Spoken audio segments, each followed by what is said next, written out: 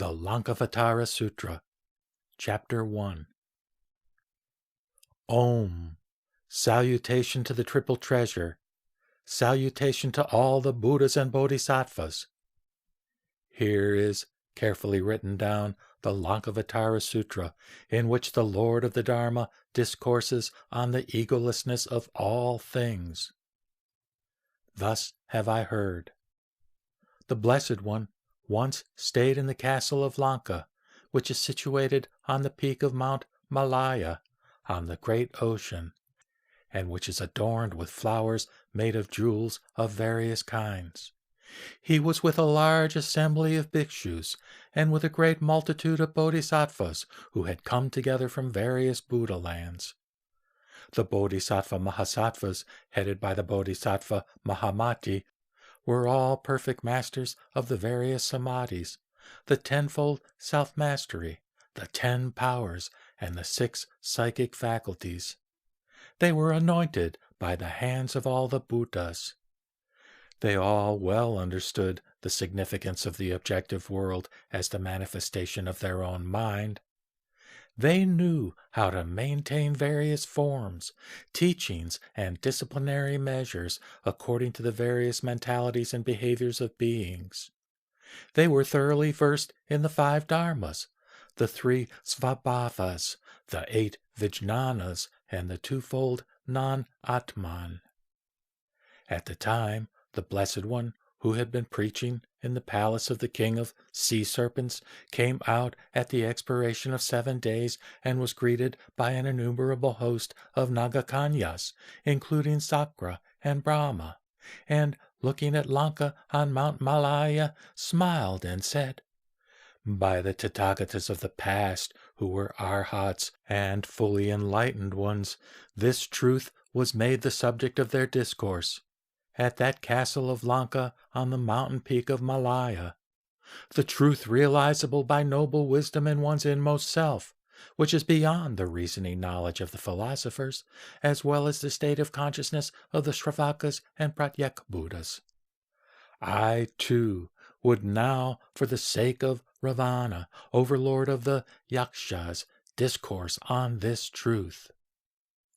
Inspired by the spiritual power of the Tathagata, Rāvaṇa, the lord of the Rakshasas, heard his voice.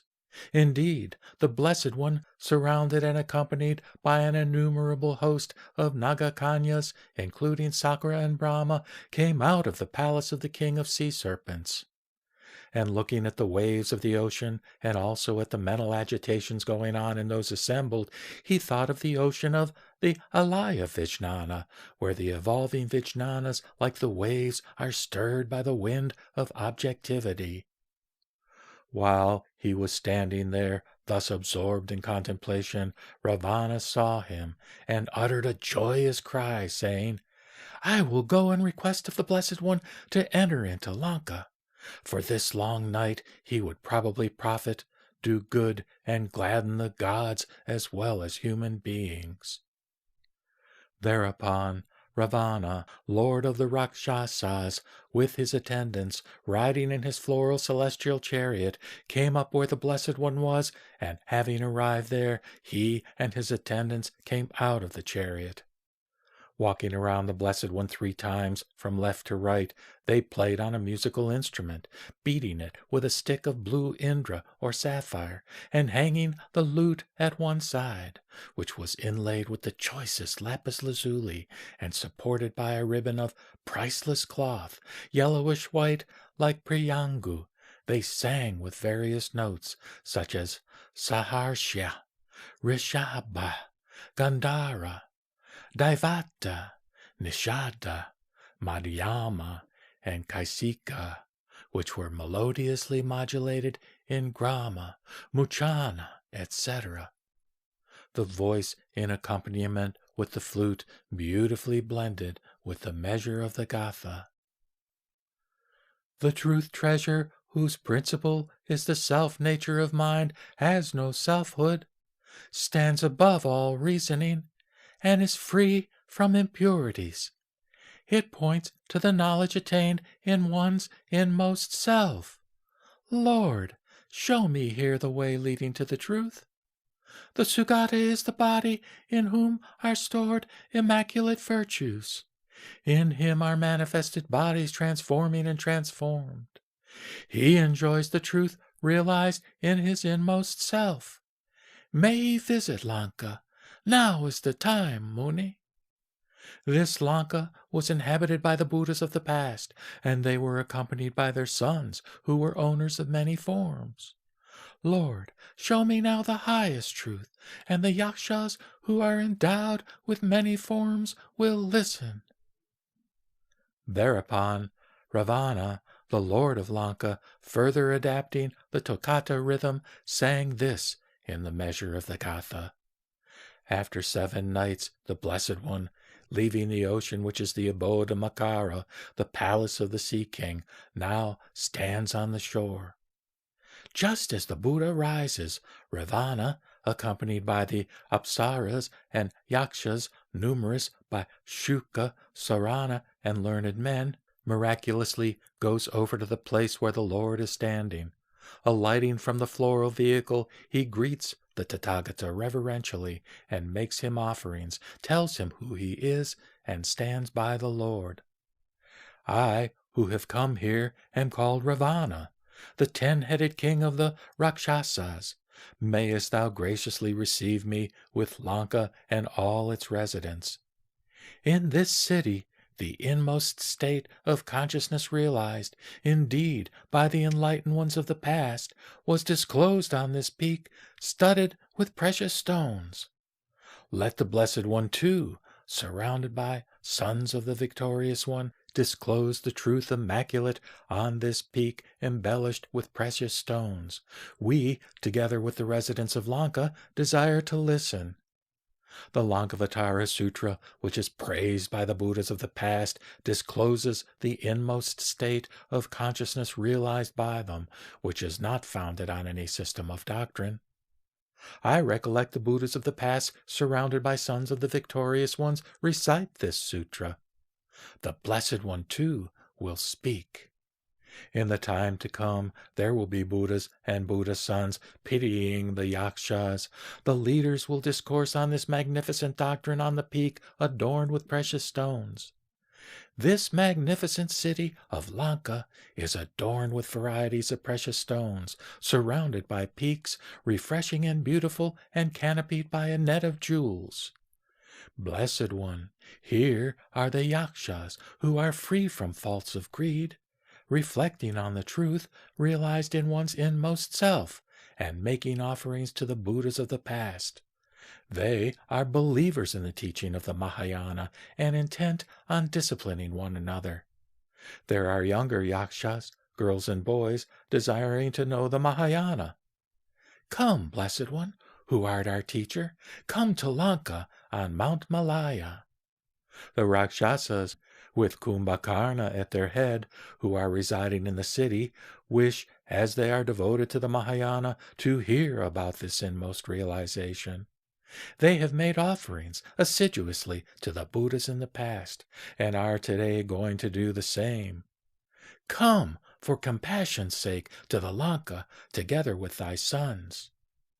Mahamati, accept my mansion, the company of the apsaras, necklaces of various sorts, and the delightful Asoka garden.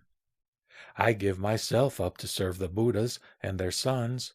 There is nothing with me that I do not give up for their sake. Great Muni, have compassion on me. Hearing him speak thus, the Lord of the Triple World said, King of Yakshas, this mountain of precious stones was visited by the leaders in the past, and, taking pity on you, they discoursed on the truth revealed in their inmost consciousness. The Buddhas of the future time will proclaim the same on this jewel-adorned mountain. This inmost truth is the abode of those yogins who stand in the presence of the truth.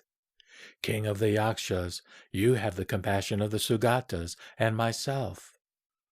The Blessed One, accepting the request of the king, remained silent and undisturbed. He now mounted the floral chariot offered by Rāvaṇa. Thus Rāvaṇa and others, wise sons of the victorious one, honored by the Apsaras, singing and dancing, reached the city. Arriving in the delightful city, the Buddha was again the recipient of honors. He was honored by the group of yakshas, including Rāvaṇa, and by the yaksha women. A net of jewels was offered to the Buddha by the younger yakshas, girls and boys, and necklaces beautifully ornamented with jewels were placed by Rāvaṇa about the neck of the Buddha and those of the sons of the Buddha. The Buddhas, together with the sons of the Buddha and wise men accepting the offerings, discoursed on the truth, which is the state of consciousness realized in the inmost self. Honoring him as the best speaker, Rāvaṇa and the company of the yakshas honored Mahamati and requested of him again and again, "Thou art the asker of the Buddha concerning the state of consciousness realized in their inmost selves, of which we here, yakshas, as well as the sons of the Buddha, are desirous of hearing. I, together with the yakshas, the sons of the Buddha, and the wise men, request this of thee. Thou art the most eloquent of speakers, and the most strenuous of the yogins. With faith I beg of thee, ask the Buddha about the doctrine, O thou, the proficient one. Free from the faults of the philosophers and Pratyeka Buddhas and Shravakas is the truth of the inmost consciousness, immaculate and culminating in the stage of Buddhahood." Thereupon the Blessed One created jewel-adorned mountains and other objects magnificently embellished with jewels in an immense number.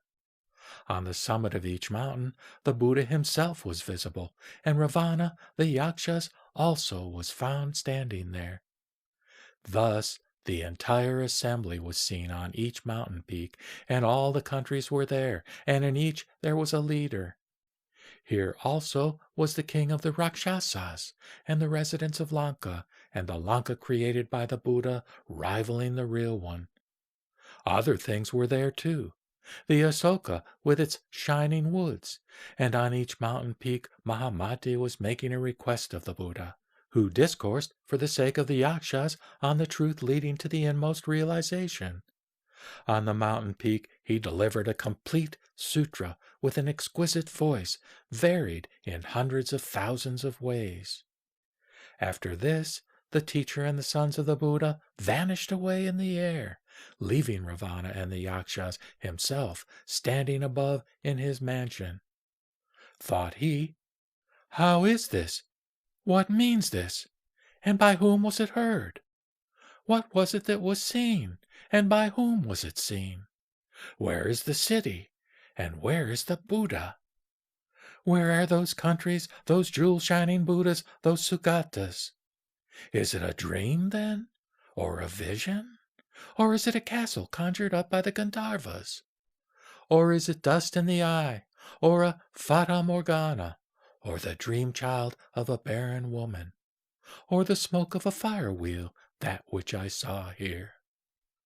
Then Rāvaṇa reflected, "This is the nature as it is, dharmata of all things, which belongs to the realm of the mind, and it is not comprehended by the ignorant, as they are confused by every form of imagination. There is neither the seer nor the seen, neither the speaker nor the spoken. The form and usage of the Buddha and his Dharma, they are nothing but discrimination. Those who see things such as were seen before do not see the Buddha. Even when discrimination is not aroused, one does not see the Buddha. The Buddha, being fully enlightened, is seen where the world itself is not evolved." The Lord of Lanka was then immediately awakened from his reflection, feeling a revulsion or power of vritti in his mind, and realizing that the world was nothing but his own mind. He was settled in the realm of non-discrimination, was urged by the stock of his past good deeds, acquired the cleverness of understanding all the texts, obtained the faculty of seeing things as they are, was no more dependent upon others, observed things excellently with his own wisdom, gained the insight that was not of discursive reasoning, was no more dependent upon others, became a great yogin of the discipline, was able to manifest himself in all excellent forms, got thoroughly acquainted with all skillful means, had the knowledge of the characteristic aspects of every stage by which he would surmount it skillfully, was delighted to look into the self-nature of Citta, Manas, Manovijnana, got a view whereby he could cut himself loose from the triple continuation, had the knowledge of disposing of every argument of the philosophers on causation, thoroughly understood the Tathagata Garbha, the stage of Buddhahood, the inmost self, found himself abiding in the Buddha knowledge, when suddenly a voice was heard from the sky saying, "It is to be known by one's self." Well done, Lord of Lanka. Well done indeed, Lord of Lanka, for once more the yogin is to discipline himself as thou doest. The Tathagatas in all things are to be viewed as they are viewed by thee. Otherwise viewed, it is nihilism. All things are to be comprehended by transcending the Citta, Manas, and Vijnana, as is done by thee. Thou shouldest look inwardly and not become attached to the letter and a superficial view of things. Thou shouldest not fall into the attainments, conceptions, experiences, views, and samadhis of the Shravakas, Pratyeka Buddhas, and philosophers.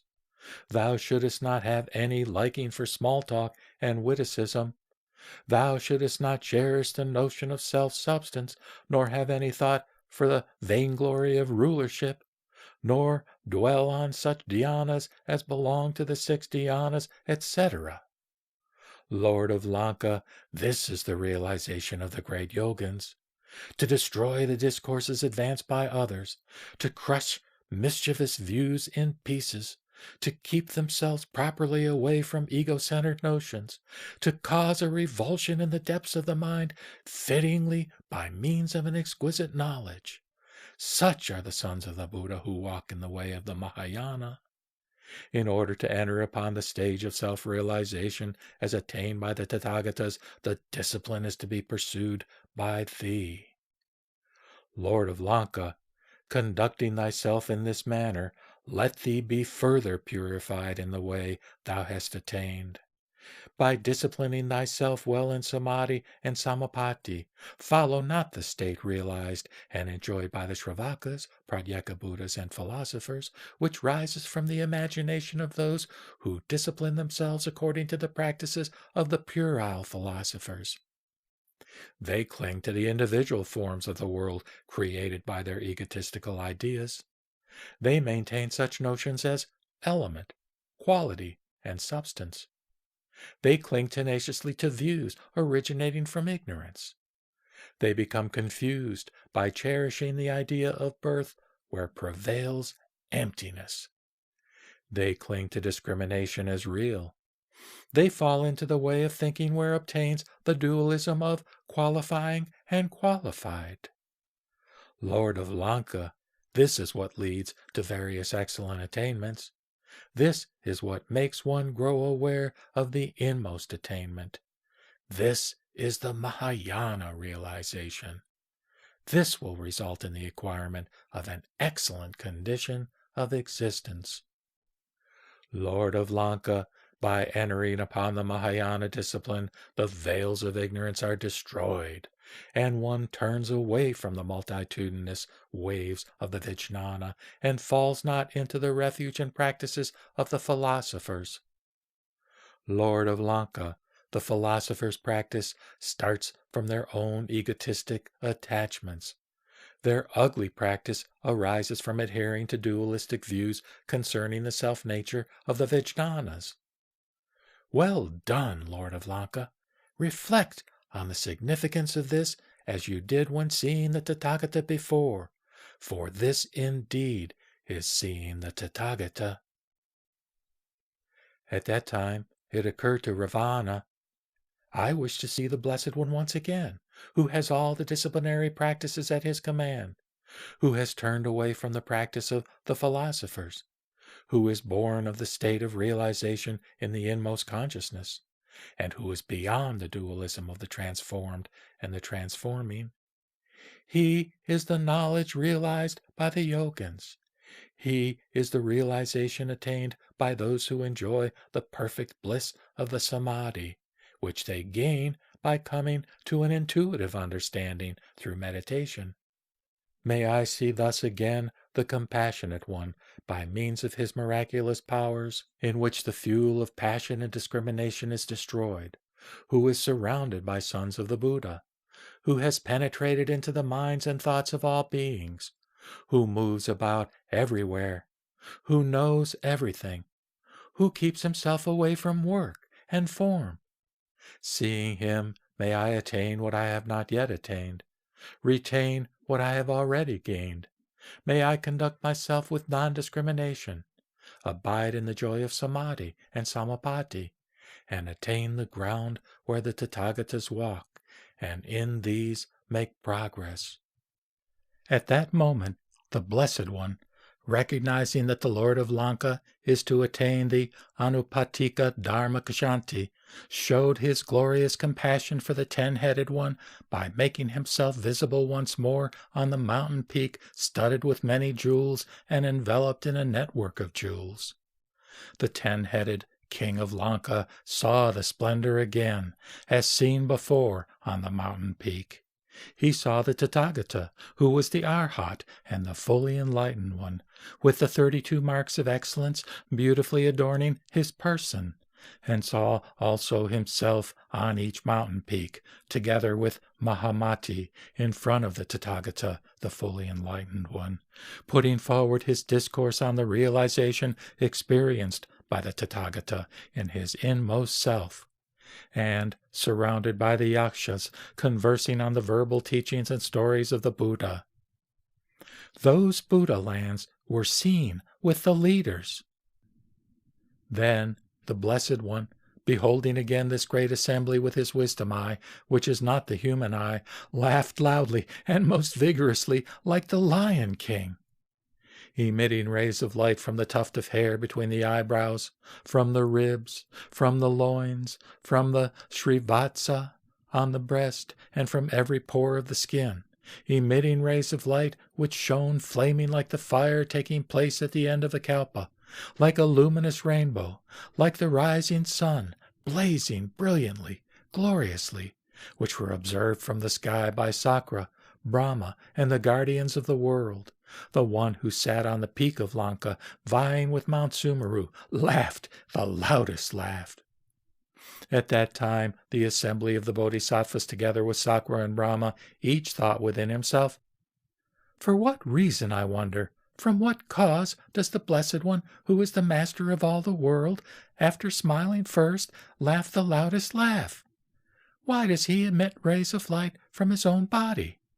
Why, emitting rays of light, does he remain silent, with the realization of the truth in his inmost self, and absorbed deeply and showing no surprise in the bliss of samadhi, and reviewing the 10 quarters, looking around like the Lion King, and thinking only of the discipline, attainment, and performance of Rāvaṇa?"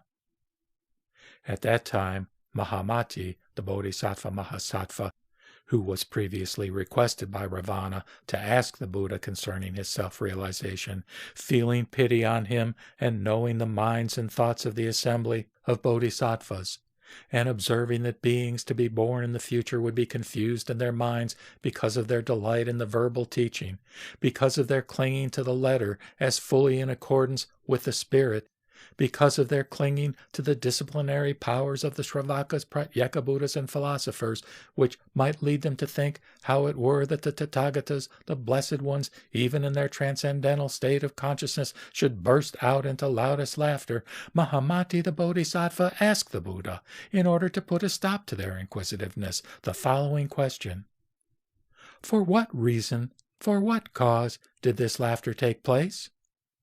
Said the Blessed One, well done, Mahamati, well done indeed, for once more.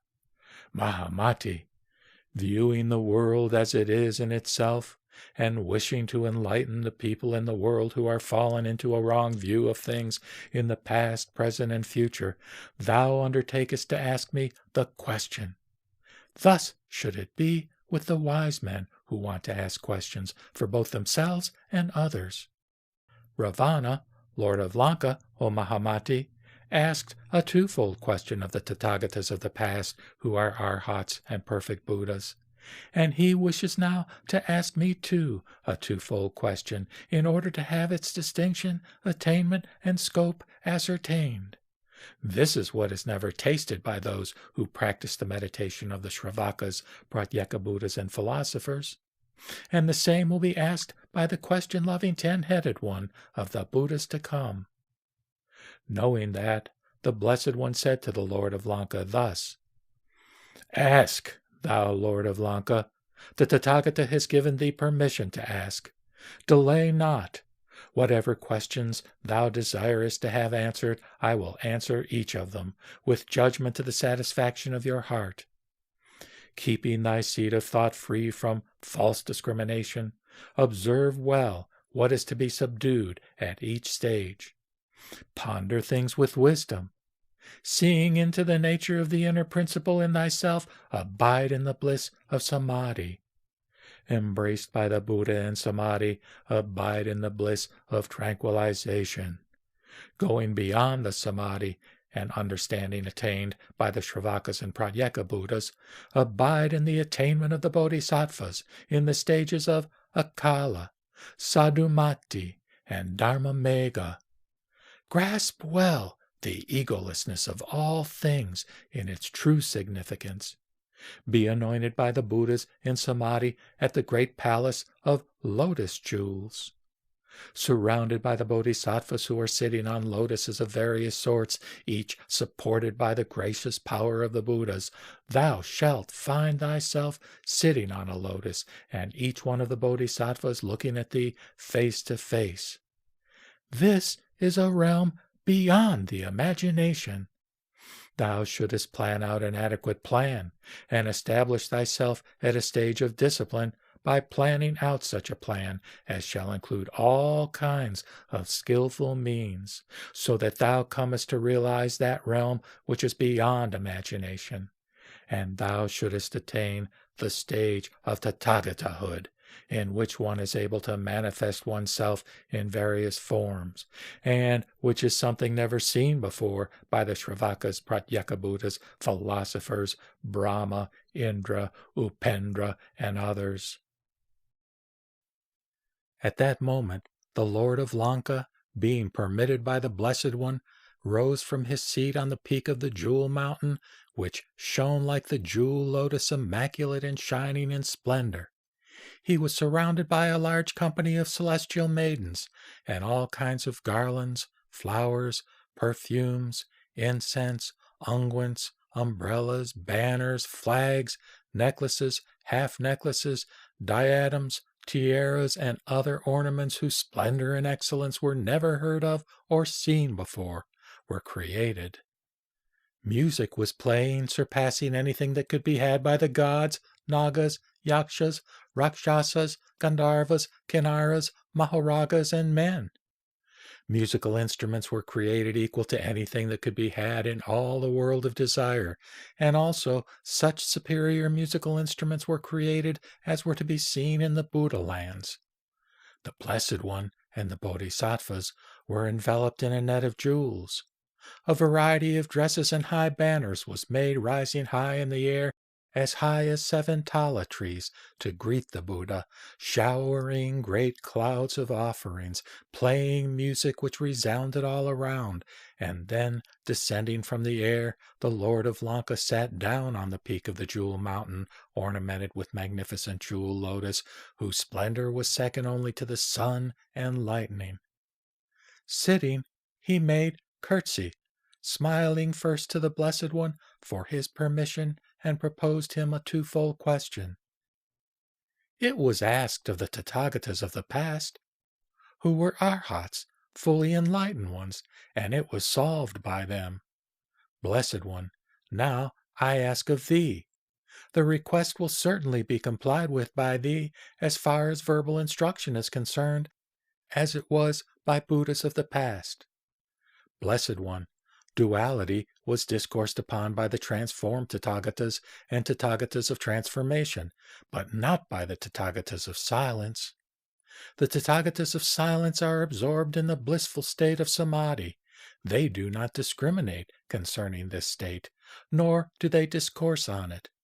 Blessed One, thou assuredly wilt discourse on this subject of duality. Thou art thyself a master of all things, an arhat, a Tathagata. The sons of the Buddha and myself are anxious to listen to it. The Blessed One said, Lord of Lanka, tell me what you mean by duality. The Lord of the Rakshasas, who was renewed in his ornaments, full of splendor and beauty, with a diadem, bracelet, and necklace strung with vajra thread, said, It is said that even dharmas are to be abandoned, and how much more adharmas. Blessed One, why does this dualism exist that we are called upon to abandon? What are adharmas, and what are dharmas? How can there be a duality of things to abandon? A duality that arises from falling into discrimination, from discriminating self-substance where there is none, from the idea of things created and uncreated. Because the non-differentiating nature of the alaya vijnana is not recognized? Like the seeing of a hair circle as really existing in the air, the notion of dualism belongs to the realm of intellection, not exhaustively purgated. This being the case as it should be, how could there be any abandonment of dharmas and adharmas? Said the Blessed One, Lord of Lanka, seest thou not that the differentiation of things, such as is perceived in jars and other breakable objects whose nature it is to perish in time, takes place in a realm of discrimination cherished by the ignorant? This being so, is it not to be so understood? It is due to discrimination, cherished by the ignorant, that there exists differentiation of dharma and adharma. Noble wisdom, or Arya Jnana, however, is not to be realized by seeing things this way. Lord of Lanka, let it be so with the ignorant who follow the particularized aspect of existence, that there are such objects as jars, etc., but it is not so with the wise.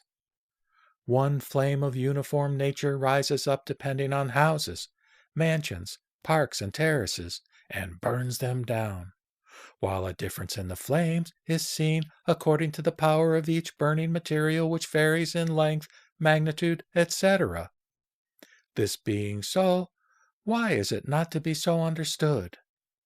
The duality of dharma and adharma thus comes into existence. Not only is there seen a fire flame spreading out in one continuity and yet showing a variety of flames, but from one seed, Lord of Lanka, are produced also in one continuity stems, shoots, knots, leaves, petals, flowers, fruit, branches, all individualized.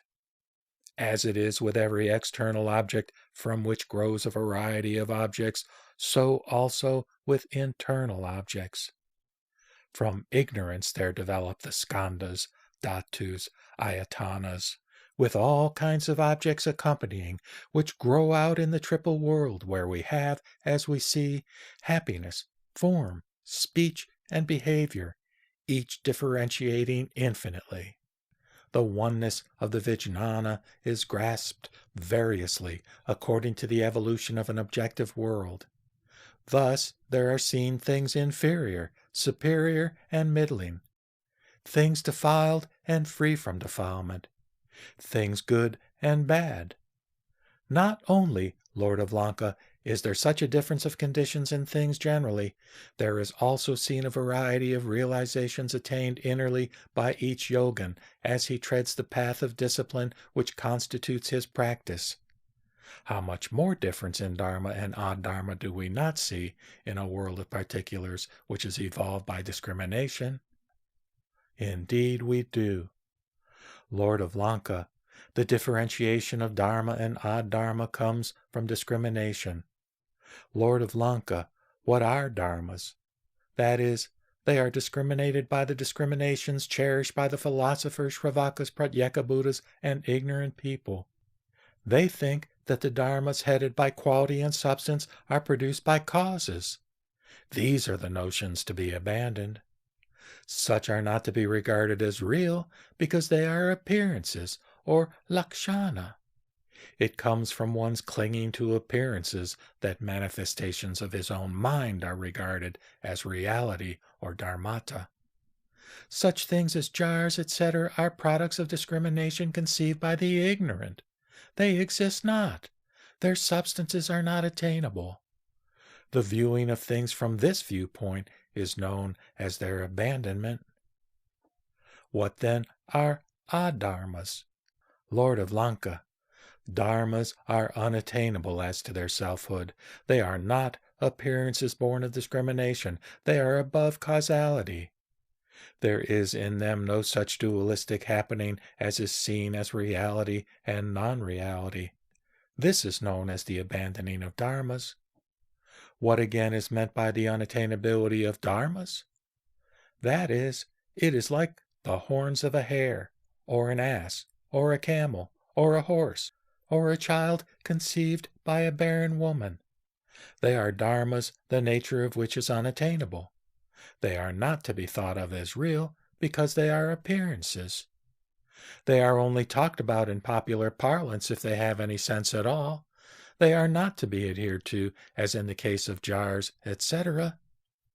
As these unrealities are to be abandoned as not comprehensible by the mind or vijnana, so are things, or bhavha, of discrimination also to be abandoned. This is called the abandoning of dharmas and addharmas. Lord of Lanka, your question as to the way of abandoning dharmas and addharmas is hereby answered. Lord of Lanka, thou sayest again that thou hast asked this question of the Tathagatas of the past, who were arhats and fully enlightened ones, and that it was solved by them. Lord of Lanka, that which is spoken of as the past belongs to discrimination. As the past is thus a discriminated idea, even so are the ideas of the future and the present. Because of reality, or dharmata, the Tathagatas do not discriminate. They go beyond discrimination and futile reasoning. They do not follow the individuation aspect of forms or rupa, except when reality is disclosed for the edification of the unknowing and for the sake of their happiness. It is by transcendental wisdom, or prajna, that the Tathagata performs deeds transcending forms. Therefore, what constitutes the Tathagatas in essence as well as in body is wisdom, or jnana. They do not discriminate, nor are they discriminated.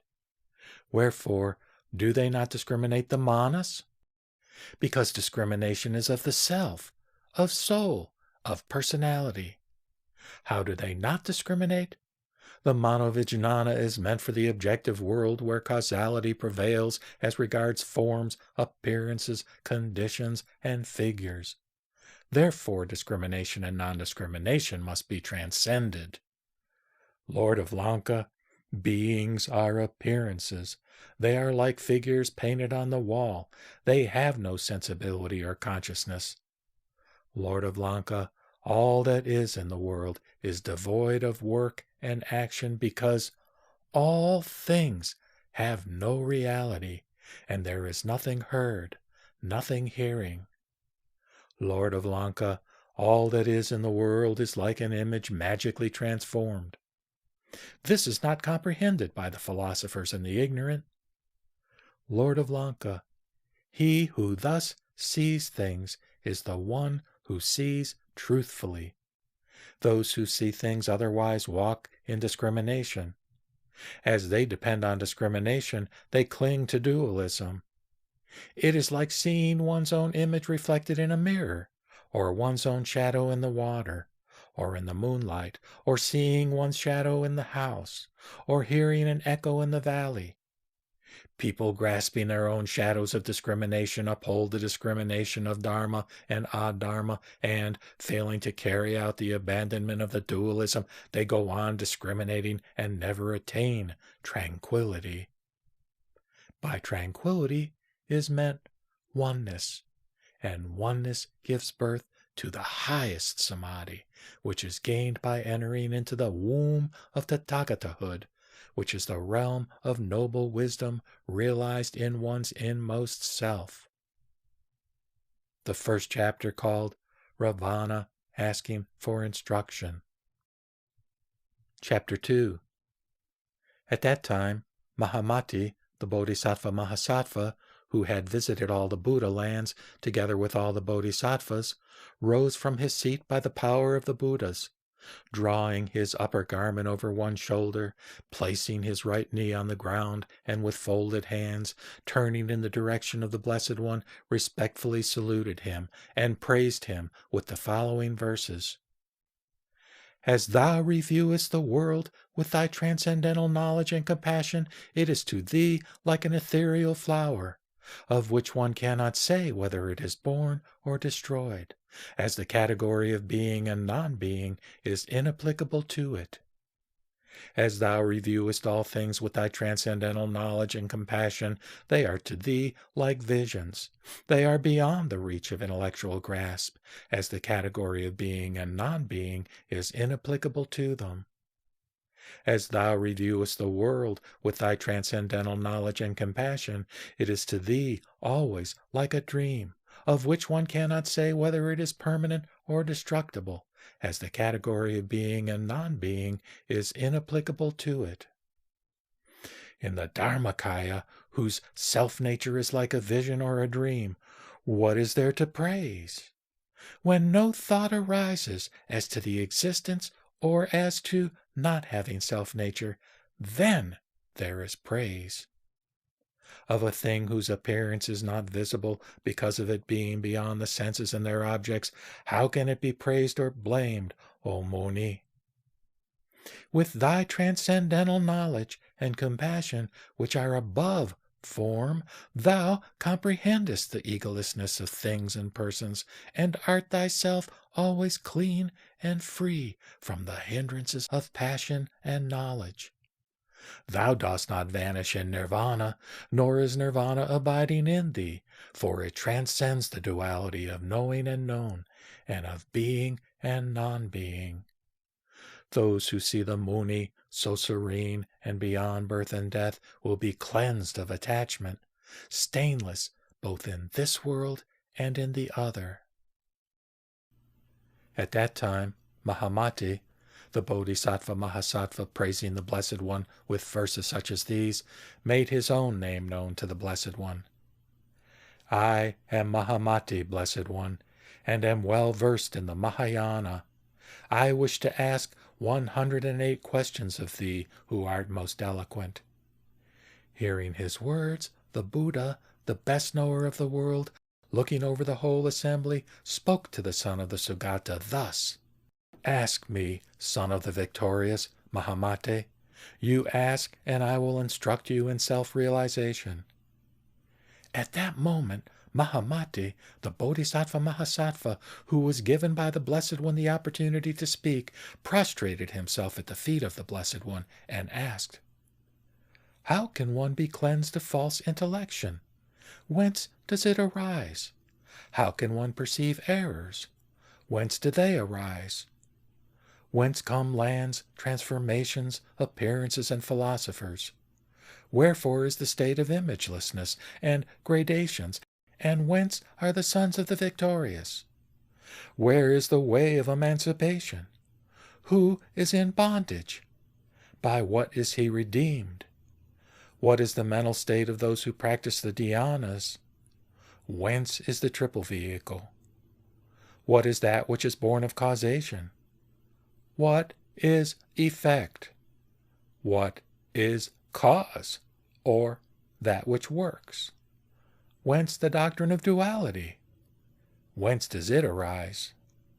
Wherefore is the tranquilizing exercise of formlessness, and that of complete extinction?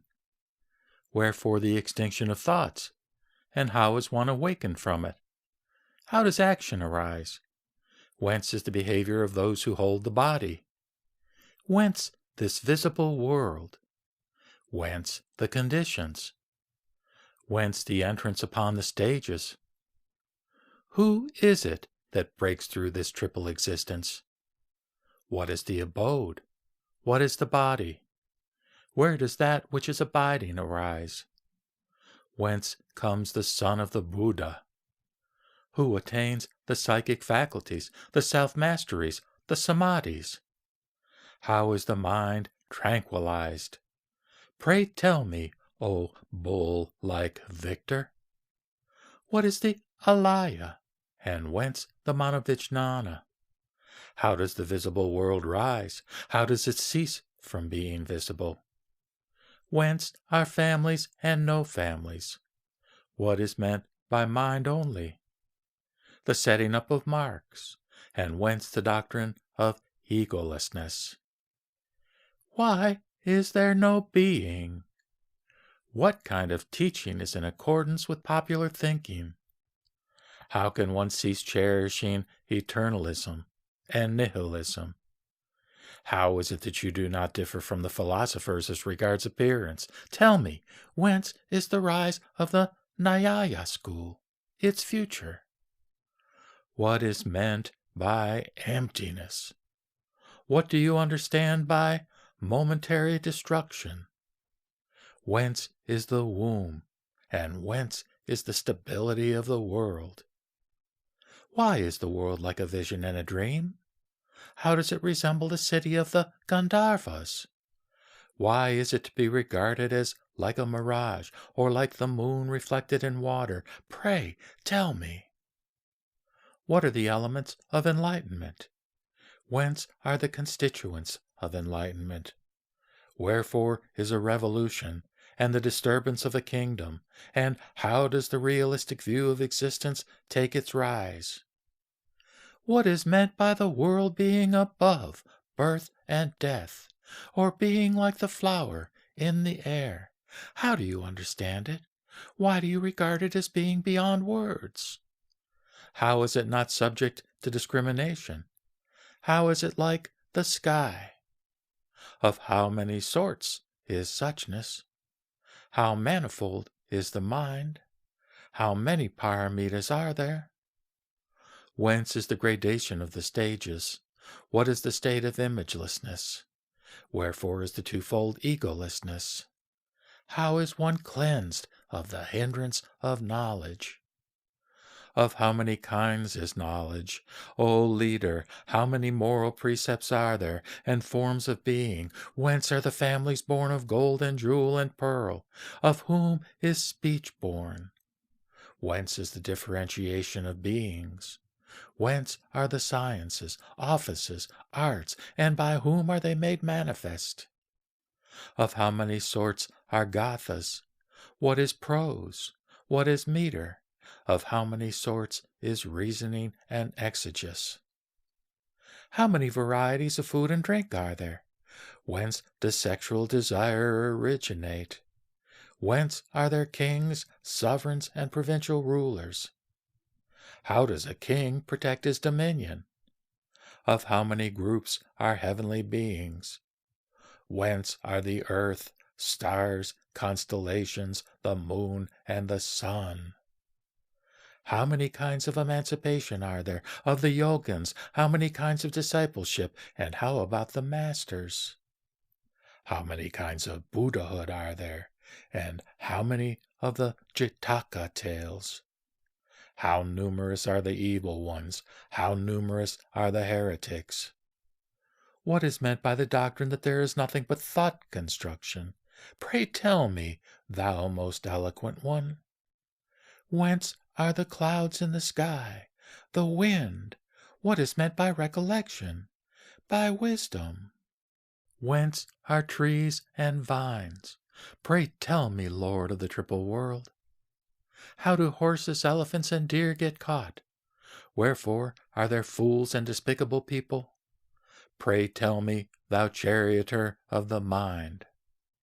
Wherefore are the 6 seasons mentioned? What is meant by the Ichantika, or one who is without Buddha nature? Pray tell me, whence is the birth of a man, of a woman, of a hermaphrodite?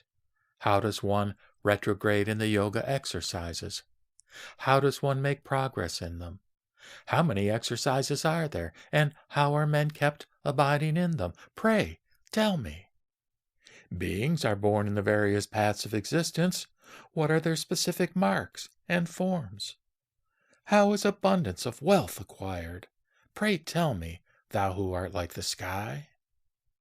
Whence the Sakya family, and the one born of Ikshvaku? Whence is the Rishi long penance? What is taught by him? How is it that thou art thus apparent everywhere in every land, surrounded by such bodhisattvas of such various names and forms? Why is meat not to be eaten? Why is it forbidden? Whence was the carnivorous race born, who eats meat? Why are the lands shaped like the moon, the sun, the Sumeru, the lotus, the Swatika, and the lion? Pray tell me. Wherefore are the lands shaped like a capsized and upturned net of Indra, which is composed of all sorts of jewels? Pray tell me why. Wherefore are the lands shaped in the form of a lute or a drum, like various flowers and fruits, like the sun and the moon, which are so stainless? Pray tell me. Whence are the Buddhas of transformation? Whence are the Buddhas of maturity or recompense? Whence are the Buddhas who are endowed with transcendental knowledge of suchness? Pray tell me. Why does not one attain enlightenment in the world of desire? Pray tell me. What is the meaning of your being enlightened in the akanistha by shaking off all the passions? After my passing, who will be the upholder of the discipline or doctrine? How long should the teacher abide? How long should the teaching continue? How many sorts of established truths are there, and how many of philosophical views? Whence is morality, and what constitutes the being of a bhikshu? Pray tell me. What is meant by a state of revulsion or turning back?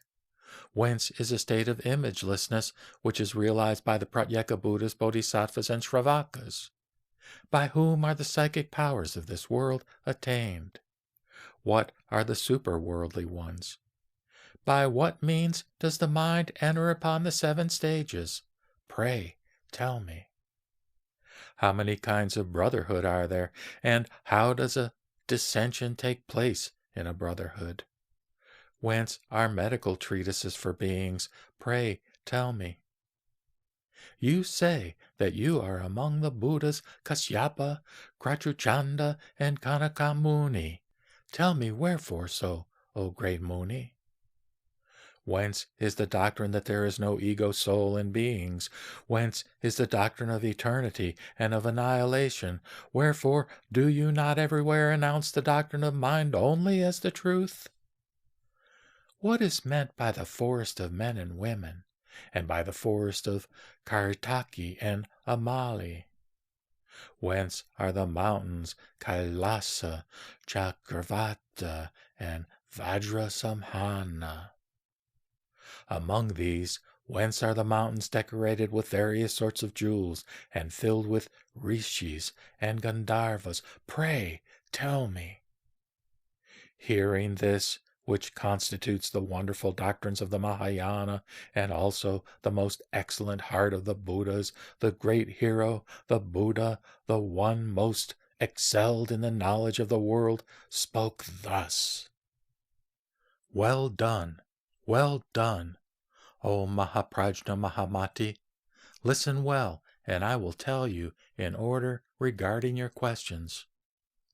Birth, no birth, nirvana, emptiness, transmigration, having no self-nature, Buddhas, sons of the Paramitas, the Shravakas, bodhisattvas, the philosophers, those who are capable of formless deeds, the Meru, oceans, mountains, islands, lands, the earth, the stars, the sun, the moon, the philosophers, the asura, emancipations, the self-masteries, the psychic faculties, the dhyanas, the samadhis, the extinctions, the supernatural powers, the elements of enlightenment and the paths, dhyanas, the unmeasurables, the aggregates or skandhas, and the comings and goings, samapatis, the extinctions, the stirrings of mind, explanations in words, the sita, manas, and vijnanas, egolessness, the five dharmas,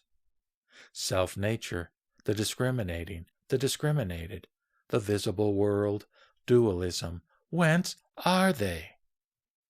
Various forms of vehicles, families, those born of gold, jewels, and pearls, the ichantika, the original elements, the wandering about, one Buddhahood, knowledge, the known, the marching, the attainment, and the existence and non-existence of beings.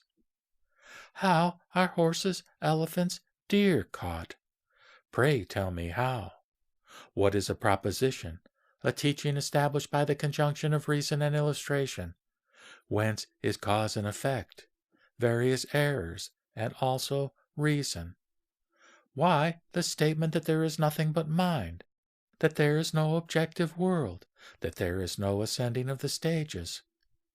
Whence is the state of imagelessness and revulsion, which is 100-fold? You tell me. Likewise about medical treatises, arts, crafts, sciences, and teachings. And also, what are the measurements of the mountains, Sumeru, and the earth? What are the measurements of the ocean, moon, and sun? Tell me. How many particles of dust are there in the body of a being? How many of the coarser ones, of the finer ones, and of the middle ones? How many particles of dust in every land? How many in every danva? In measuring distance, how much is a hasta, a danu, a krosa, a yojana, a half yojana? How many of rabbit hairs, of window dust, louse eggs, or ram hairs, of barley? How many grains of barley in a prastha? How many grains of barley in a half prastha? Likewise, how many in a drona, a karya, a laksha, a koti, a vimanana? How many atoms are there in a mustard seed? How many mustard seeds are there in a rakshika? How many in a bean, in a dharana, in a mashaka? How many dharanas are there in a karsha? How many karshas in a pala? And how many palas are there in Mount Sumeru, which is a huge accumulation of masses? You should ask me thus, O son. Why do you ask me otherwise? How many atoms are there in the body of a pratyeka Buddha, of a Shravaka, of a Buddha, and of a Bodhisattva? Why do you not ask me in this wise? How many atoms are there at the top of a flame? How many atoms are there in the wind? How many in each sense organ? How many in a pore of the skin, in the eyebrows? Whence are these men of immense wealth, kings, great sovereigns? How is the kingdom taken care of by them, and how about their emancipation? Tell whence is prose and meter. Why is sexual desire universally cherished? Whence the variety of foods and drinks? Whence the man-woman forest? Wherefore are the mountains of Vajrasamhana? Tell me whence, wherefore? Are they like a vision, a dream, and a fata morgana? Whence is the arising of clouds? And whence do the seasons arise? Whence is the nature of taste? Whence is woman, man, and hermaphrodite? Whence are the adornments and the bodhisattvas? Ask me, O my son. Whence are the divine mountains embellished by the rishis and gandharvas? Whence is the way of emancipation? Who is in bondage? By whom is he delivered? What is the state of one who practices tranquilization? What is transformation, and who are those philosophers? What is meant by non-existence, existence, and no effect? Whence arises the visible world? How can one be cleansed of false intellection? When does false intellection arise? Whence arises action, and whence its departure? Tell me, how does the extinction of thought take place, and what is meant by a samadhi? Who is the one who breaks through the triple world? What is the position? What is the body? Wherefore the doctrine that beings have no ego soul? What is meant by a teaching in accordance with the world? Do you ask me about the marks? Do you ask me about egolessness? Do you ask me about the womb? About the Nyaya philosophers, O son of the victor? How about eternalism and nihilism? How is the mind tranquilized? Again, how about speech, knowledge, morality, family, O son of the victor? What is meant by reasoning and illustrating, by master and disciple, by manifoldness of beings, food and drink, sky, intelligence, evil ones, and the statement that there is nothing but the thought constructed? What do you ask me concerning trees and vines, O son of the victor? What about diversity of lands, and about long penance the rishi? What is your family? Who is your master? You tell me, O son of the victor, how is it that in the yoga you do not attain enlightenment in the world of desire, but that in the akanistha there is realization? What do you ask me about reasoning? What about the psychic faculties belonging to this world, and about the nature of a bhikshu? Do you ask me about Buddhas of transformation, Buddhas of maturity or recompense, about Buddhas of the knowledge of suchness, and whence is the bodhisattva? You ask me, O son of the victor, about the lands that are devoid of light, resembling a lute, a drum, and a flower, and about the mind abiding in the 7 stages. You ask me such and many other questions which are in accordance with the marks of truth and free from erroneous views. I will instruct you as regards realization and its teaching. Listen to me intently. I will give you an explanation of the statements, O son. Listen to me in regard to the 108 statements as recounted by the Buddhas. At that moment, Mahamati, the Bodhisattva Mahasattva, said to the Blessed One, "What is meant by the 108 statements?"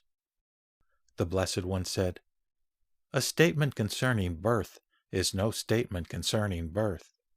A statement concerning eternity is no statement concerning eternity. The topics thus negated are as follows: the characteristic marks, abiding and changing, moment, self-nature, emptiness, annihilation, mind, the middle, permanence, causation, cause, the passions, desire, means, contrivance, purity, inference or conclusion, illustration, a disciple, a master, a family, the triple vehicle, imagelessness, vows, the triple circle, form, duality of being and non-being, bothness, the noble wisdom of self-realization, the bliss of the present world, lands, atoms, water, a bow, reality, numbers and mathematics,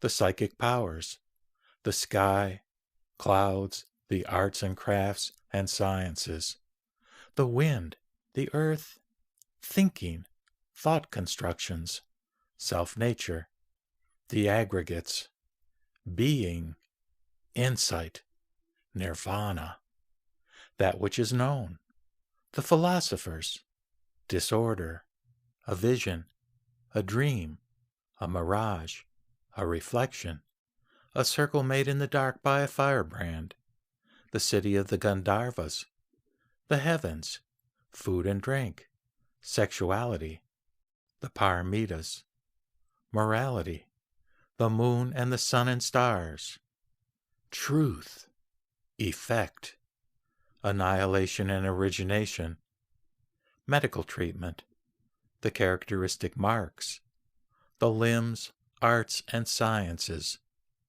dhyana, error, the seen world, protection, dynasty, rishi, kingdom, apprehension, treasure, explanation, the ichantika, man, woman, and hermaphrodite, taste, action, the body, false intellection, motives, sense organs, the samskrita, cause and effect, the kanistha, the seasons, a luxuriant growth of trees, vines and shrubs, multiplicity, entering into the teaching, systems of morality, the bhikshus, the powers added by the Buddha,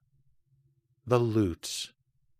These are the 108 statements recounted by the Buddhas of the past. At that moment, Mahamati, the Bodhisattva Mahasattva, said again to the Blessed One, "In how many ways, Blessed One, does the rise, abiding, and ceasing of the Vijnanas take place?" The Blessed One replied, "There are 2 ways, Mahamati, in which the rise, abiding, and ceasing of the Vijnana take place, and this is not understood by the philosophers. That is to say, the ceasing takes place as regards continuation and form. In the rise of the Vijnanas, also, these 2 are recognizable, the rise as regards continuation, and the rise as regards form. In the abiding also, these 2 are discernible, the one taking place as regards continuation, and the other as regards form. Further, 3 modes are distinguishable in the Vijnanas. 1, the Vijnana as evolving. 2, the Vijnana as producing effects. And 3, the Vijnana as remaining in its original nature. Further, Mahamati, in the Vijnanas, which are said to be 8, 2 functions generally are distinguishable, the perceiving and the object discriminating. As a mirror reflects forms, Mahamati, the perceiving Vijnana perceives objects. Mahamati, between the 2, the perceiving Vijnana and the object discriminating Vijnana, there is no difference. They are mutually conditioning. Then, Mahamati, the perceiving Vijnana functions because of transformations taking place in the mind by reason of a mysterious habit energy, while, Mahamati, the object discriminating Vijnana functions because of the mind's discriminating and objective world and because of the habit energy accumulated by erroneous reasoning since beginningless time. Again, Mahamati, by the cessation of all the sense Vijnanas is meant the cessation of the alaya Vijnanas variously accumulating habit energy which is generated when unrealities are discriminated. This, Mahamati, is known as the cessation of the form aspect of the Vijnanas.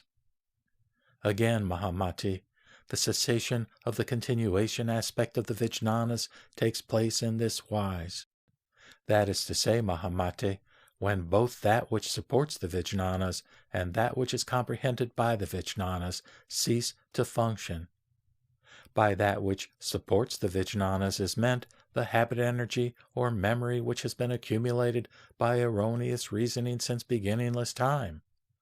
And by that which is comprehended by the Vijnanas is meant the objective world perceived and discriminated by the Vijnanas, which is, however, no more than mind itself.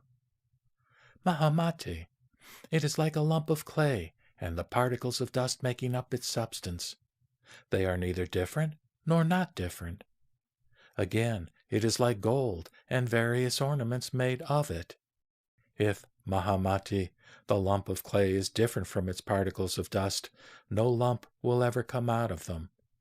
But as it comes out of them, it is not different from the particles of dust. Again, if there is no difference between the two, the lump will be indistinguishable from its particles. Even so, Mahamati, if the evolving Vijnana are different from the alaya Vijnana, even in its original form, the alaya cannot be their cause. Again, if they are not different, the cessation of the evolving Vijnanas will mean the cessation of the alaya Vijnana. But there is no cessation of its original form. Therefore, Mahamati, what ceases to function is not the alaya in its original self-form, but is the effect-producing form of the Vijnanas. When this original self-form ceases to exist, then there will indeed be the cessation of the alaya Vijnana.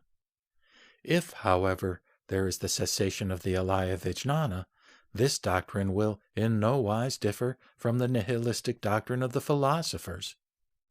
This doctrine, Mahamati, as it is held by the philosophers, is this: when the grasping of an objective world ceases, the continuation of the Vijnanas is stopped, and when there is no more of this continuation in the Vijnanas, the continuation that has been going on since beginningless time is also destroyed. Mahamati, the philosophers maintain that there is a first cause from which continuation takes place. They do not maintain that the I-Vijnana arises from the interaction of form and light. They assume another cause. What is this cause, Mahamati? Their first cause is known as spirit, soul, Lord, time, or atom. Again, Mahamati, there are 7 kinds of self-nature: collection, being, characteristic marks, elements, causality, conditionality, and perfection. Again, Mahamati, there are 7 kinds of first principle, or highest reality: the world of thought, the world of knowledge, the world of superknowledge, the world of dualistic views, the world beyond dualistic views, the world beyond the bodhisattva stages, and a world where the Tathagata attains his self-realization. Mahamati, this is the self-nature, the first principle, the essence which constitutes the being of the Tathagatas, Arhats, fully enlightened ones of the past, present, and future, whereby, perfecting things of this world and of a world beyond this, they, by means of a noble eye of transcendental wisdom, enter into various phases of existence, individual and general, and establish them. And what is thus established by them is not to be confused with the erroneous teachings generally held by the philosophers. Mahamati, what are these erroneous teachings accepted generally by the philosophers? Their error lies in this, that they do not recognize an objective world to be of mind itself, which is erroneously discriminated, and not understanding the nature of the Vijnanas, which are also no more than manifestations of mind. Like simple-minded ones that they are, they cherish the dualism of being and non-being, where there is but one self-nature and one first principle. Again, Mahamati, my teaching consists in the cessation of sufferings arising from the discrimination of the triple world, in the cessation of ignorance, desire, deed, and causality, and in the recognition that an objective world, like a vision, is the manifestation of mind itself. Mahamati, there are some Brahmins and Shramanas who assume something out of nothing, saying that there exists a substance which is bound up in causation and abides in time, and that the skandhas, dhatus, ayatanas have their genesis and continuation in causation, and, after thus existing, pass away. There are those, Mahamati, who hold a destructive and nihilistic view concerning such subjects as continuation, activity, rising, breaking up, existence, nirvana, the path, karma, fruition, and truth. Why? Because they have not attained an intuitive understanding of the truth, because they have no fundamental insight of things. Mahamati, it is like a jar broken in pieces, which is unable to function as a jar. Again, it is like a burnt seed, which is incapable of sprouting. Even so, Mahamati, their skandhas, dhatus, and ayatanas, which they regard as subject to changes, are really incapable of uninterrupted transformation, because their views do not originate from the perception of an objective world as a manifestation of mind itself, which is erroneously discriminated. If again, Mahamati, something comes out of nothing, and there is the rise of the vijnanas by reason of a combination of the three effect-producing causes, we can say the same of a non-existing thing. That is, a tortoise would grow hair, and sands produce oil. As this is impossible, this proposition does not avail. It ends in affirming nothing. And, Mahamati, it follows that deed, work, and cause of which they speak will be of no use, and so also with their reference to being and non-being. Mahamati, when they argue that there is a combination of the three effect-producing causes, they do this by the principle of cause and effect, which is to say, by the principle that something comes out of something, and not of nothing. And thus there are such things as past, present, and future, and being and non-being. As long as they remain on their philosophic ground, their demonstration will be by means of their logic and textbooks, for the memory of erroneous intellection will ever cling to them. Thus, Mahamati, simple-minded ones, poisoned by an erroneous view, declare the incorrect way of thinking taught by the ignorant to be the one presented by the all-knowing one. Again, Mahamati, there are some Brahmins and Shramanas who, recognizing that the external world, which is of mind itself, is seen as such, owing to the discrimination and false intellection practiced since beginningless time, know that the world has no self-nature and has never been born. It is like a cloud, a ring produced by a firebrand, the castle of the Gandharvas, a vision, a mirage, the moon as reflected in the ocean, and a dream. That mind in itself has nothing to do with the discrimination and causation discourses of imagination and terms of qualification. That body, property, and abode are objectifications of the alaya vijnana, which is in itself above the dualism of subject and object. That the state of imagelessness, which is in compliance with the awakening of mind itself, is not affected by such changes as arising, abiding, and destruction. The Bodhisattva Mahasattvas, Mahamati, will before long attain to the understanding that nirvana and samsara are one. Their conduct, Mahamati, will be in accordance with the effortless exhibition of a great loving heart that ingeniously contrives means of salvation, knowing that all beings have the nature of being like a vision or a reflection, and that there is one thing which is not bound by causation, being beyond the distinction of subject and object.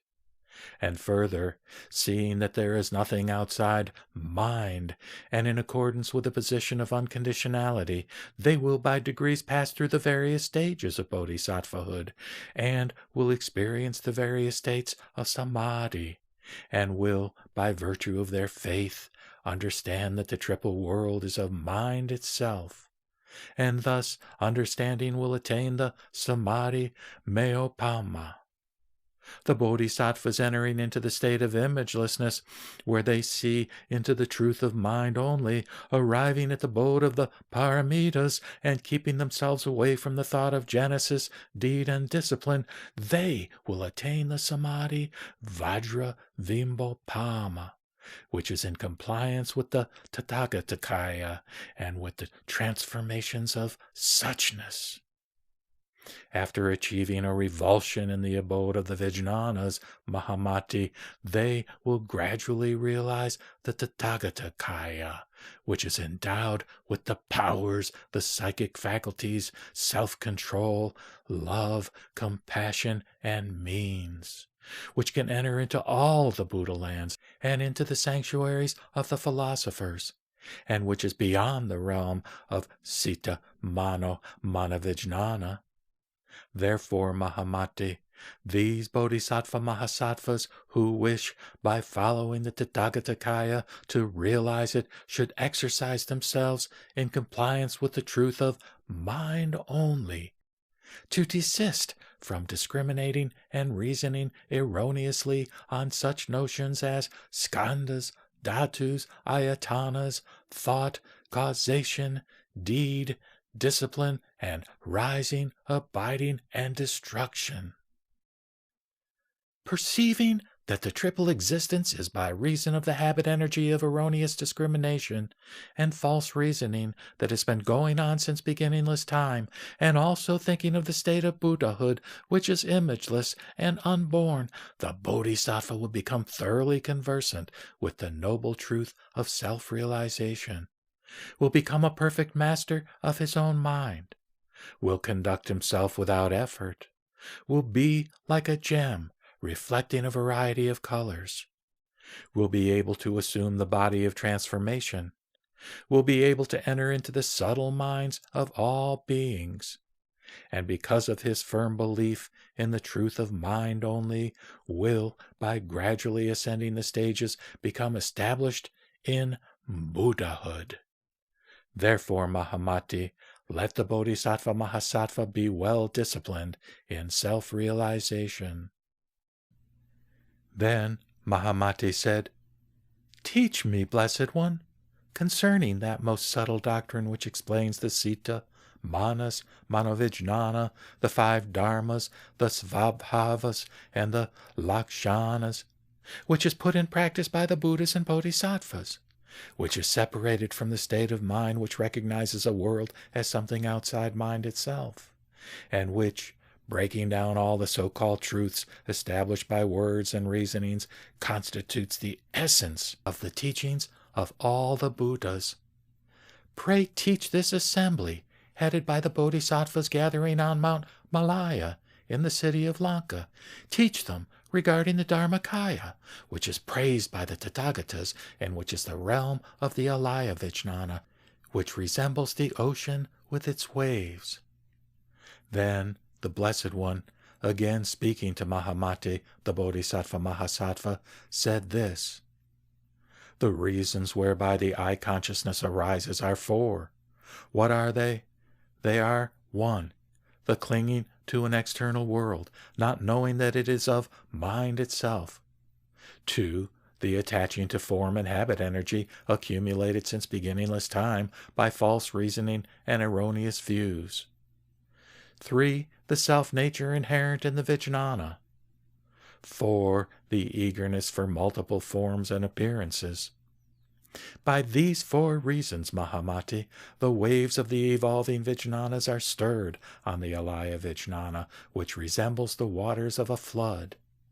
The same can be said of the other sense consciousnesses, as of the I consciousness. This consciousness arises at once or by degrees in every sense organ, including its atoms and pores of the skin. The sense field is apprehended like a mirror reflecting objects, like the ocean swept over by a wind. Mahamati, similarly, the waves of the mind ocean are stirred uninterruptedly by the wind of objectivity. Cause, deed, and appearance condition one another inseparably. The functioning Vijnanas and the original Vijnana are thus inextricably bound up together. And because the self-nature of form, etc., is not comprehended, Mahamati, the system of the 5 consciousnesses, or Vijnanas, comes to function. Along with this system of the 5 Vijnanas, there is what is known as Manovijnana, that is, the thinking function of consciousness, whereby the objective world is distinguished and individual appearances are distinctly determined, and in this the physical body has its genesis. But the manovijnana and other vijnanas have no thought that they are mutually conditioned, and that they grow out of their attachment to the discrimination which is applied to the projections of mind itself. Thus, the vijnanas go on functioning mutually related in a most intimate manner, and discriminating a world of representations. As the vijnanas thus go on functioning without being conscious of their own doings, so the yogins, while entering upon a state of tranquilization or samapatti, are not aware of the workings of the subtle habit energy or memory within themselves. For they think that they would enter upon a state of tranquilization by extinguishing the vijnanas. But in fact, they are in this state without extinguishing the vijnanas, which still subsist because the seeds of habit energy have not been extinguished. And what they imagine to be an extinction is really the non-functioning of the external world to which they are no more attached. So it is, Mahamati, with the subtle working of the alaya vijnana, which, except for the Tathagata and those bodhisattvas who are established on the stages, is not easy to comprehend, especially by those who practice the discipline belonging to the Shravakas, Pratyeka Buddhas, and philosophers.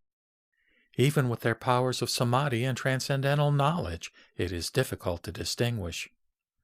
Only those who, understanding fully all the aspects of the different stages of bodhisattvahood by the aid of their transcendental knowledge, acquiring a definite cognition as regards the meaning of the separate propositions, planting roots of goodness in the Buddha lands that know no limits, and keeping themselves away from the discriminations and false reasonings that arise from recognizing an external world which is of mind itself, would retire into a secluded abode in the forest and devote themselves to the practice of the spiritual discipline, either high or low or middling.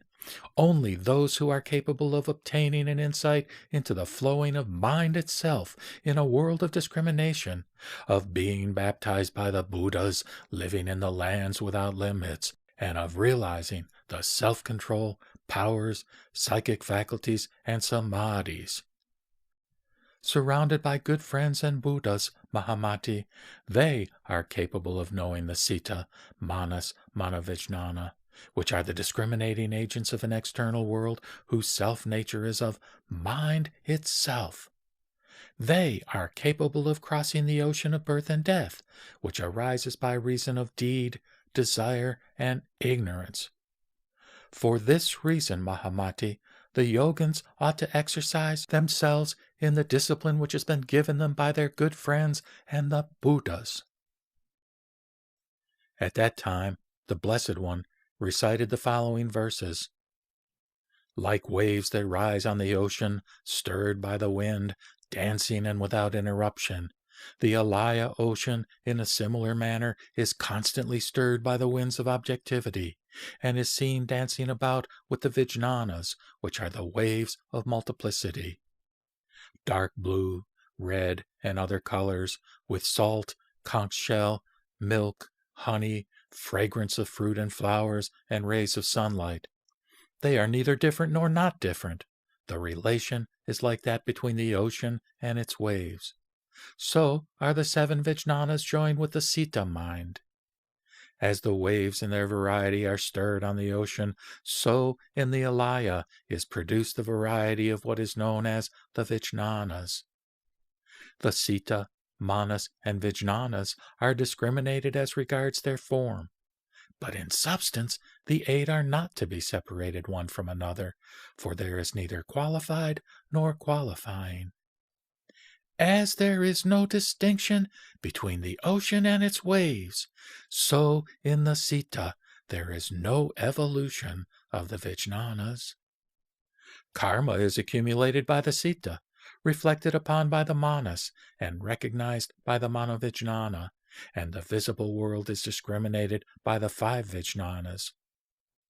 Varieties of color, such as dark blue, etc., are presented to our vijnana. How are these varieties of color like waves on the ocean? There are no such varieties of colors in the waves. It is for the sake of the simple-minded that the citta is said to be evolving as regards form. There is no such evolving in the citta itself, which is beyond comprehension. Where there is comprehension, there is that which comprehends, as in the case of waves and ocean.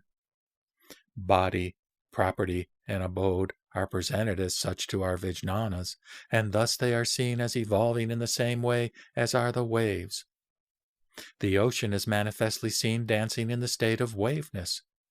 How is it that the evolving of the alaya is not recognized by the intellect, even as the ocean is?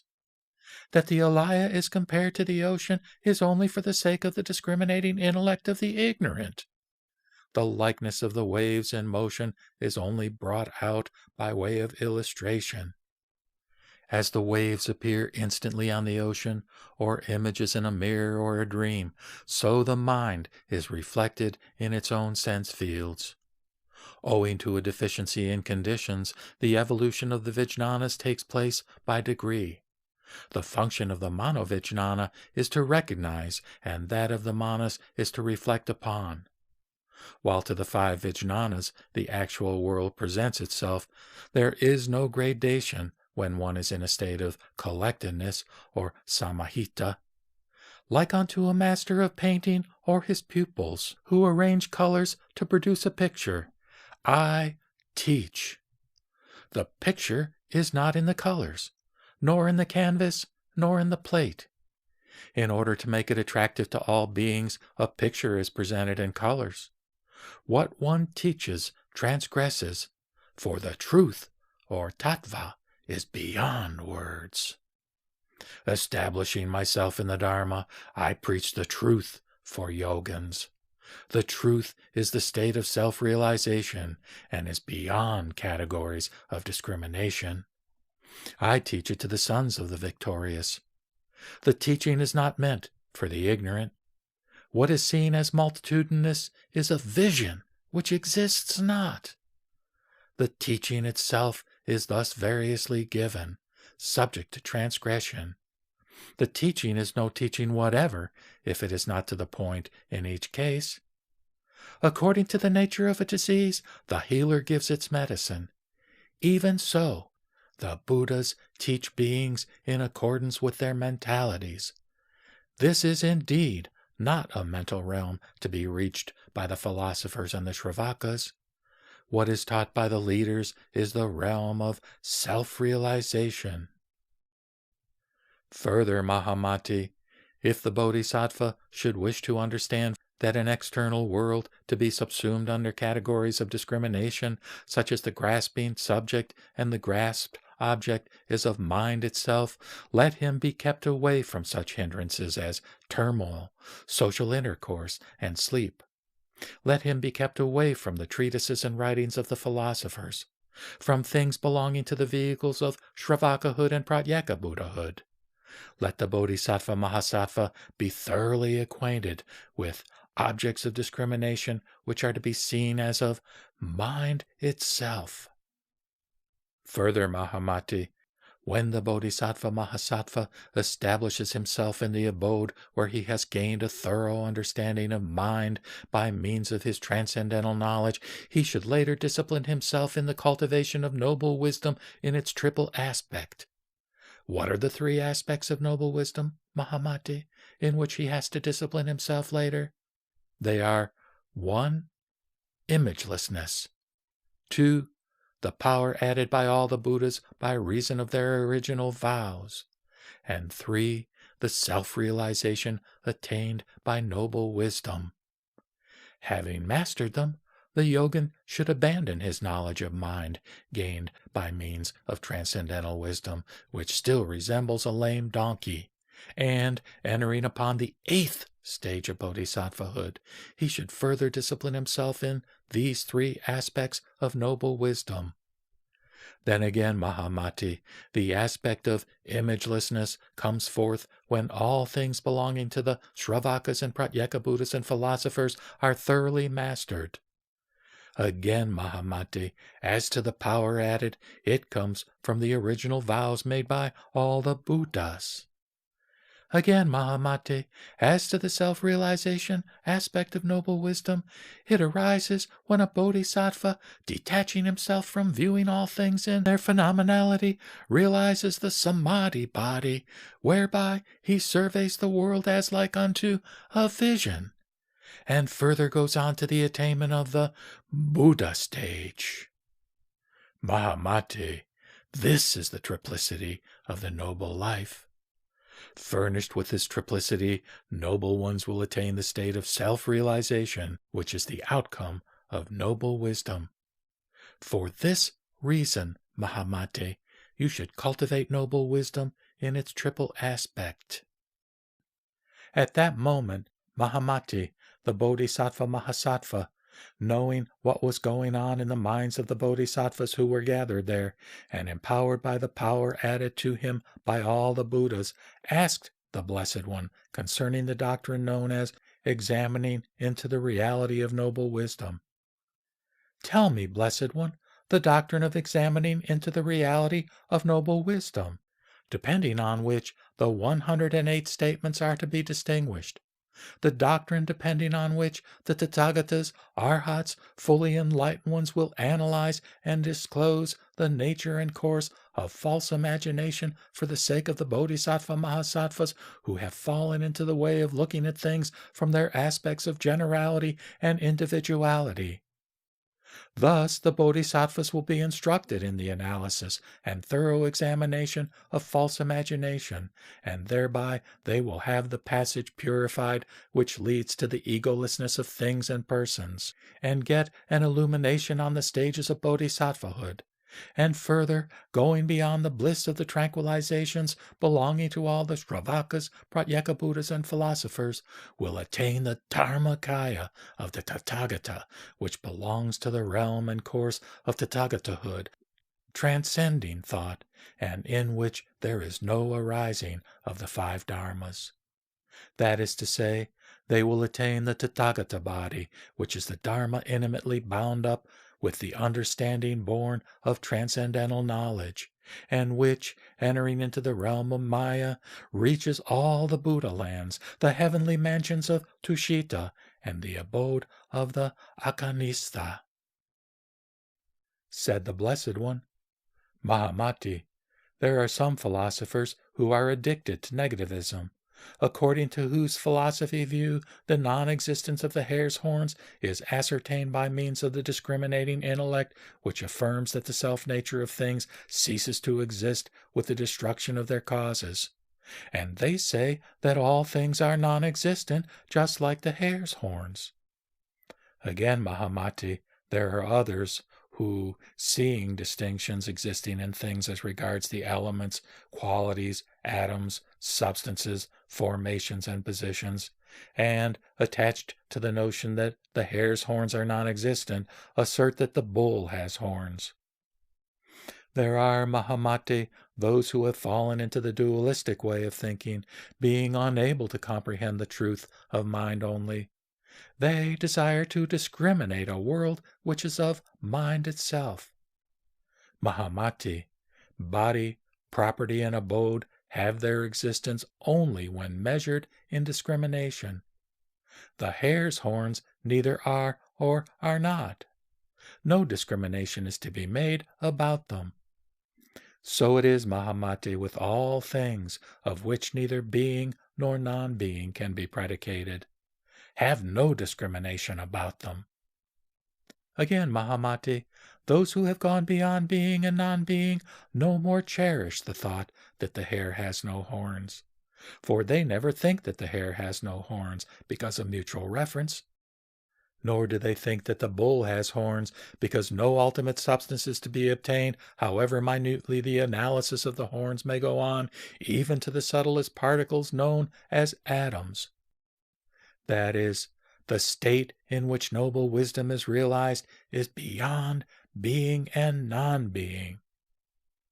At that time, Mahamati, the Bodhisattva Mahasattva, said to the Blessed One, Is it not this way, Blessed One, that Seeing how discrimination takes place, we proceed to refer this to the non-arising of discrimination and infer that the horns exist not? The Blessed One said, No, indeed, Mahamati. The non-existence of the horns has no reference to the non-arising of discrimination. Why is it not so? Because there is discrimination owing to the idea of the horns. Indeed, depending upon the idea of the horns, Mahamate, discrimination takes place. And because of this dependence of discrimination upon the idea of the horns, Mahamate, and because of this relationship of dependence, and apart from the different and non-different relationship, one talks of the non-existence of the hare's horns, surely not because of the reference to the horns of the bull. If again, Mahamati, discrimination is different from the hare's horns, it will not take place by reason of the horns, and therefore the one is not different from the other. But if it is not different, there is a discrimination taking place by reason of the horns, and therefore the one is different from the other. However minutely the atoms are analyzed, no horn substance is obtainable. The notion of the horns itself is not available when thus reasoned. As neither of them, that is, the bulls nor the hares, are existent, in reference to what should we talk of non-existence? Therefore, Mahamati, the reasoning by reference as regards the non-existence of the hare's horns is of no avail. The non-existence of the hare's horns is asserted in reference to their existence on the bull. But really, a horn itself has no existence from the beginning. Have therefore no discrimination about it. Mahamati, the dualism of being and non-being as held by the philosophers does not obtain, as we see in the reasoning of horns.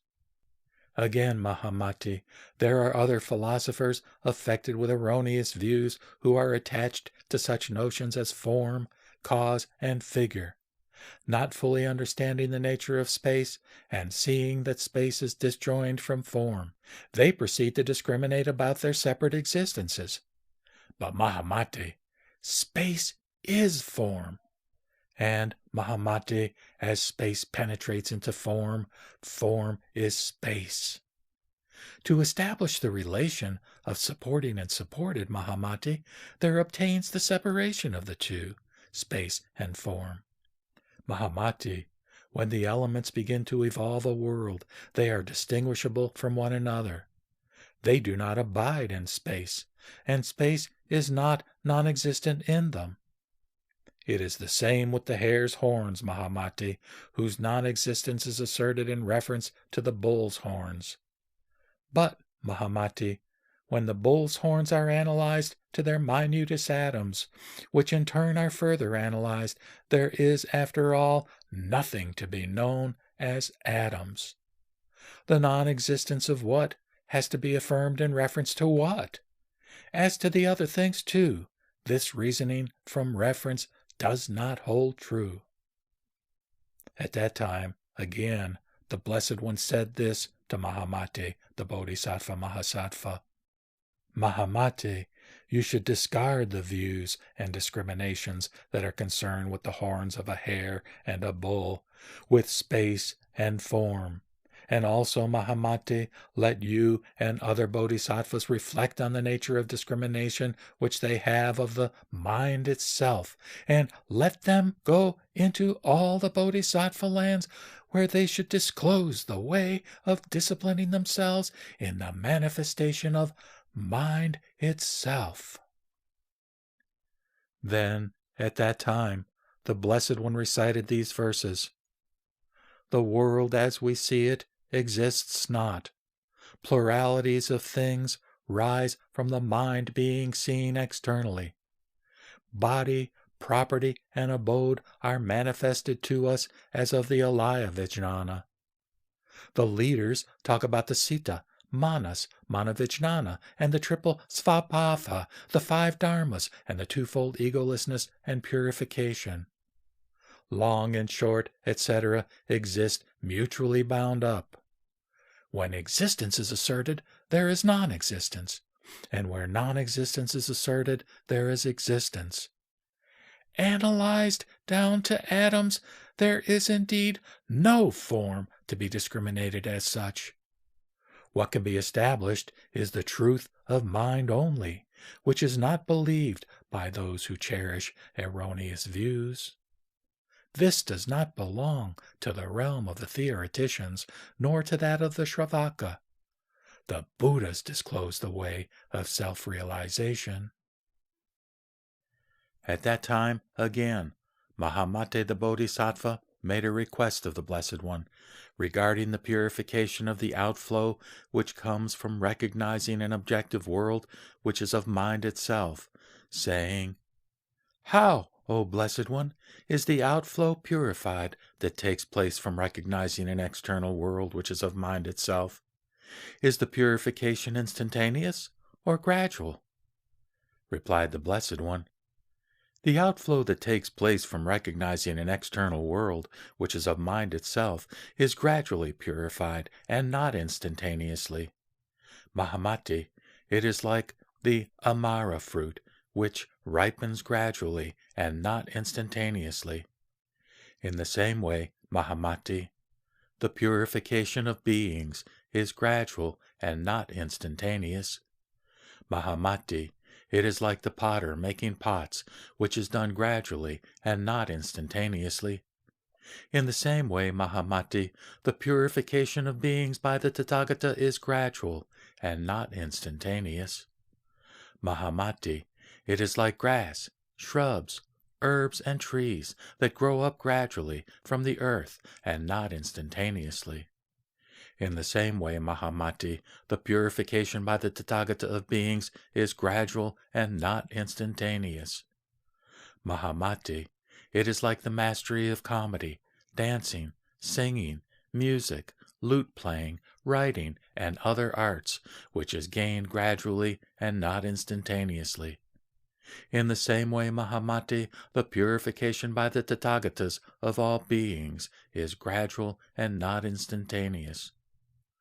Mahamati, it is like a mirror, indiscriminately and instantaneously reflecting in it forms and images.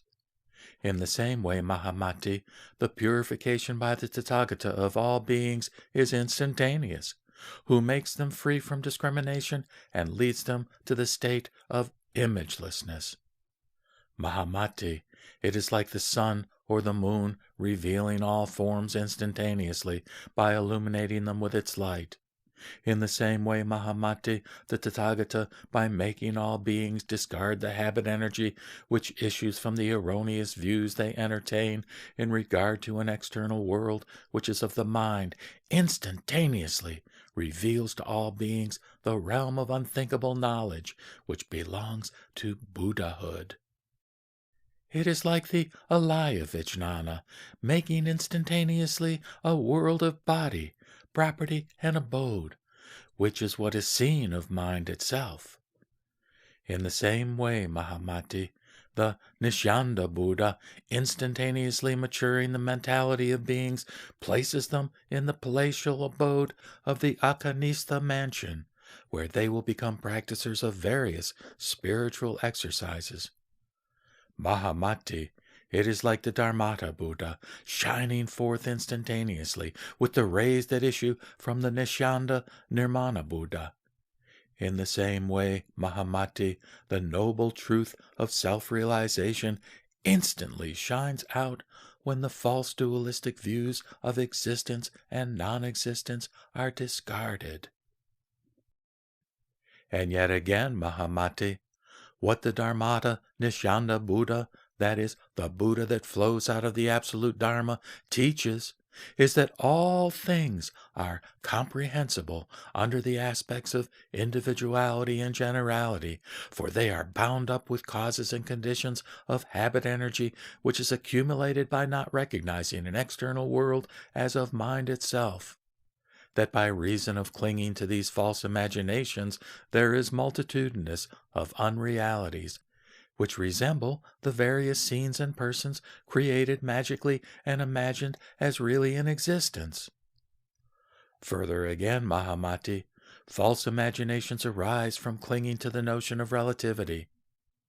To illustrate, when the magician, depending upon grass, wood, shrubs, and creepers, exercises his art, all beings and forms take shape, magically created persons are produced, which appear endowed with individuality and material body, and they are variously and fanciful discriminated. While they are thus manifesting themselves, Mahamati, there is no substantiality in them. Likewise, Mahamati, based on the notion of relativity, the false imagination recognizes a variety of appearances which are distinguished by a discriminating mind. And as their individual appearances are imagined and adhered to, there is habit energy. And, Mahamati, so long as the fancying goes on, we have here all that is needed to constitute the self-nature of the false imagination. Mahamati, this is the discourse of the Nishanda Buddha. Again, Mahamati, it is the doing of the Dharmata Buddha to establish the exalted state of self-realization, which transcends the phenomena of the empirical mind.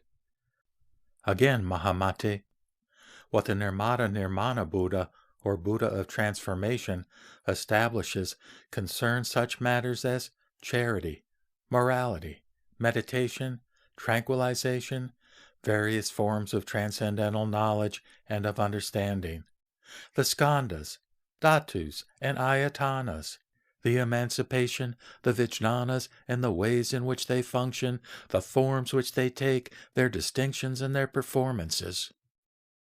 The Buddha discloses, against the philosophical views, that which surpasses forms. Again, Mahamati, the Dharmata Buddha is unconditioned, free from conditions, has nothing to do with all doings, senses, and measurements, and does not belong to the world of the ignorant, Shravakas, Pratyeka Buddhas, and philosophers who are always clinging to the notion of an ego. For this reason, Mahamati, you should discipline yourself in the excellent and exalted way leading to self-realization. You should keep yourself away from the views that recognize the reality of an external world apart from the mind itself. Further again, Mahamati, in the life of the Shravaka vehicle there are two aspects to be distinguished, namely the excellent and exalted state of self-realization and the attachment to the notion of self-nature arising from discrimination. What is the excellent exalted state of self-realization belonging to the Shravakas? This is a state of mental concentration, which is attained when one realizes states of emptiness, egolessness, suffering, and impermanence, and that the truth is free from passions and is ever serene. When one annihilates notions belonging to the externality of things, such as the skandhas, dhatus, ayatanas, individuality, and generality, and when one has an insight into reality as it is, entering upon this state of mental concentration, the Shravakas will attain the blissful abode of exalted self-realization, in which there is the emancipation belonging to a dhyana, a path and fruit of a samadhi, and the deliverance of a samapati, but in which there is yet no discarding of habit energy and no escape from the imperceivable transformation of death. This, Mahamati, is the Shravaka's exalted state of self-realization. Having attained this exalted and blissful condition of self-realization as realized by the Shravakas, Mahamati, the Bodhisattva Mahasattva, may not enjoy by himself the bliss of cessation, the bliss of samapati, but should think compassionately of other beings and keep ever fresh his original vows. Mahamati, in whatever exalted and blissful state of self-realization the Bodhisattva may find himself, he should never exert himself in the exalted and blissful state of self-realization as attained by the Shravakas. Mahamati, what is meant by the attachment to the notion of self-nature arising from discrimination? This attachment takes place when a man, seeing that the elements and qualities such as blue, yellow, warmth, humidity, motility, and rigidity have never been created by a creator, yet clings to the notions of individuality and generality in accordance with the measures laid down in the books of logic. Mahamati, the Bodhisattva, knowing what this is, must abandon it. Conforming himself to the egolessness of things and holding back the wrong views regarding the egolessness of persons, the Bodhisattva should keep himself on the continuously ascending journey along the stages. This is the Sravaka's attachment to the notion of self-nature arising from the discrimination of existence. At that time, Mahamati, the Bodhisattva Mahasattva, said this to the Blessed One. According to the Blessed One's teaching, the eternal, unthinkable is the exalted condition of self-realization and also of highest reality. Now, do not the philosophers also talk about the creative agent being the eternal, unthinkable? The Blessed One replied, No, Mahamati. The eternal, unthinkable considered by the philosophers to be characteristic of their creator is untenable. Why? Because, Mahamati, the eternal unthinkable, as held by the philosophers, is not in conformity with the idea of a cause itself. When, Mahamati, this eternal unthinkable is not in conformity with the idea of a cause itself, how can this be proved tenable? Again, Mahamati, if what is claimed to be the eternal unthinkable is in conformity with the idea of a cause which is eternal in itself, it can be eternal. But since the idea of a creator is based upon that of a further cause, it cannot be the eternal unthinkable. But Mahamati, my highest reality is the eternal unthinkable, since it conforms to the idea of a cause and is beyond existence and non-existence. Because it is the exalted state of self-realization, it has its own character. Because it is the cause of the highest reality, it has its causation. Because it has nothing to do with existence and non-existence, it is no doer. Because it is to be classed under the same head as space, nirvana, and cessation, it is eternal. Therefore, Mahamati, it is not the same as the eternal unthinkable of the philosophers. The eternal unthinkable of the Tathagatas is thatness realized by noble wisdom within themselves. For this reason, Mahamati, let the Bodhisattva Mahasattva discipline himself in order to attain, by means of noble wisdom, the truth of self-realization, which is the eternal unthinkable. Again, further, Mahamati, the eternal unthinkable of the philosophers is not characterized with eternality, because it has a cause which is not eternal. What they regard as eternal is not eternal, as it is not characterized with the power that can create itself.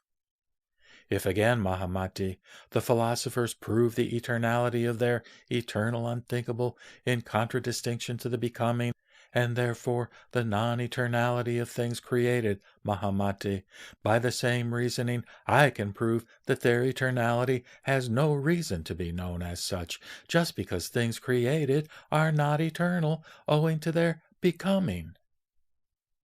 If again, Mahamati, the eternal unthinkable of the philosophers is in conformity with the idea of a cause, what they regard as characteristic of a cause is a non-entity, like the horns of a hare. And, Mahamati, their eternal unthinkable is no more than a verbal discrimination, in which, Mahamati, the philosopher's fault consists. Why? Because, Mahamati, mere verbal discriminations are, indeed, the hare's horns, on account of their having no characteristic of a self-cause.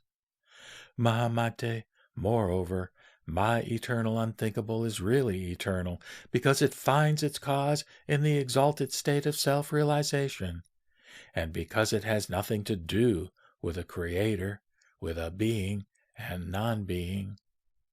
Its eternality is not derived from the reasoning which is based upon the external notion of being and non-being, of eternity and non-eternity.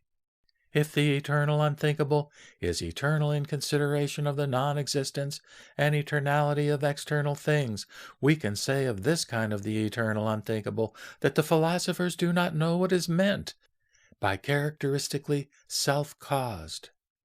As they are outside the state of self-realization attainable by noble wisdom, Mahamati, their discourse is not to the point.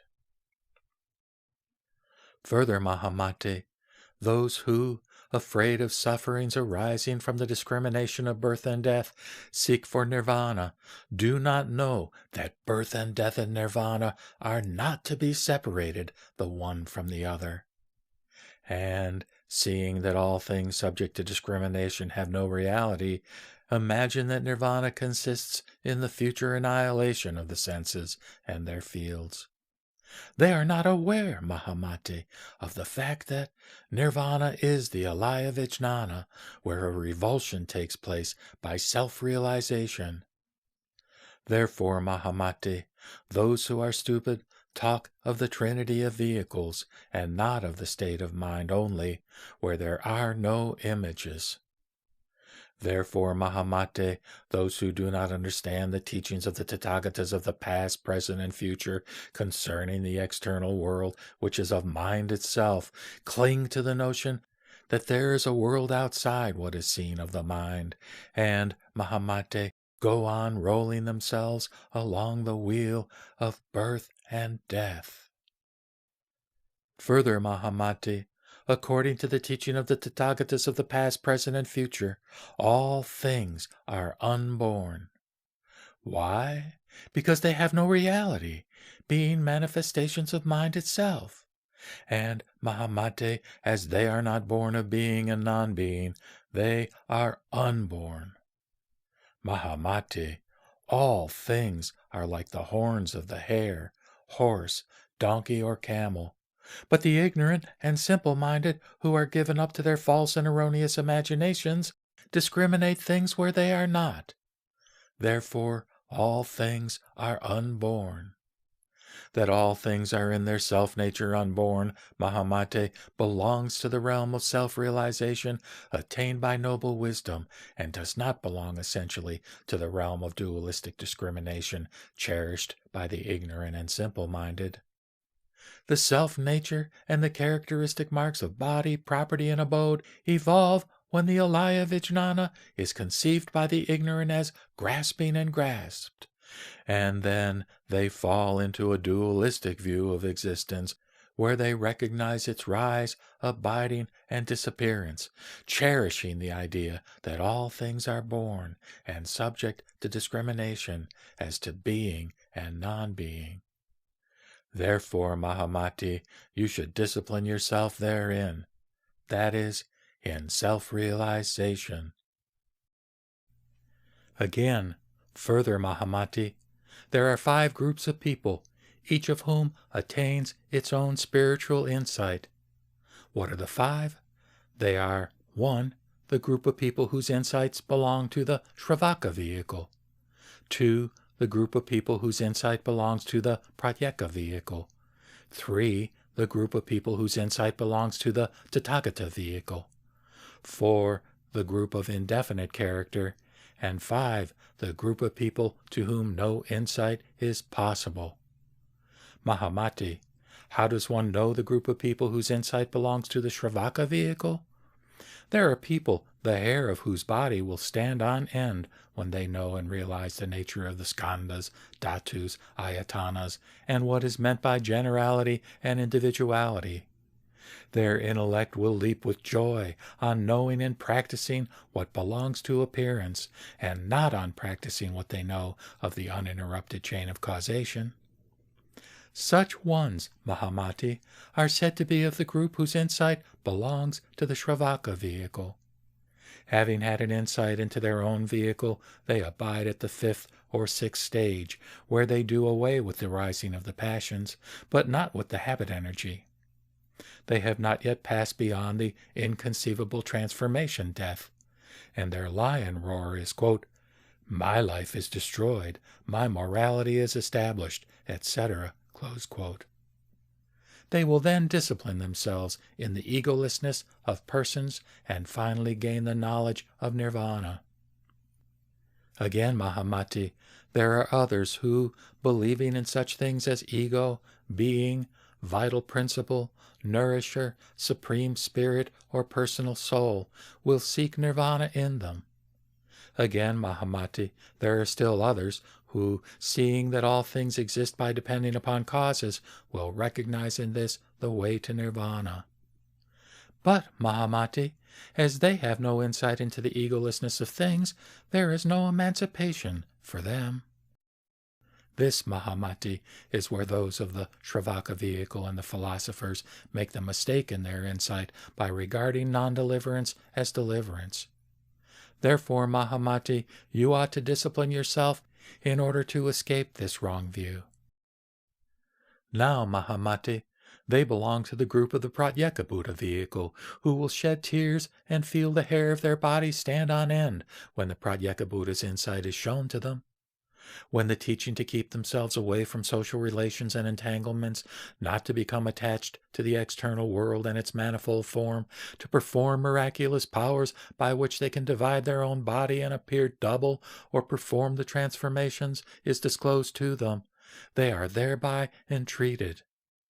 Recognizing that they are of the group whose insight belong to the Pratyeka Buddha vehicle, their discourses will be in conformity with the insight of the Pratyeka Buddha vehicle. This, Mahamati, is the characteristic feature of the group of people whose insight belongs to the Pratyeka Buddha vehicle. Now, Mahamati, 3 aspects are distinguishable in the insight belonging to the group of the Tathagata vehicle. They are 1. An insight whereby one sees into the self-nature of things, which is no self-nature. 2. An exalted insight, which is the attainment of self-realization. And 3. An insight into the immensity of the external Buddha lands. When, Mahamati, these 3 aspects are disclosed one after another, and also when the inconceivable realm of the alaya vijnana is disclosed, where body, property, and abode are seen to be manifestations of mind itself, a man will not be frightened nor terrified, nor show any signs of fear. Then such a one is to be known as of the group of people whose insight belongs to the Tathagata vehicle. This is, Mahamati, the characteristic feature of the insight of those who belong to the Tathagata vehicle. Again, Mahamati, when these 3 forms of insight are disclosed to a man, he may thereby be persuaded to discipline himself in them. This, Mahamati, is the stage of preparation for the establishment of his own group. In order that he may go up to the stage of imagelessness, there is this establishment. But the Shravaka, who will purify his own habit energy of passions by attaining an inner perception into the alaya and by seeing into the egolessness of things, will settle himself in the bliss of samadhi, and finally will attain the body of Tathagatahood. Then the Blessed One recited these verses. The fruit of the stream entered, and that of the once to come, the fruit of the not to come, and arhatship, all these are due to mental perturbation. The triple vehicle, the one vehicle, and the no vehicle, of these I talk for the sake of the dull-witted, and also for the wise, solitude-loving ones. The gate of the highest reality has nothing to do with the 2 forms of thought construction, subject and object. Where the imageless stands, why should we establish the triple vehicles? The dhyanas, the immeasurables, and the no-form samadhis, and the thought cessation, all these are not at all found in mind only. Again, Mahamati, how is it that the Iccantikas never awaken the desire for emancipation? Because they have abandoned all the stock of merit, and because they cherish certain vows for all beings since beginningless time. What is meant by abandoning all the stock of merit? It refers to those Buddhists who have abandoned the Bodhisattva collection of the canonical texts, making the false accusation that they are not in conformity with the sutras, the codes of morality, and the emancipation. By this they have forsaken all the stock of merit and will not enter into nirvana. Second again, Mahamati, there are Bodhisattva Mahasattvas who, on account of their original vows made for all beings, saying, quote, so long as they do not attain nirvana, I will not attain it myself, close quote, keep themselves away from nirvana. This, Mahamati, is the reason of their not entering into nirvana, and because of this they go on the way of the Iccantika. Again Mahamati said, who, Blessed One, would never enter nirvana? The Blessed One replied, knowing that all things are in nirvana itself from the very beginning, the Bodhisattva Iccantika would never enter nirvana. But those Iccantikas who have forsaken all the stock of merit finally do. Those Iccantikas, Mahamati, who have forsaken all the stock of merit, might someday be influenced by the power of the Tathagatas and be induced at any moment to foster the stock of merit. Why? Because, Mahamati, no beings are left aside by the Tathagatas. For this reason, Mahamati, it is the Bodhisattva Iccantika who never enters into nirvana. Further, Mahamati, let the Bodhisattva Mahasattvas be well acquainted with the three kinds of svabha, or self-nature. What are the three? They are 1. False discrimination, 2. Knowledge of relativity, and 3. Perfect knowledge. Now, Mahamati, false discrimination rises from form. How, Mahamati, does it arise from form? In the consideration of the relativity aspect of svabha, realities appear in various ways as having forms, signs, and shapes. When, Mahamati, these objects, forms, and signs are adhered to as real, this adherence takes place in two ways. The Tathagatas, Arhats, and fully enlightened ones thus declare false discrimination to consist in attachment to names and attachment to objects. By the attachment to objects is meant, Mahamati, to get attached to inner and external things as realities. By the attachment to names is meant to recognize in these inner and external things the characteristic marks of individuality and generality, and to regard them as definitely belonging to the objects. These two modes of attachment, Mahamati, constitute false discrimination. The knowledge of the relativity aspect rises from the separation of subject and object. Now, Mahamati, what is perfect knowledge? It is realized when one casts aside the discriminating notions of form, name, reality, and character.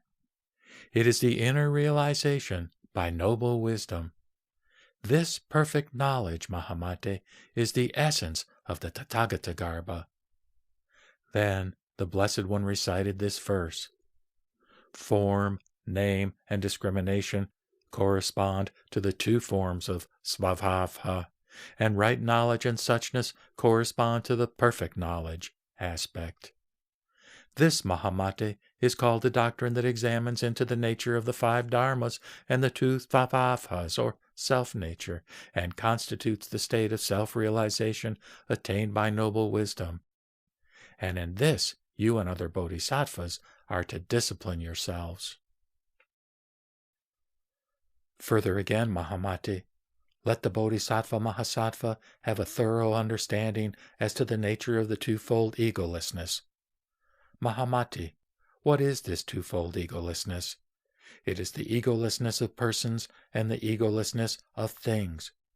What is meant by the egolessness of persons?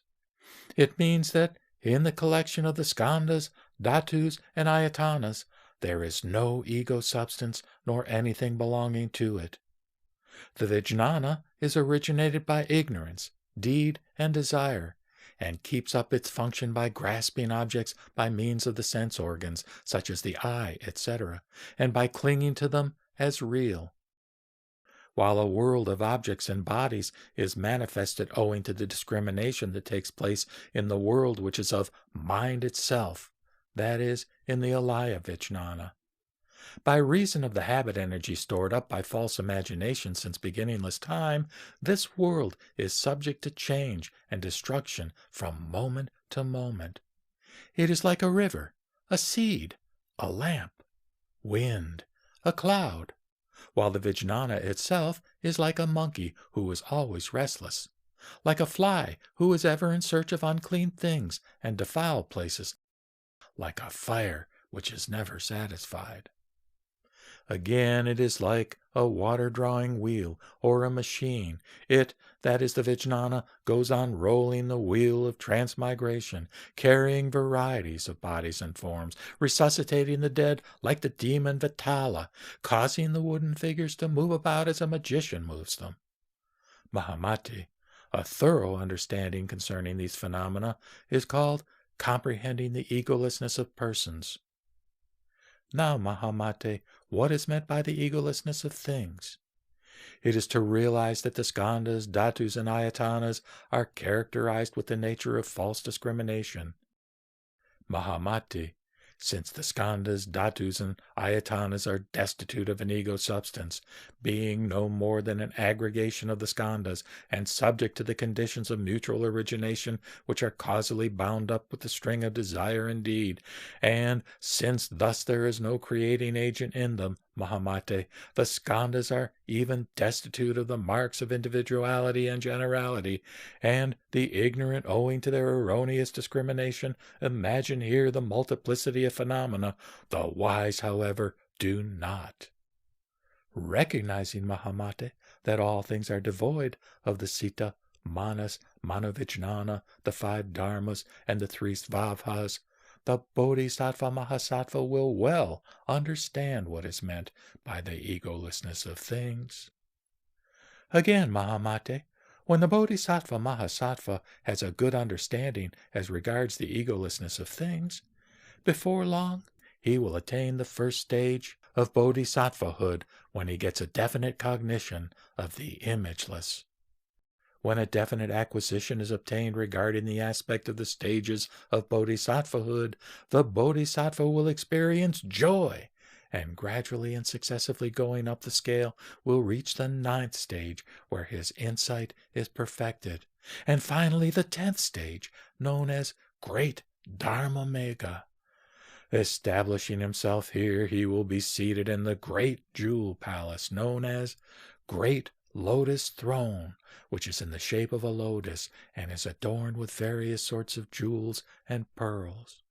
He will then acquire and complete a world of Maya nature, surrounded by bodhisattvas of the same character, and anointed like the son of the Chakravarti by the hands of the Buddhas coming from all Buddha lands. He will go beyond the last stage of bodhisattvahood, attain the noble truth of self-realization, and become a Tathagata, endowed with the perfect freedom of the Dharmakaya, because of his insight into the egolessness of things.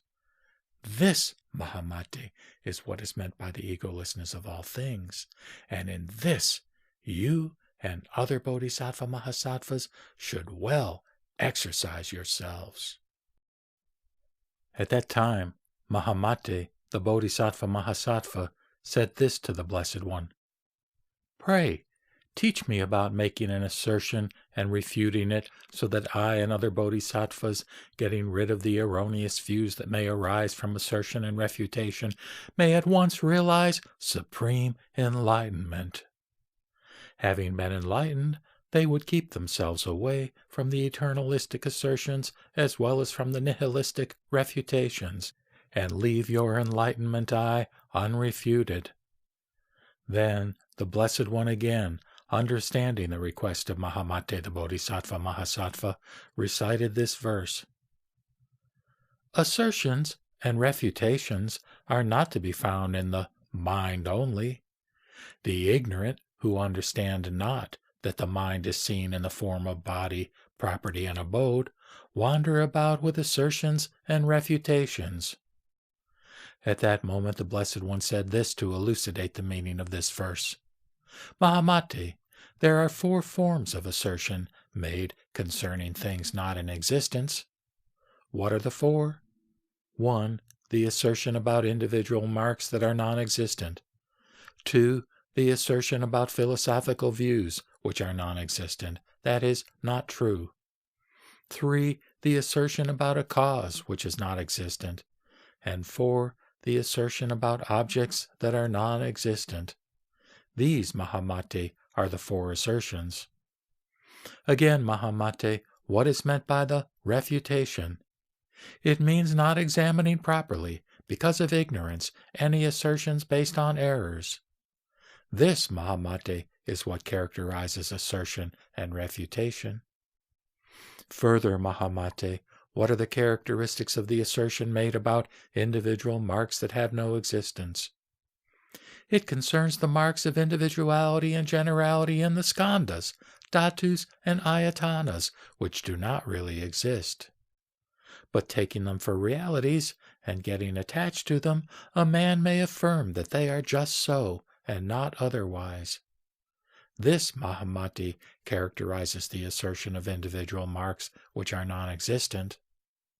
This assertion and discrimination, Mahamati, concerning individual marks that are not existent, rises from one's attachment to the habit energy which is amassed since beginningless time by varieties of erroneous views issuing from false imagination.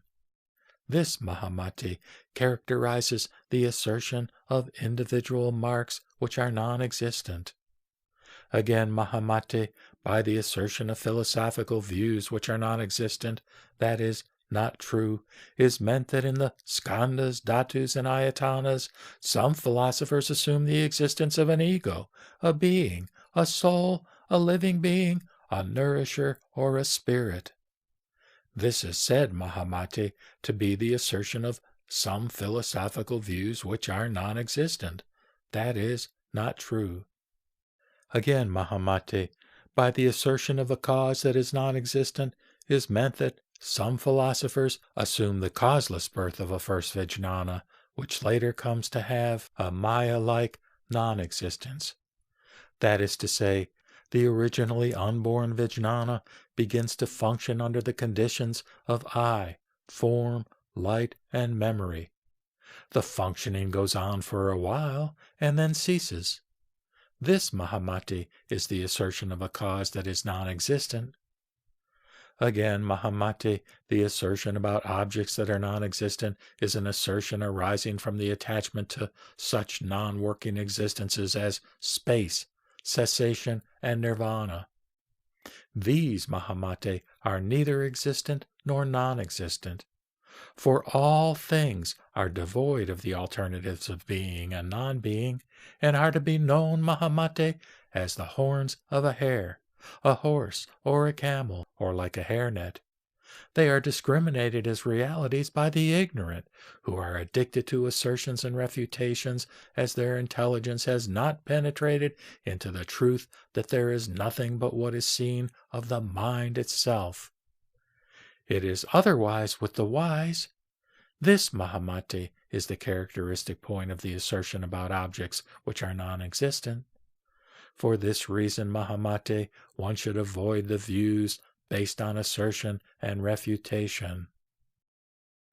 Further, Mahamati, the bodhisattvas who are thoroughly acquainted with the nature of the Citta, Manas, and Manavijnana, of the 5 dharmas, of the 3 svabhavas, and of the twofold egolessness, will assume various personalities for the sake of benefiting others, just like the imagination that evolves from the seed of the relativity knowledge, and again like the mysterious gem that reflects varieties of colors.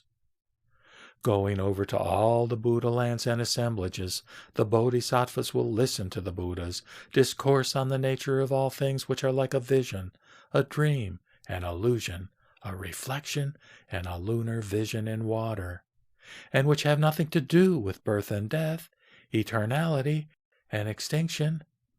The bodhisattvas, thus facing the Tathagatas, will listen to their discourses on the truth that does not belong to the Shravaka and Pratyeka Buddha vehicle. They will then attain 100,000 samadhis, indeed 100,000 nayutas of kotis of samadhis, and by means of these samadhis they will go around from one country to another. They will do homage to the Buddhas, be born in all the celestial mansions, where they will discourse on the triple treasure, manifesting Buddha bodies, and surrounded by Shravakas and Bodhisattvas, they will, in order to free them from the alternatives of being and non-being, instruct them to understand thoroughly what is meant by an objective world, which is nothing but mind itself, and in which there are no realities. At that time, the Blessed One recited this verse. When those who are born of the Buddha see that the world is no more than mind itself, they will obtain a body of transformation, which has nothing to do with effect-producing words, but which is endowed with the powers, psychic faculties, and self-control. At that time, again, Mahamate the Bodhisattva Mahasattva made a request of the Blessed One. Tell me, Blessed One, how all things are empty, unborn, non-dual, and have no self-nature, so that I and other Bodhisattva Mahasattvas might be awakened in the teaching of emptiness, no birth, non-duality, and the absence of self-nature, and, quitting the discrimination of being and non-being, quickly realize the highest enlightenment, that is, Anuttara Samyak Sambodhi. Then the Blessed One said this to Mahamate the Bodhisattva Mahasattva. Now, Mahamate, listen well and reflect well upon what I tell you. Replied Mahamate the Bodhisattva Mahasattva, I will indeed, Blessed One. The Blessed One said, Emptiness, emptiness indeed. Mahamate, it is a term whose self-nature is false imagination. Because of one's attachment to false imagination, Mahamate, we have to talk of emptiness, no birth, non-duality, and absence of self-nature. In short, then, Mahamate, there are 7 kinds of emptiness. 1, the emptiness of individual marks. 2, the emptiness of self-nature. 3, the emptiness of no work. 4, the emptiness of work. 5, the emptiness of all things in the sense that they are unpredicable. 6, the emptiness in its highest sense of ultimate reality, realizable only by noble wisdom. And 7, the emptiness of mutuality. Mahamate, what then is the emptiness of individual marks? It is that all things have no such distinguishing marks of individuality and generality. In consideration of mutuality and accumulation, things are thought to be realities, but when they are further investigated and analyzed, Mahamate, they are non-existent and non-predicable with individuality and generality. And because thus no such ideas as self, other, or both hold good, Mahamate, the individual marks no longer obtain. So it is said that all things are empty as to their self-marks. Again, Mahamate, what is meant by the emptiness of self-nature? Mahamate, it is that all things in their self-nature are unborn, hence the emptiness of self-nature, and it is therefore said that things are empty in their self-nature. Again, Mahamate, what is meant by the emptiness of no work? It is that the skandhas are nirvana itself, and that there is no work doing in them from the beginning. Therefore, one speaks of the emptiness of no work. Again, Mahamate, what is meant by the emptiness of work? It is that the skandhas are devoid of an ego and its belongings, and go on functioning when there is a mutual conjunction of cause and action. Thus one speaks of the emptiness of work. Again, Mahamate, what is meant by the emptiness of all things in the sense that they are unpredicable? It is that the nature of the false imagination is not expressible, hence the emptiness of all things in the sense of their unpredicability. Thus, one speaks of the emptiness of unpredicability. Again, Mahamate, what is meant by the emptiness in its highest sense of ultimate reality realizable by noble wisdom. It is that in the attainment of an inner realization by means of noble wisdom, there is no trace of habit energy generated by all the erroneous conceptions of beginningless past. Thus one speaks of the highest emptiness of ultimate reality realizable by noble wisdom. Again, Mahamate, what is meant by the emptiness of mutual non-existence?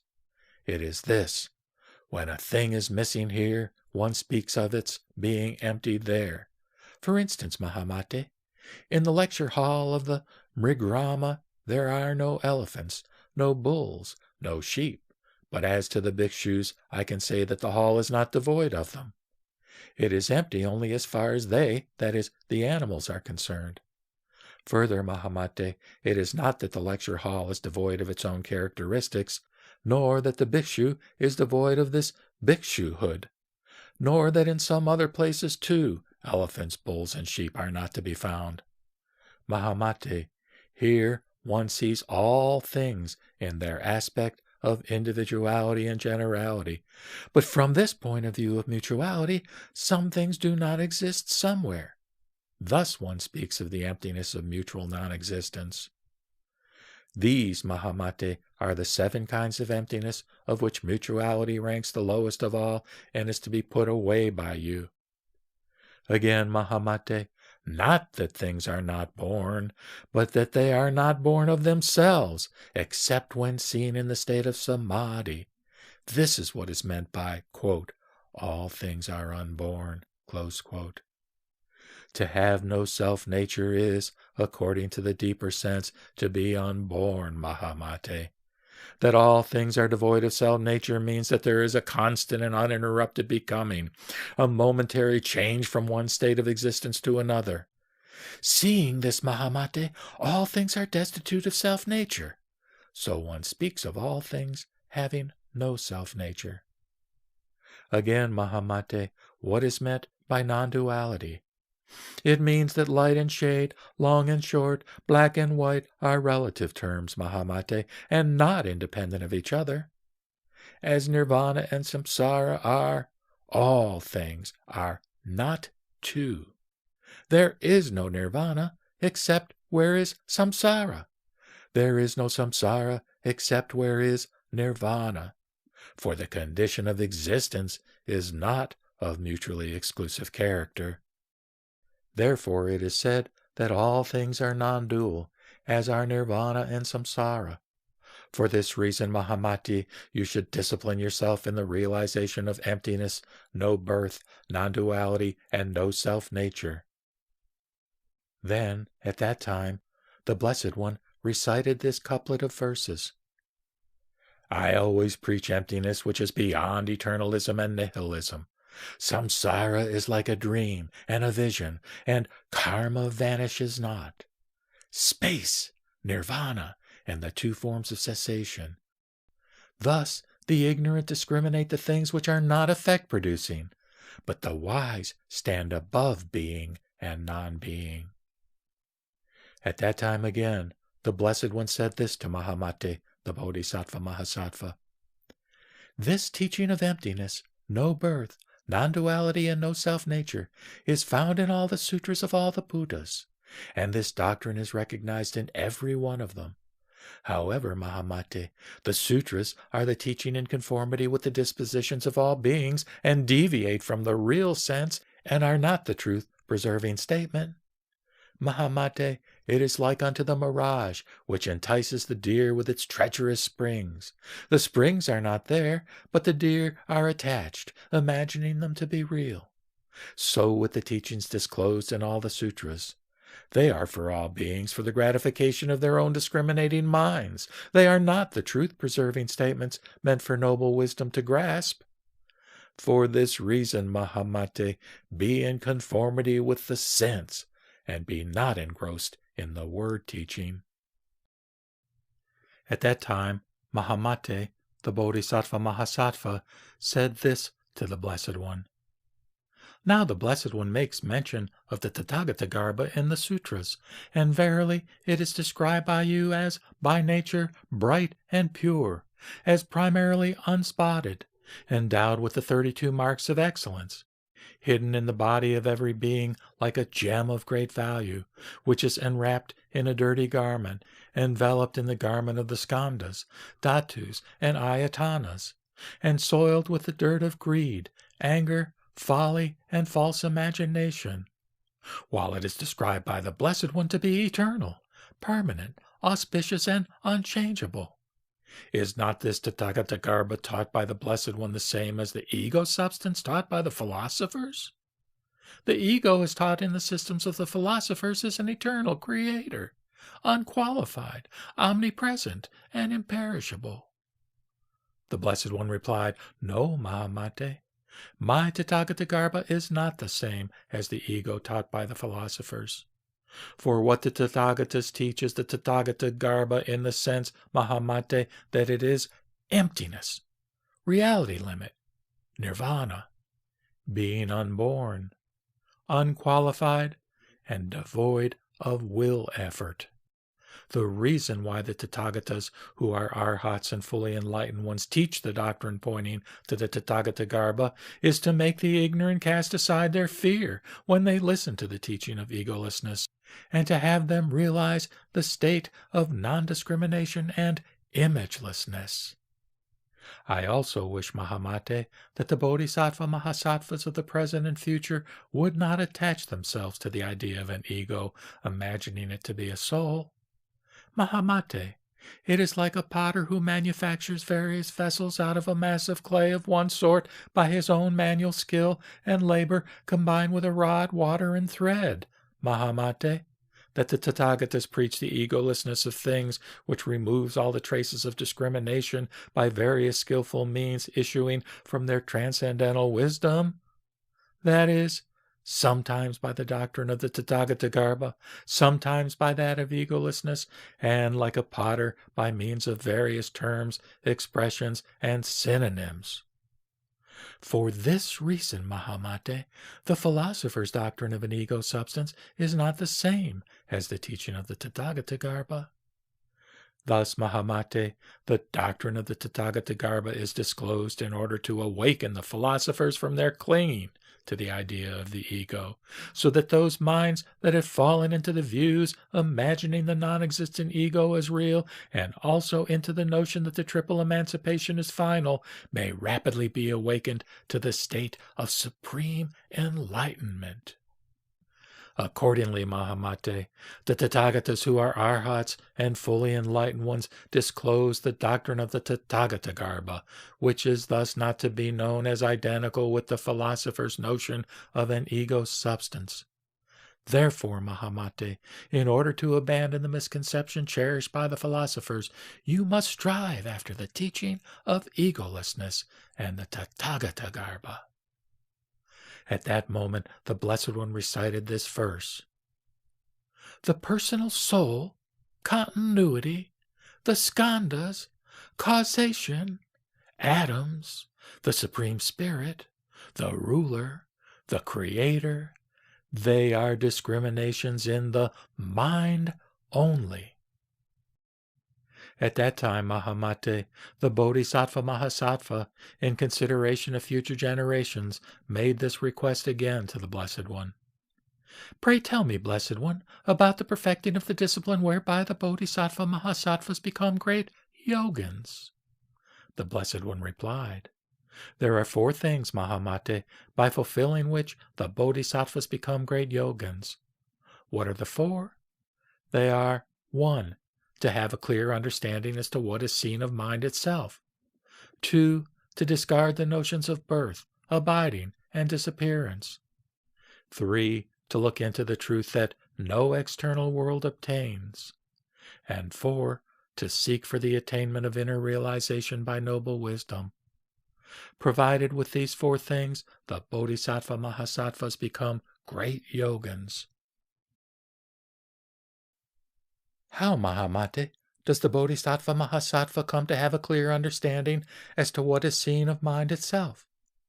He comes to it by recognizing that this triple world is nothing but mind itself, devoid of an ego and its belongings, with no strivings, no comings and goings, that this triple world is manifested and imagined as real under the influence of the habit energy accumulated since beginningless time by false reasoning and imagination, and with the multiplicity of objects and actions in close relationship and in conformity with the idea of discrimination, such as body, property, and abode.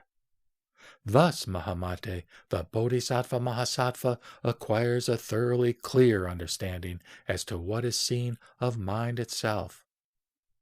How again, Mahamate, does the Bodhisattva Mahasattva discard notions of birth, abiding, and disappearance? By this it is meant that all things are to be regarded as forms born of a vision or a dream, and have never been created, since there is no such thing as self, other, or bothness.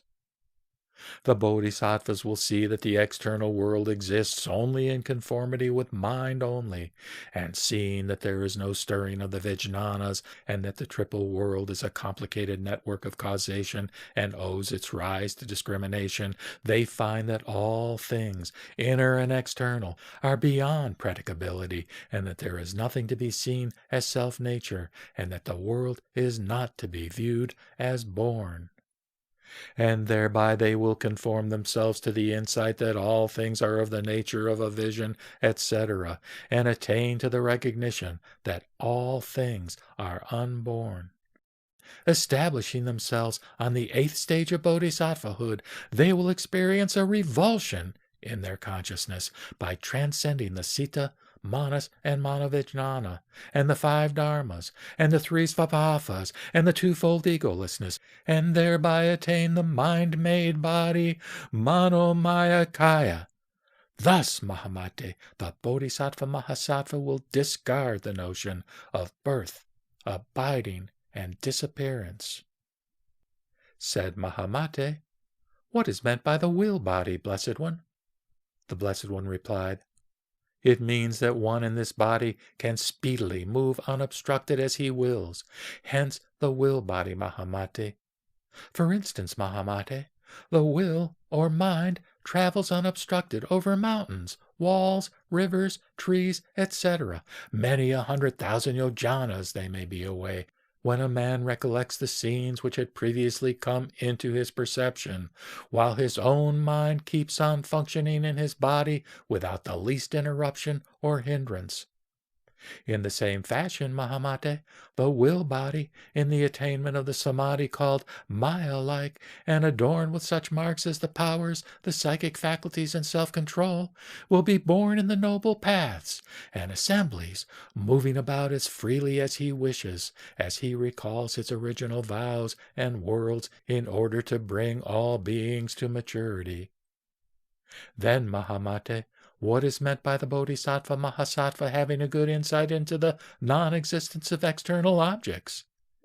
It means, Mahamate, that all things are like unto a mirage, a dream, a hairnet, and seeing that all things are here essentially because of our attachment to the habit energy of discrimination, which has been maturing since beginningless time on account of false imagination and erroneous speculation, the Bodhisattva will seek after the attainment of self-realization by their noble wisdom.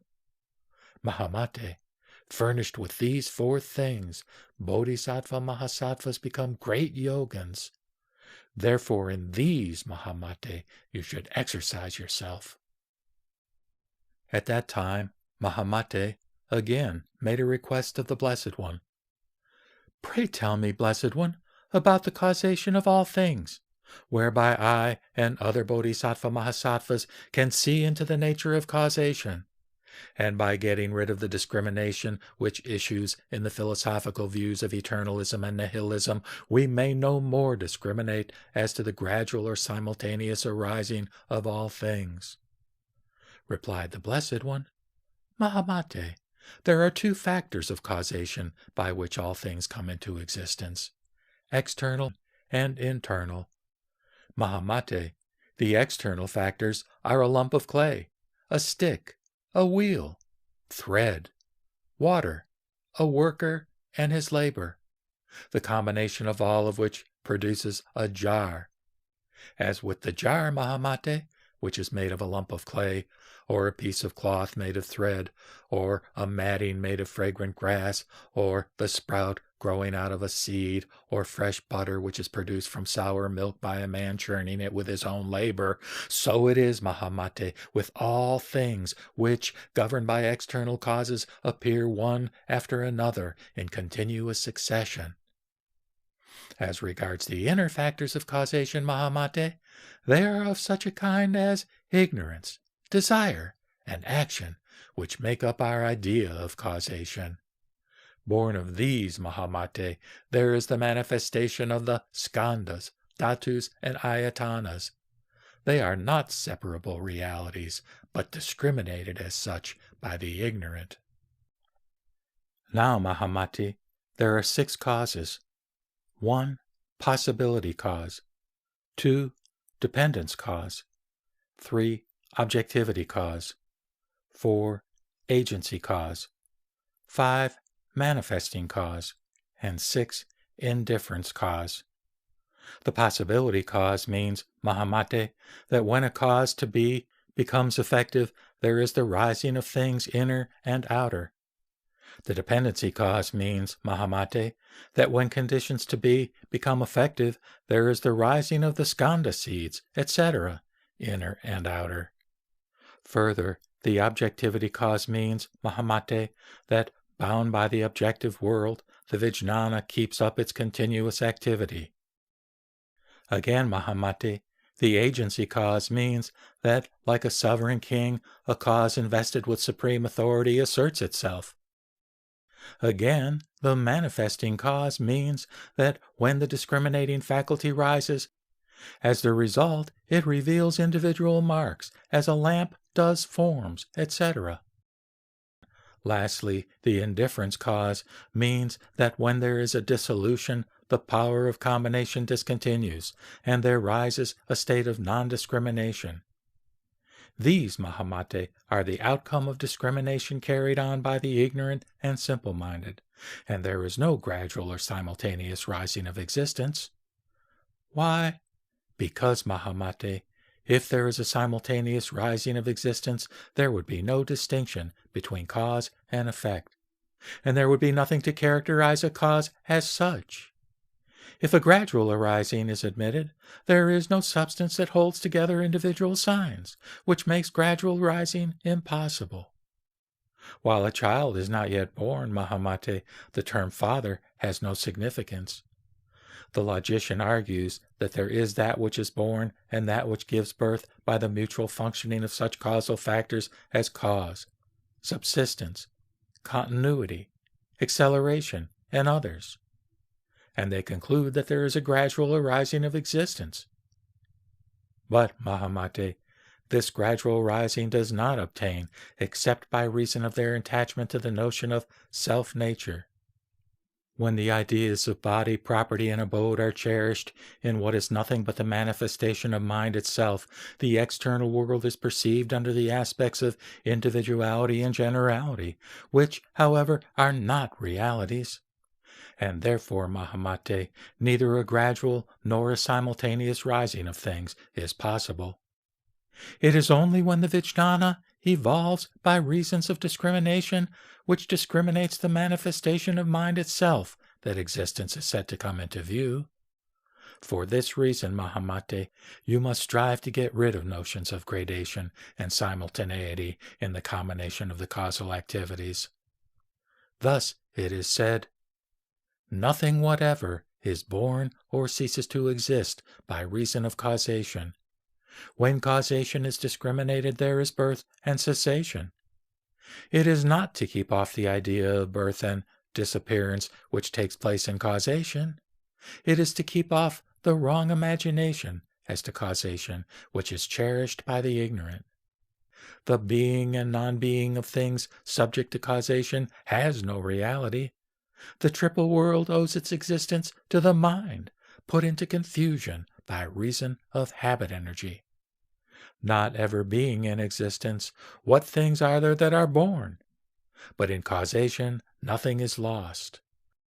When effect-producing objects are regarded as like unto a barren woman's child or a flower in the sky, one perceives that grasping subject and grasped object are in error, and desists from committing the same error.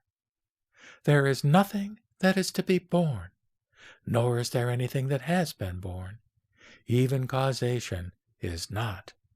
It is because of worldly usage that things are talked of as existing.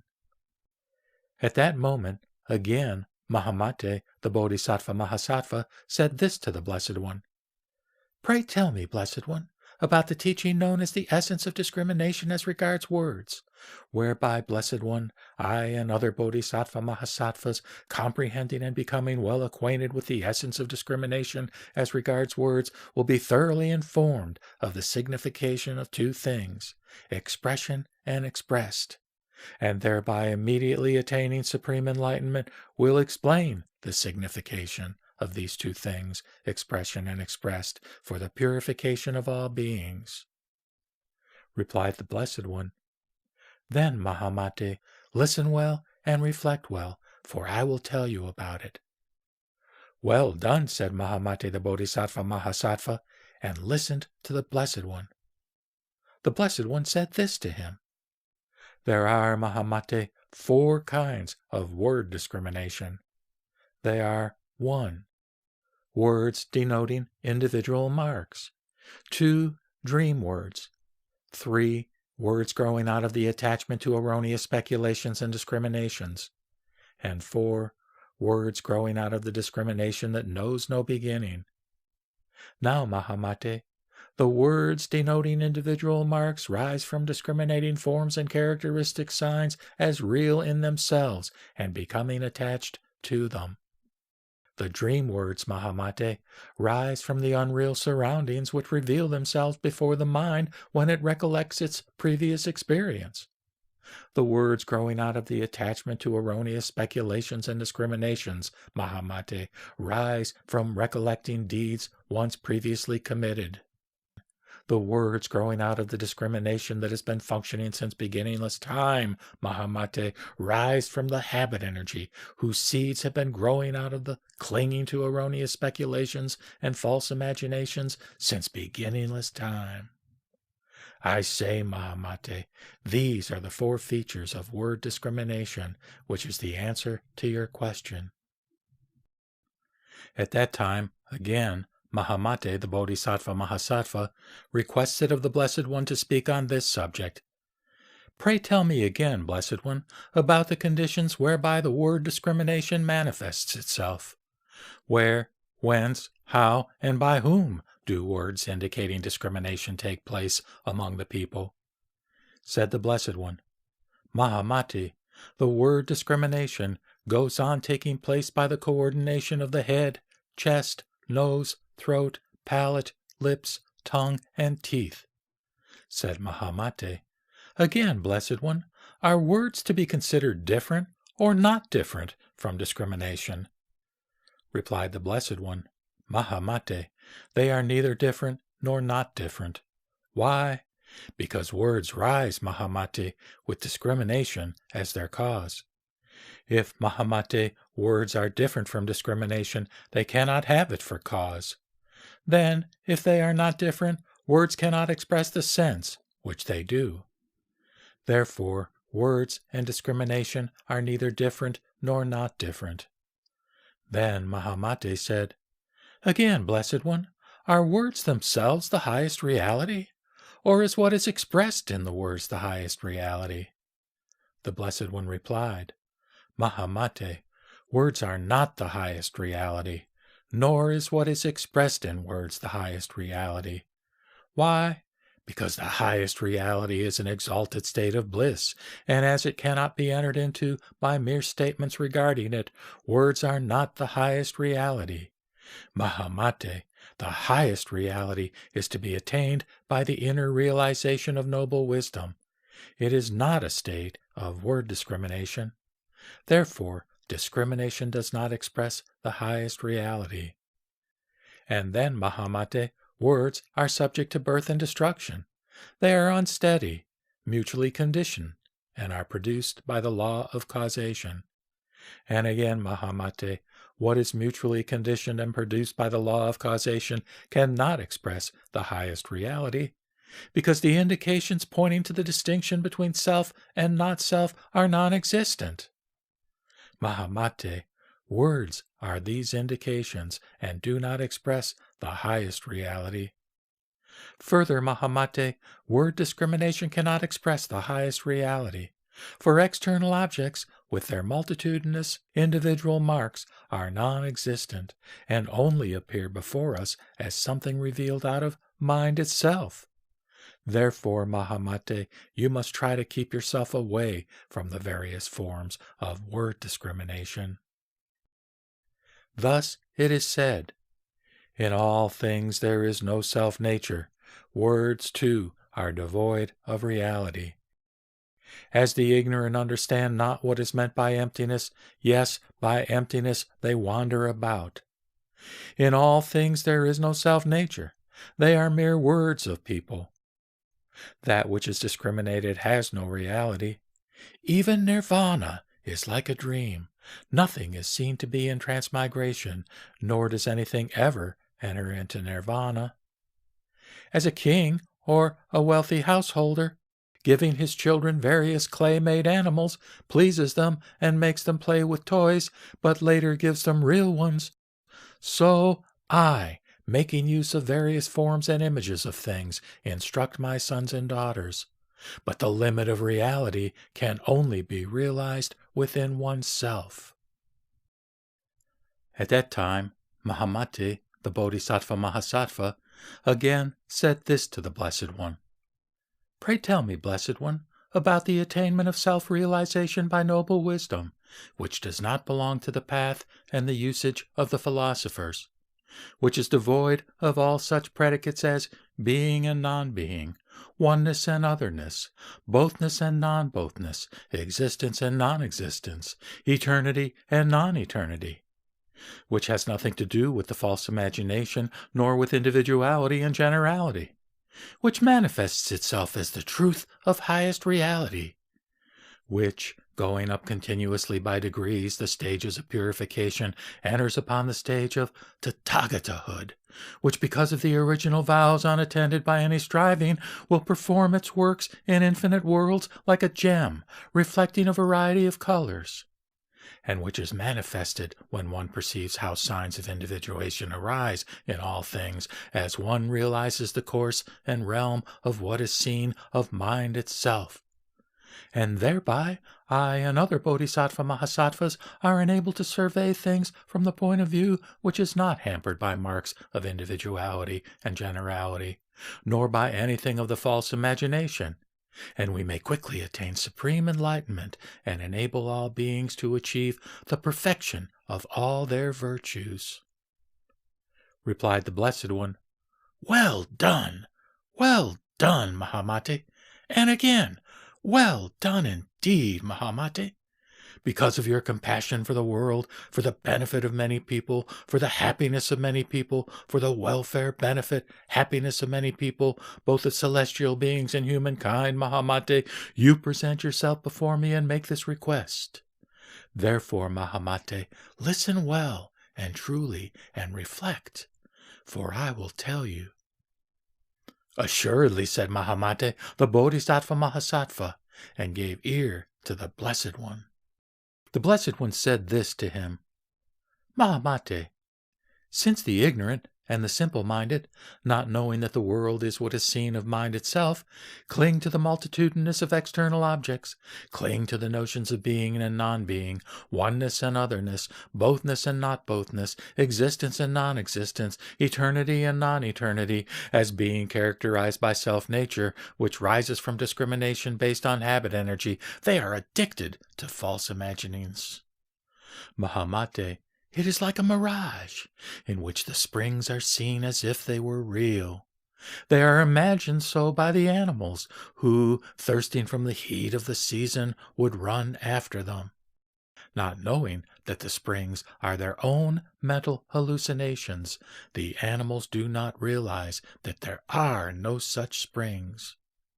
In the same way, Mahamate, the ignorant and simple-minded, with their minds impressed by various erroneous speculations and discriminations since beginningless time, with their minds burning with the fire of greed, anger, and folly, delighted in a world of multitudinous forms, with their thoughts saturated with the ideas of birth, destruction, and subsistence, not understanding well what is meant by existent and non-existent, by inner and outer, the ignorant and simple-minded fall into the way of grasping at oneness and otherness, being and non-being. Mahamate, it is like the city of the Gandharvas, which the unwitted take for a real city, though it is not so in fact. This city appears in essence owing to their attachment to the memory of a city preserved in seed from beginningless time. This city is thus neither existent nor non-existent. In the same way, Mahamate, clinging to the memory or vasana of erroneous speculations and doctrines since beginningless time, they hold fast to ideas such as oneness and otherness, being and non-being, and their thoughts are not at all clear about what is seen of mind only. Mahamate, it is like a man or woman who, dreaming in their sleep of a country variously filled with women, men, elephants, horses, cars, pedestrians, villages, towns, hamlets, cows, buffalo, mansions, woods, mountains, rivers, and lakes, enters into its inner apartments and is awakened. While awakened thus, he recollects the city and its inner apartments. What do you think, Mahamate? Is this person to be regarded as wise, who has recollected the various unrealities he has seen in his dream? Said Mahamate, Indeed, he is not, Blessed One. The Blessed One continued, In the same way, the ignorant and simple-minded, who are bitten by erroneous views and are inclined toward the philosophers, do not recognize that things seen of mind itself are like a dream, and are held fast by the notions of oneness and otherness, of being and non-being. Mahamate, it is like the painter's canvas, on which there is no depression nor elevation as imagined by the ignorant.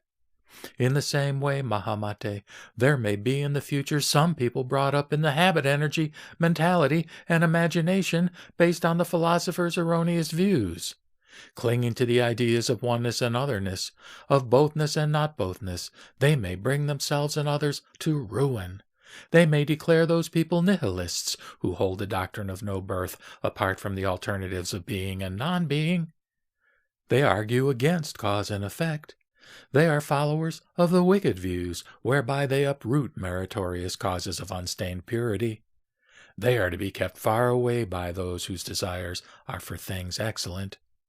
They are those whose thoughts are entangled in the errors of self, other, and both, in the errors of imagining being and non-being, assertion and refutation, and hell will be their final refuge.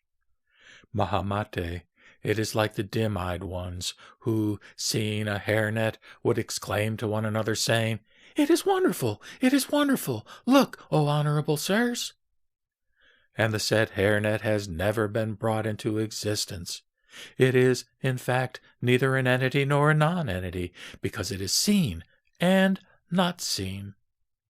In the same manner, Mahamate, those whose minds are addicted to discrimination of the erroneous views as cherished by the philosophers, and who are also given up to the realistic ideas of being and non-being, oneness and otherness, bothness and non-bothness, will contradict the good Dharma, ending in the destruction of themselves and others. Mahamate, it is like a firebrand wheel, which is no real wheel, but which is imagined to be of such character by the ignorant, and not by the wise. In the same manner, Mahamate, those whose minds have fallen into the erroneous views of the philosophers will falsely imagine in the rise of all beings oneness and otherness, bothness and not bothness. Mahamate, it is like those water bubbles in a rainfall, which have the appearance of crystal gems, and the ignorant, taking them for real crystal gems, run after them. Mahamate, They are no more than water bubbles. They are not gems, nor are they not gems, because of their being so comprehended by one party and being not so comprehended by another.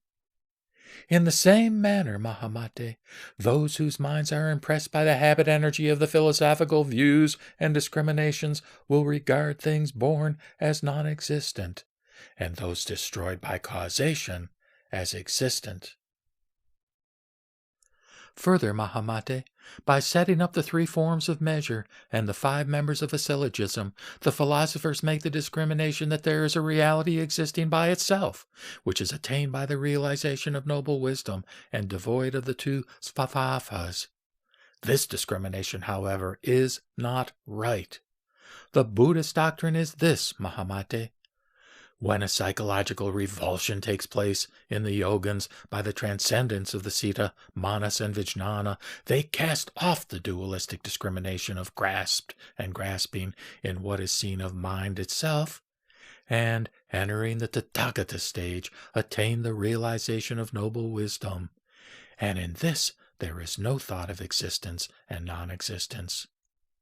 Again, Mahamate, if there is the grasping of existence and non-existence in the realm attained by the yogins, there will be in them the grasping of an ego, a nourisher, a supreme soul, or a person.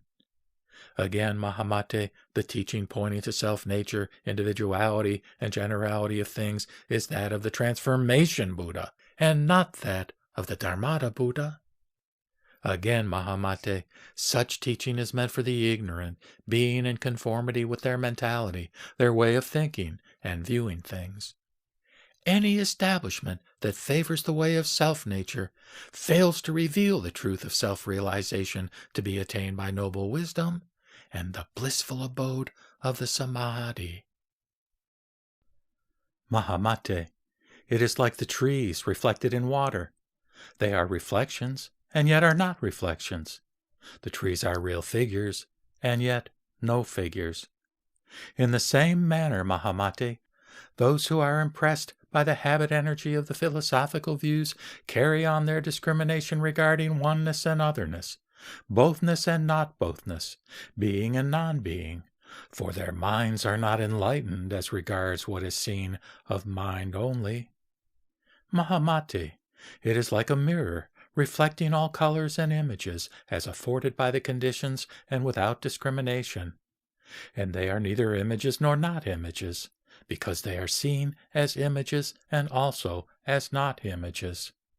And, Mahamati, they are discriminated forms of what is seen of mind itself, which are known to the ignorant as images. In the same manner, Mahamati, oneness and otherness, bothness and not bothness are reflected images of self-mind, while they appear as if real. Mahamate, it is like an echo giving the sound of a human voice, of a river, or of the wind. It is neither existent nor non-existent, because it is heard as a voice and yet is not a voice. In the same way, Mahamati, the notions of being and non-being, oneness and otherness, bothness and not bothness, are the discriminations of self-mind and habit energy. Mahamate, it is like a mirage, which in conjunction with the sun appears with its flowing waves on the earth where there are no grass, shrubs, vines, and trees. They are neither existent nor non-existent, according to the desire for them or its absence. In the same way, Mahamati, the discriminating Vijnana of the ignorant, which is impressed with the habit energy of false imaginations and speculations since beginningless time, is stirred like a mirage, even in the midst of reality revealed by means of noble wisdom, by the waves of birth, subsistence, and destruction, of oneness and otherness, bothness and not bothness, being and not being. Mahamate, it is like Pisaka, who, by means of his spell, makes a corpse or a wooden image throb with life, though it has no power of its own. But here the ignorant cling to the non-existent, imagining them to have the power of movement. In the same way, Mahamati, the ignorant and simple-minded, committing themselves to the erroneous philosophical views, are thoroughly devoted to the ideas of oneness and otherness. But their assertion is not at all well grounded. For this reason, Mahamati, in order to attain the noble reality attainable within yourself, you should cast off the discriminations leading to the notions of birth, abiding, and destruction, of oneness and otherness, bothness and not bothness, being and non-being. Therefore it is said, the skandhas, of which the Vijnana is the fifth, resemble the reflections of the trees in water. They are to be regarded as maya and a dream. They are so by thought construction. Make no discriminations. This triple world resembles a hairnet or water in a mirage which is agitated. It is like a dream, maya, and by thus regarding it, one is emancipated. Like a mirage in the springtime, the mind is found bewildered. Animals imagine water, but there is no reality to it. Thus the Vijnana seed is evolved, and the world comes into view. The ignorant imagine it is born, just like the dim-eyed ones perceive things in the darkness. Since beginningless time, the ignorant are found transmigrating through the paths, enwrapped in their attachment to existence. As a wedge is induced by another wedge, they are led to the abandonment of their wrappage. By regarding the world as always like a magically moving corpse, or a machine, or like a dream, or a lightning, or a cloud, the triple continuation is torn asunder, and one is emancipated. There is here nothing of thought construction. It is like an image in the air. When they thus understand all, there is nothing to know. Here is nothing but thought construction and name. You seek in vain for individual signs. The skandhas are like a hairnet, wherein discrimination goes on. A world of multitudes is a hairnet, a vision, a dream, and the city of the Gandharvas. It is a wheel made by a firebrand, a mirage. It is a non-entity, only an appearance to people. Eternity and non-eternity, oneness too, bothness and not bothness as well. These are discriminated by the ignorant, who are confused in mind and bound up by errors since beginningless time. In a mirror, in water, in an eye, in a vessel, and on a gem, images are seen. But in them there are no images, that is, realities, anywhere to take hold of. Like a mirage in the air, so is a variety of things, mere appearance. They are seen in diversity of forms, but are like a child in a barren woman's dream. Further, Mahamati, the religious teaching of the Tathagatas is free from the four statements. That is, it is devoid of oneness and otherness, of bothness and not bothness, is free from being and not being, assertion and refutation. The religious teaching of the Tathagatas is headed by the Four Noble Truths, the 12-fold chain of origination, and the 8-fold path leading to emancipation. The religious teaching of the Tathagatas, Mahamate, is not fastened to these ideas. Prakriti, Isvara, causelessness, spontaneity, atoms, time, and self-nature. Again, Mahamati, the Tathagatas, leading beings successively forward like the leader of a caravan, in order to purify them from the two hindrances of passion and knowledge, will establish them in the 108 statements of imagelessness, and also in the characteristic distinctions of the vehicles, of the stages of bodhisattvahood, and of the constituents of enlightenment. Further, Mahamati, there are 4 kinds of dhyanas. What are the 4? They are 1. The dhyana practiced by the ignorant. 2. The dhyana devoted to the examination of meaning. 3. The dhyana with tathata, or suchness, for its object. and 4. The dhyana of the Tathagatas. What is meant by the dhyana practiced by the ignorant? It is the one resorted to by the yogins exercising themselves in the discipline of the Shravakas and Pratyeka Buddhas, who, perceiving that there is no ego substance, that things are characterized with individuality and generality, that the body is a shadow and a skeleton which is transient, full of suffering, and is impure, persistently clinging to these notions, which are regarded as just so and not otherwise, and who, starting from them, successively advance until they reach the cessation, where there are no thoughts. This is called the dhyana practiced by the ignorant. Mahamati. What then is the dhyana devoted to the examination of meaning? It is the one practiced by those who, having gone beyond the egolessness of things, individuality and generality, the untenability of such ideas as self, other, and both, which are held by the philosophers, proceed to examine and follow up the meaning of the various aspects of the egolessness of things and the stages of bodhisattvahood. This is the dhyana devoted to the examination of meaning. What, Mahamati, is the dhyana with tathata for its object? When the yogins recognize that the discrimination of the two forms of egolessness is mere imagination, and that where he or she establishes himself in the reality of suchness, there is no rising of discrimination, I call it the dhyana with tathata for its object. What, Mahamate, is the dhyana of the Tathagata? When the yogin, entering upon the stage of Tathagatahood and abiding in the triple bliss which characterizes self-realization attained by noble wisdom, devotes himself for the sake of all beings to the accomplishment of incomprehensible works, I call it the dhyana of the Tathagatas. Therefore it is said, there are the dhyana for the examination of meaning, the dhyana practiced by the ignorant, the dhyana with tathata for its object, and the pure dhyana of the Tathagata.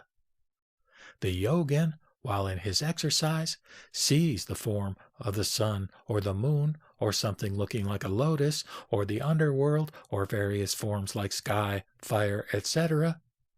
All these appearances lead him or her to the way of the philosophers. They throw him down into the state of Shravakahood, into the realm of the Pratyeka Buddhas. When all these are tossed aside, and there is a state of imagelessness, then a condition in conformity with tathata presents itself, and the Buddhas will come together from their various countries, and with their shining hands will stroke the head of this benefactor. At that time, Mahamati, the Bodhisattva Mahasattva, again said this to the Blessed One. Thou speakest of nirvana, Blessed One. What is meant by this term, nirvana? Replied the Blessed One.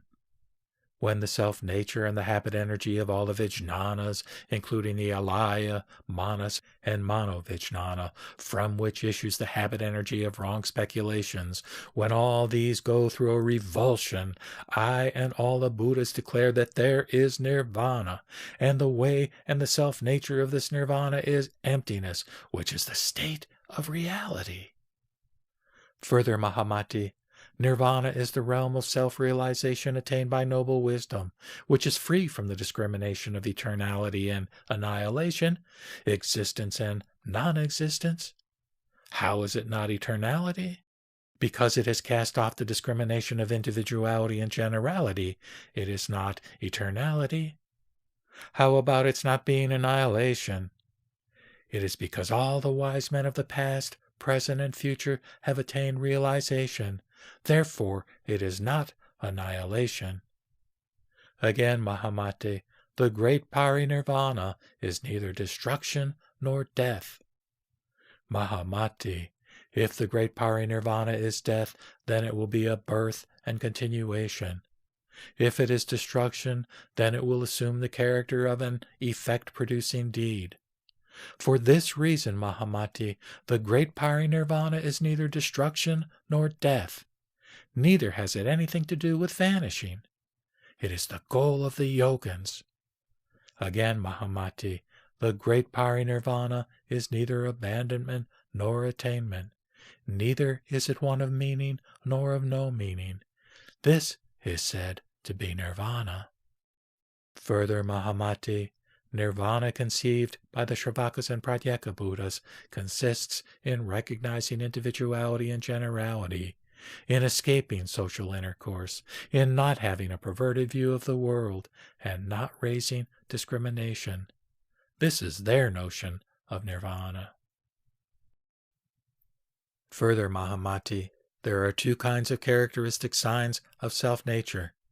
What are these two kinds? They are the attachment to words as having self-nature, and the attachment to objects as having self-nature. The attachment to words as having self-nature, Mahamati, takes place owing to one's clinging to the habit energy of words and false imaginings since beginningless time.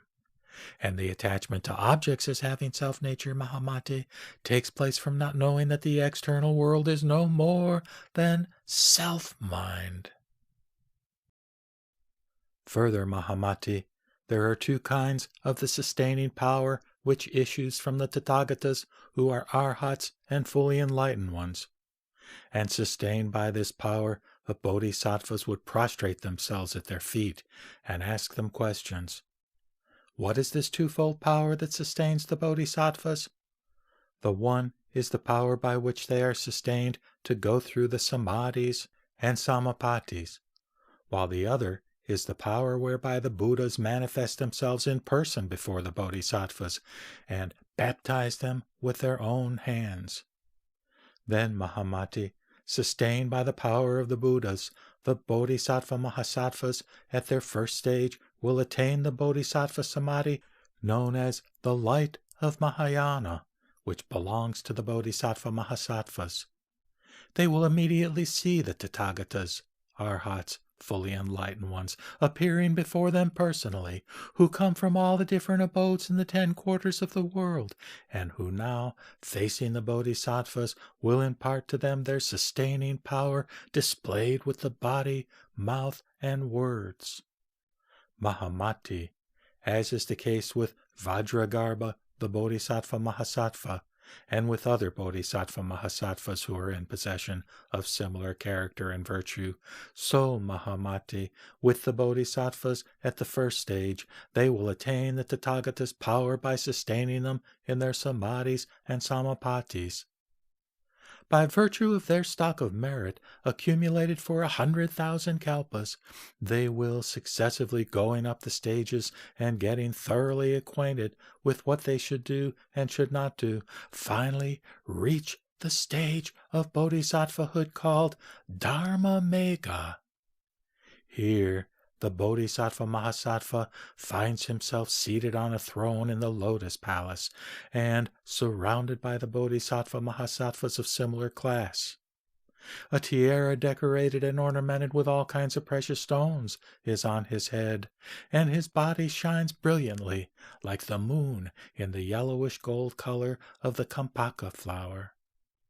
The Buddhas now come from their worlds in the 10 directions, and with their lotus-like hands sprinkle the forehead of the bodhisattva mahasattva, who is seated on the throne in the lotus palace.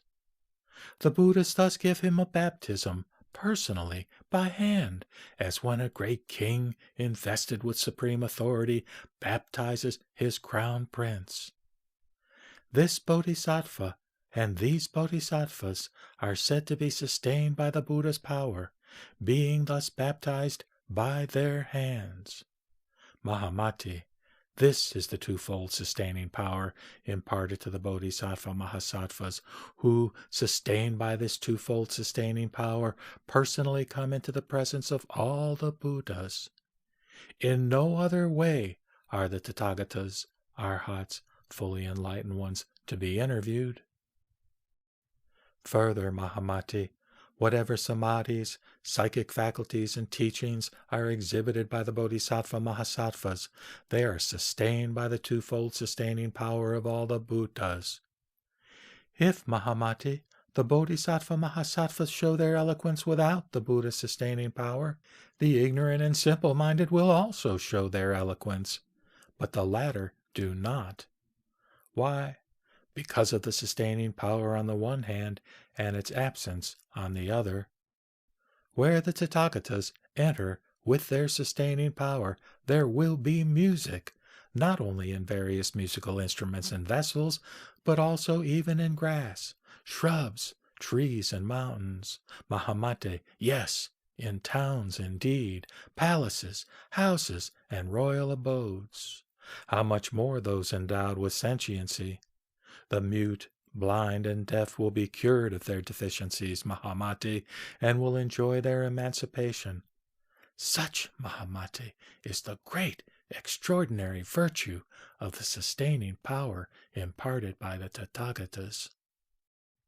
Further, Mahamate, whatever samadhis, psychic faculties, and teachings are exhibited by the Bodhisattva Mahasattvas, they are sustained by the twofold sustaining power of all the Buddhas. If, Mahamate, the Bodhisattva Mahasattvas show their eloquence without the Buddha's sustaining power, the ignorant and simple-minded will also show their eloquence, but the latter do not. Why? Because of the sustaining power on the one hand and its absence on the other. Where the Tathagatas enter with their sustaining power, there will be music, not only in various musical instruments and vessels, but also even in grass, shrubs, trees, and mountains. Mahamate, yes, in towns indeed, palaces, houses, and royal abodes. How much more those endowed with sentiency? The mute, blind, and deaf will be cured of their deficiencies, Mahamate, and will enjoy their emancipation. Such, Mahamate, is the great, extraordinary virtue of the sustaining power imparted by the Tathagatas. Further, Mahamate said, Why is it, Blessed One, that when the Bodhisattva Mahasattvas are established in the Samadhis and Samapatis, and when they are baptized at the most exalted stage, the Tathagatas, Arhats, fully enlightened ones, bestow their sustaining power on them? Replied the Blessed One, It is in order to make them avoid the evil ones, karma, and passions, to keep them away from the dhyana and stages of the Sravakahood, to have them realize the stage of Tathagatahood, and to make them grow in the truth and experience already attained. For this reason, Mahamate, the Tathagatas, Arhats, fully enlightened ones, sustain with their power the Bodhisattva Mahasattvas. If they were not thus sustained, Mahamate, they would fall into the way of thinking and feeling as cherished by the wrong philosophers, Shravakas, or evil ones, and would not attain the highest enlightenment. For this reason, the Bodhisattva Mahasattvas are upheld by the Tathagatas, Arhats, fully enlightened ones. Thus it is said, The sustaining power is purified by the Buddha's vows. In the baptism, samadhis, etc., from the 1st to the 10th stage, the Bodhisattvas are in the embrace of the Buddhas. At that time, again, Mahamate, the Bodhisattva, said thus to the Blessed One, The chain of origination, as told by the Blessed One, depends on a cause producing an effect, and that it is not a theory established on the principle of a self-originating substance. The philosophers also proclaim a causal origination when they say that all things rise conditioned by a supreme spirit, Ishvara, a personal soul, time, or atom. How is it that the rise of all things is explained by the Blessed One in another terminology bearing on causation, but in its meaning not different? Blessed One, the philosophers explain birth from being and non-being, while, according to the Blessed One, all things coming into existence from nothingness pass away by causation. That is to say, the Blessed One has ignorance, from which there rises mental confirmation, until we reach old age and death. This teaching, as explained by the Blessed One, is the doctrine of no causation, and not that of causation. According to the Blessed One, quote, that being so, this is, close quote. If this is simultaneous conditionality and not successive mutuality, it is not right. There, Blessed One, the philosopher's teaching excels and not thine. Why? The cause assumed by the philosophers is not dependent upon the chain of origination and produces effects. But, Blessed One, thy cause has reference to its effect and the effect to its cause, and thus there is an interconnection of causal links, and from this mutuality follows the fault of non-finality. When people talk about, quote, that being so, this is, close quote, there is a state of causelessness. Replied the Blessed One, not so, Mahamate. Mine is not a causeless theory of causation which results in an endless interconnection of causes and conditions. I speak of, quote, that being so, this is, close quote, because of my seeing into the nature of the external world, which is nothing but self-mind, because of its unreality of grasped object and grasping subject. However, Mahamati, when people clinging to the notion of grasped and grasping fail to understand the world as something seen of mind itself, and Mahamate, by them the fault is committed, as they recognize the external world as real, with its beings and non-beings, but not by my theory of causation. Further, Mahamati said, Blessed One, is it not because of the reality of words that all things are? If not for words, Blessed One, there would be no rising of things. Hence, Blessed One, the existence of all things is by reason of the reality of words. Said the Blessed One, even when there are no corresponding objects, there are words, Mahamati. For instance, the hare's horns, the tortoise's hair, a barren woman's child, etc. They are not at all visible in the world, but the words are. Mahamati, they are neither entities nor non-entities, but expressed in words. If, Mahamati, you say that because of the reality of words the objects are, this talk lacks in sense. Words are not known in all the Buddha lands. Words, Mahamati, are an artificial creation. In some Buddha lands, ideas are indicated by looking steadily. In others, by gestures. In still others, by a frown. By the movement of the eyes. By laughing. By yawning. Or by the clearing of the throat. Or by recollection. Or by trembling.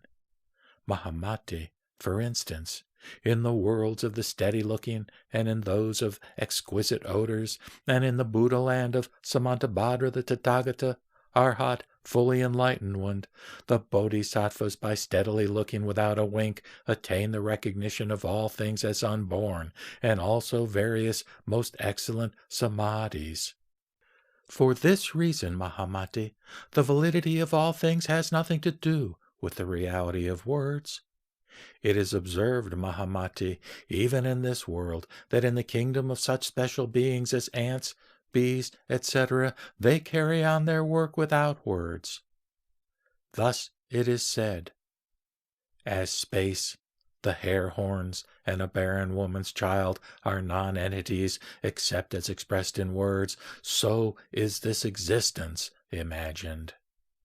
When causes and conditions are in combination, the ignorant imagine the birth of this world.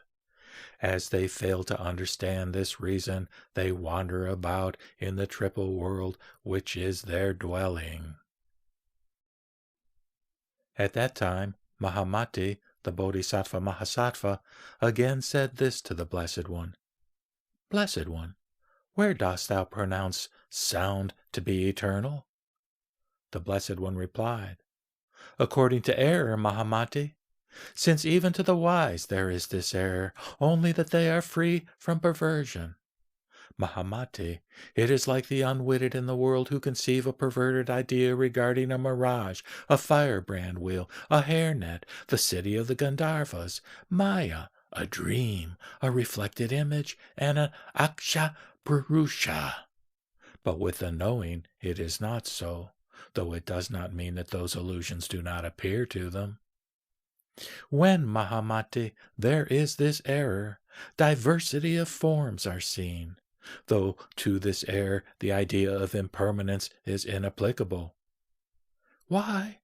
Because it cannot be characterized with the ideas of being and non-being.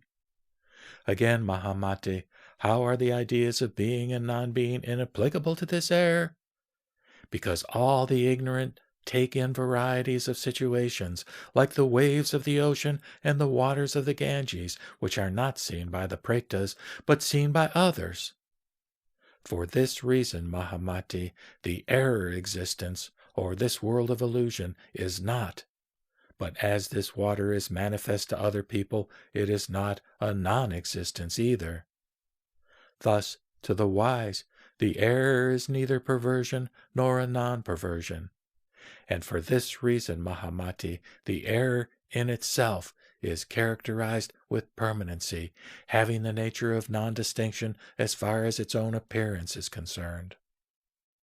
Mahamati, being discriminated as regards its diversified individual signs, the error is perceived as differentiated. Thus, the error, as far as its own nature is concerned, is characterized with permanency. Again, Mahamati, how is the error to be considered reality?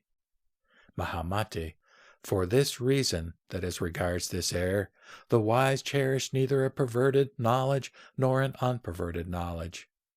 It is such as it is, and not otherwise. In case, Mahamati, the wise should cherish any thought whatever in this error, it goes contrary to the reality attainable by noble wisdom.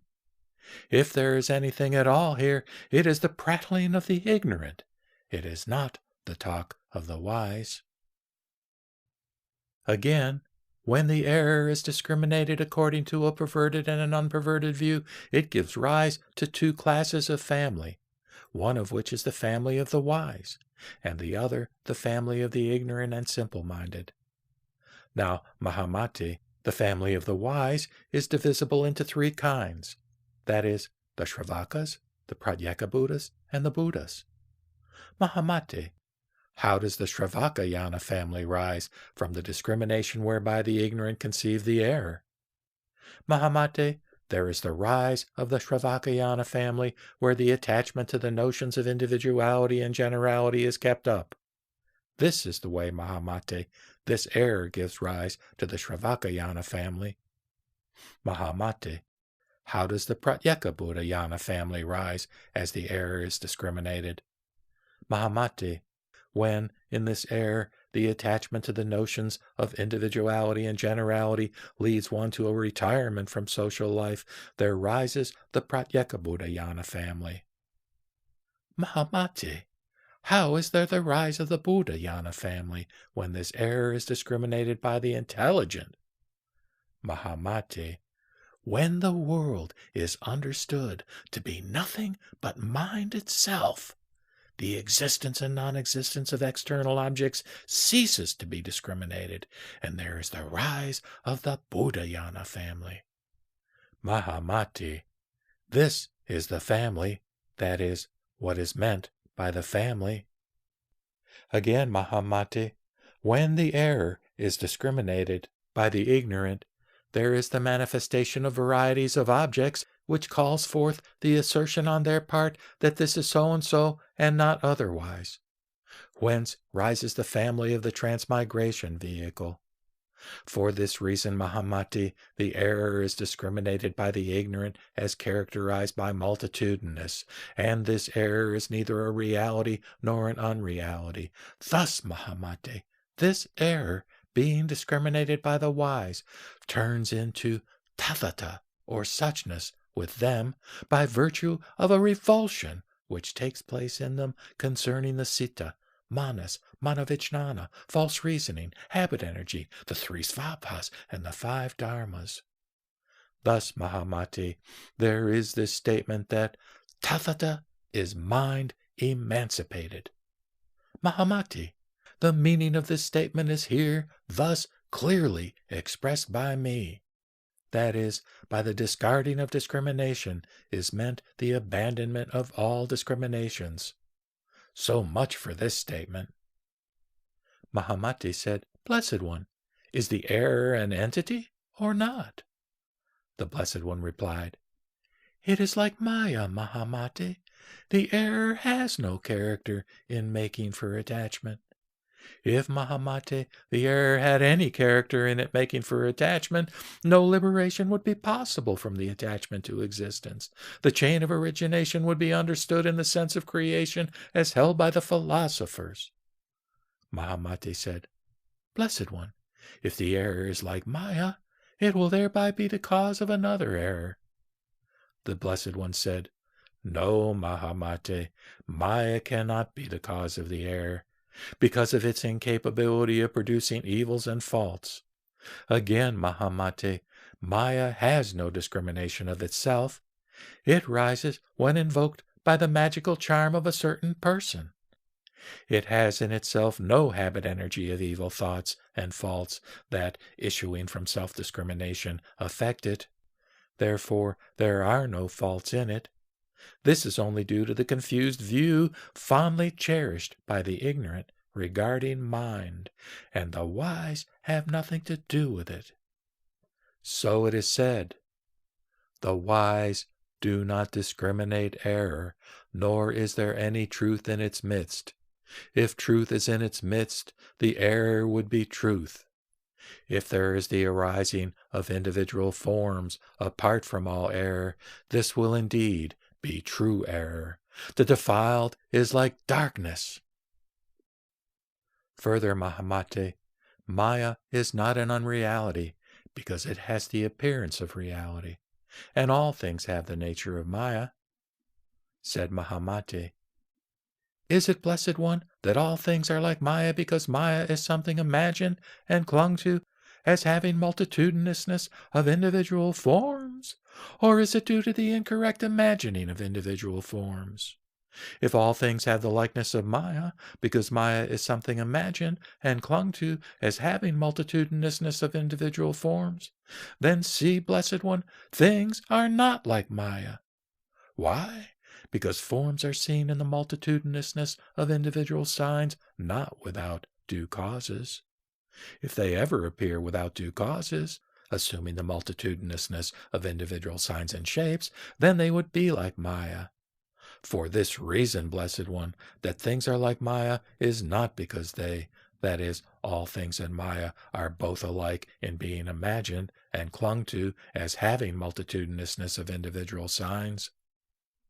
Said the Blessed One, It is not, Mahamate, that all things are like Maya because they are both alike in being imagined and clung to as having multitudinousness of individual signs, but that all things are like Maya because they are unreal, and like a lightning flash, which is seen as quickly disappearing. Mahamate, a lightning appears and disappears in quick succession, and is manifest to the ignorant. In the same way, Mahamate, all things assume individuality and generality according to the discrimination of the mind itself. When the state of imagelessness is recognized, objects which are imagined and clung to as in possession of individual signs cease to assert themselves. Thus it is said, Maya is not without reality because it has something resembling it. The reality of all things is talked of in a similar manner. They are unreal, like a lightning flash, appearing and disappearing quickly, and therefore they are regarded as resembling Maya. Further, Mahamati said, Now, according to the Blessed One, all things are unborn and resemble Maya. But, Blessed One, is there not the fault of contradiction between the previous statement and the latter one? It is asserted by thee that all things are unborn is due to their having the nature of Maya. The Blessed One replied, Mahamati, when all things are asserted to be unborn because of their having the nature of Maya, there is no fault of contradiction between my previous statement and my latter one. Why? Because birth is no birth, when it is recognized that the world that presents itself before us is no more than mind itself. And as to all the external objects of which we state that they are not or are, they are to be seen as non-existent and unborn. And thus, Mahamate, here is no fault of contradiction between my previous statement and my latter one. But Mahamate, in order to cast aside the philosopher's thesis on birth by causation, it is asserted that all things are like Maya and unborn. Mahamate, the philosophers, who are the gathering of the deluded, foster the notion of deriving the birth of all things from that of being and non-being, and fail to regard it as caused by the attachment to the multitudinousness which rises from the discrimination of the mind itself. Mahamate, no fear rises in me by making this statement. In this light, Mahamate, the term unborn is to be understood. Again, Mahamate, the teaching that all things exist is given in order to admit transmigration, to check nihilism, which says nothing is, and to make my disciples accept the doctrine that asserts the reality of karma in various forms and birth in the various worlds. For by admitting the terminology of existence, we admit transmigration. Mahamate, the teaching that all things are characterized with the self-nature of Maya is meant to make the ignorant and simple-minded cast aside the idea of self-nature in anything, as they cherish the thoughts characterized with error, as they do not clearly grasp the meaning of the world, which is no more than the mind itself. They imagine and cling to causation, work, birth, and individual signs. In order to check this, I teach that all things are characterized in their self-nature with the nature of Maya and a dream. Attached to erroneous thoughts, they contradict both themselves and others by not seeing all things as they really and truly are. Mahamate, to see all things as they really and truly are means to realize that there is nothing to be seen but mind itself.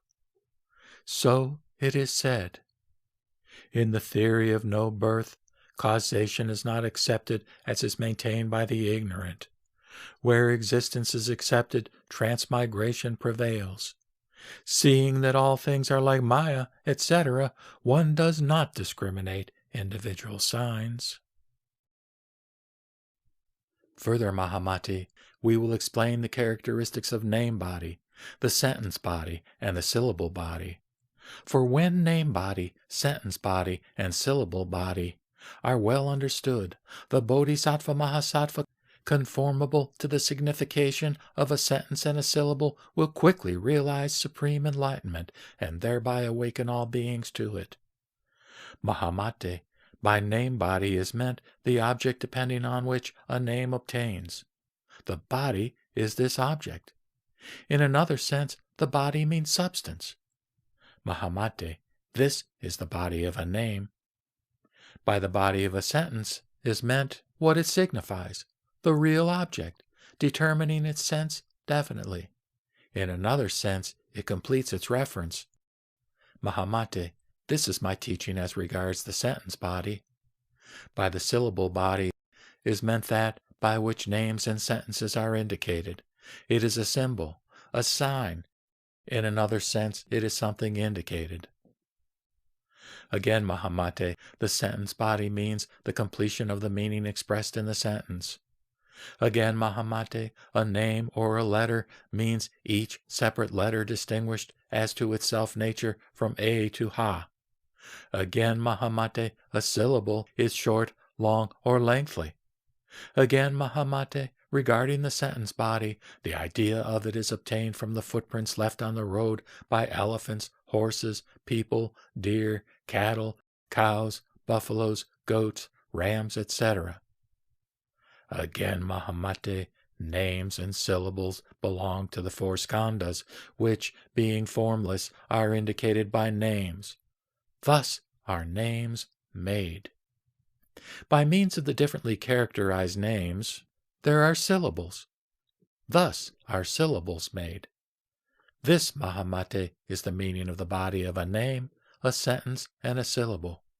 You should endeavor to have a thorough understanding of these terms. It is thus said. Because of the distinction between name, sentence, and syllable, the ignorant and the dull-witted stick to them like the elephant in deep mud. Further, Mahamate, in the time to come, those wrong-headed ones who are inclined to false speculations owing to their deficiency of knowledge concerning truth and cause may be asked by the wise regarding that which is liberated from the dualistic conceptions of things, such as oneness and otherness, bothness and not bothness. And thus asked, they may answer, saying, "It is no question. It is not at all properly put. That is to say, the question, are form, etc., and transiency to be considered one or different?"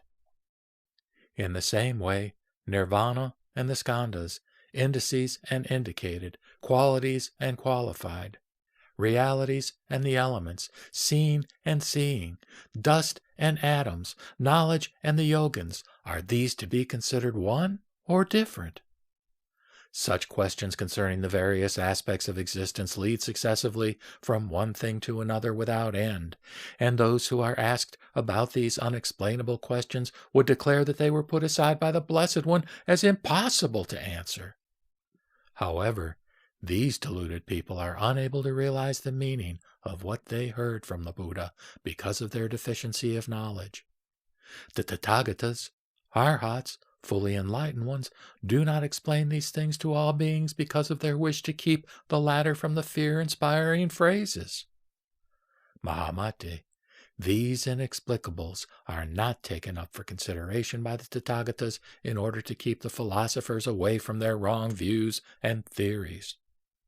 Mahamate, the philosophers may declare thus, "What life is, that is the body," or "Life is one thing, body is another." In these they make inexplicable statements. Mahamate, entirely bewildered by the idea of a creator, the philosophers make an inexplicable statement, but that is not found in my teaching. In my teaching, Mahamate, discrimination does not take place, because I teach to stand above grasped and grasping. How could there be any setting aside here? But Mahamate, to those who are addicted to grasp and grasping, as they do not have a thorough understanding of the world which is no more than what is seen of the mind itself, there is something to be set aside as inexplicable. Mahamate, the Tathagatas, Arhats, fully enlightened ones, teach the Dharma to all beings by means of the four forms of questioning and answering. As to the propositions that are set aside as inexplicable, Mahamate, they are made use of by me on some other occasions for those whose senses are not yet fully matured. But for those of matured senses, there is nothing to set aside. Further, Mahamate, all things being devoid of doing and doer are unborn. As there is no doer, all things are therefore said to be unborn. Mahamate, all things are without self-nature. Why? Because, Mahamate, when they are examined by self-knowledge, there are no such signs obtainable which characterize them with individuality and generality. Therefore, all things are said to have no self-nature. Again, Mahamate, in all things there is no taking birth, no going out. Why? Because, Mahamate, the signs of individuality and generality are seen as existing, and yet they are non-existent. They are seen as going out, and yet they do not go out. For this reason, Mahamate, all things are neither taking birth, nor are they going out. Again, Mahamate, all things are never annihilated. Why? For this reason, that the individual signs that make up the self-nature of things are non-existent, and all things are beyond reach. Therefore, all things are said never to be annihilated. Again, Mahamate, all things are not eternal. Why? Because the rising of individual signs is characterized with non-eternality. Therefore, all things are said not to be eternal. Again, Mahamate, all things are eternal. Why? because the rising of individual signs is no rising and is non-existent, and all things are eternal because of their non-eternality. Therefore, Mahamate, all things are said to be eternal.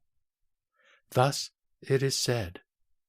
The four kinds of explanation are direct statement, questioning, discernment, and setting aside, whereby the philosophers are kept away. The Sankha and the Vaiseshika philosophers teach birth from a being or from a non-being. All that are proclaimed by them are the inexplicables. When the self-nature of all things is examined by knowledge, it is beyond reach. Therefore, they are without self-nature and unattainable. At that time, Mahamati, the Bodhisattva Mahasattva, again said this to the Blessed One. Pray tell me, Blessed One, regarding the stream-entered and their special attainment which characterizes the state of the stream-entered, whereby I and other Bodhisattva Mahasattvas, thoroughly becoming acquainted with the stream-entered and their special attainment characterizing the state of the stream-entered, will proceed to know the means and conduct which characterizes the state of the once returning, never returning, and arhatship. And they will then explain the Dharma to all beings in this manner. Having understood the twofold form of egolessness, and having cleansed themselves of the twofold hindrance, they will by degrees go through the stages of bodhisattvahood, each of which has its own characteristics, and attaining to Tathagatahood, whose spiritual realm is beyond conceivability, they will be like a multicolored gem, and will accomplish what is good for the lives of all beings, providing them with every teaching, condition, deportment, body, and enjoyment. Replied the Blessed One, Listen well, Mahamati, and take well to heart. I will tell you. Mahamate, the Bodhisattva Mahasattva, answered him and said, Very well, Blessed One. The Blessed One then said this, Mahamati, in the fruit attained by the Shravakas, 3 kinds are distinguishable. What are the 3? They are graded, Mahamati, low, middle, and the highest. The low ones will be reborn 7 times when their existence will come to an end. The middling will attain nirvana in 3 or 5 births. The highest will attain nirvana in this birth. Mahamati, for these 3 classes of the stream entered, there are 3 kinds of knots, weak, middling, and strong. What are these 3 knots, Mahamati? They are 1, the view of an individual personality, 2, doubt, and 3, the holding on to moral practices. Mahamati, when all these 3 knots are in succession promoted to the higher stage, there will be the attainment of arhatship. Mahamati, there are 2 kinds of the view of an individual personality. That is, 1, the inborn one, and 2, the one due to the false imagination. It is like the relation between the relativity view and the false imagination of the 3 svabhavas.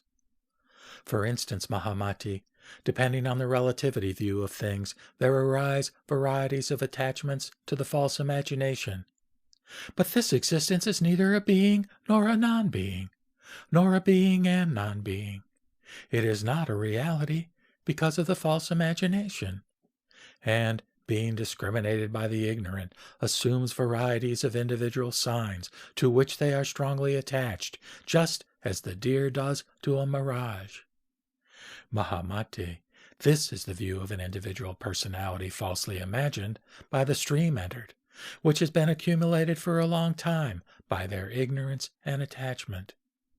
This is destroyed when the egolessness of a person is attained, by which the clinging ceases.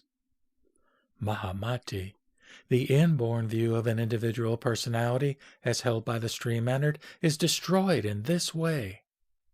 When this body, which belongs equally to each of us, is concerned, it is perceived that it consists of form and the other 4 skandhas, that form takes its rise from the elements and their belongings, that the elements are mutually conditioning, and that hence there is no aggregate known as form.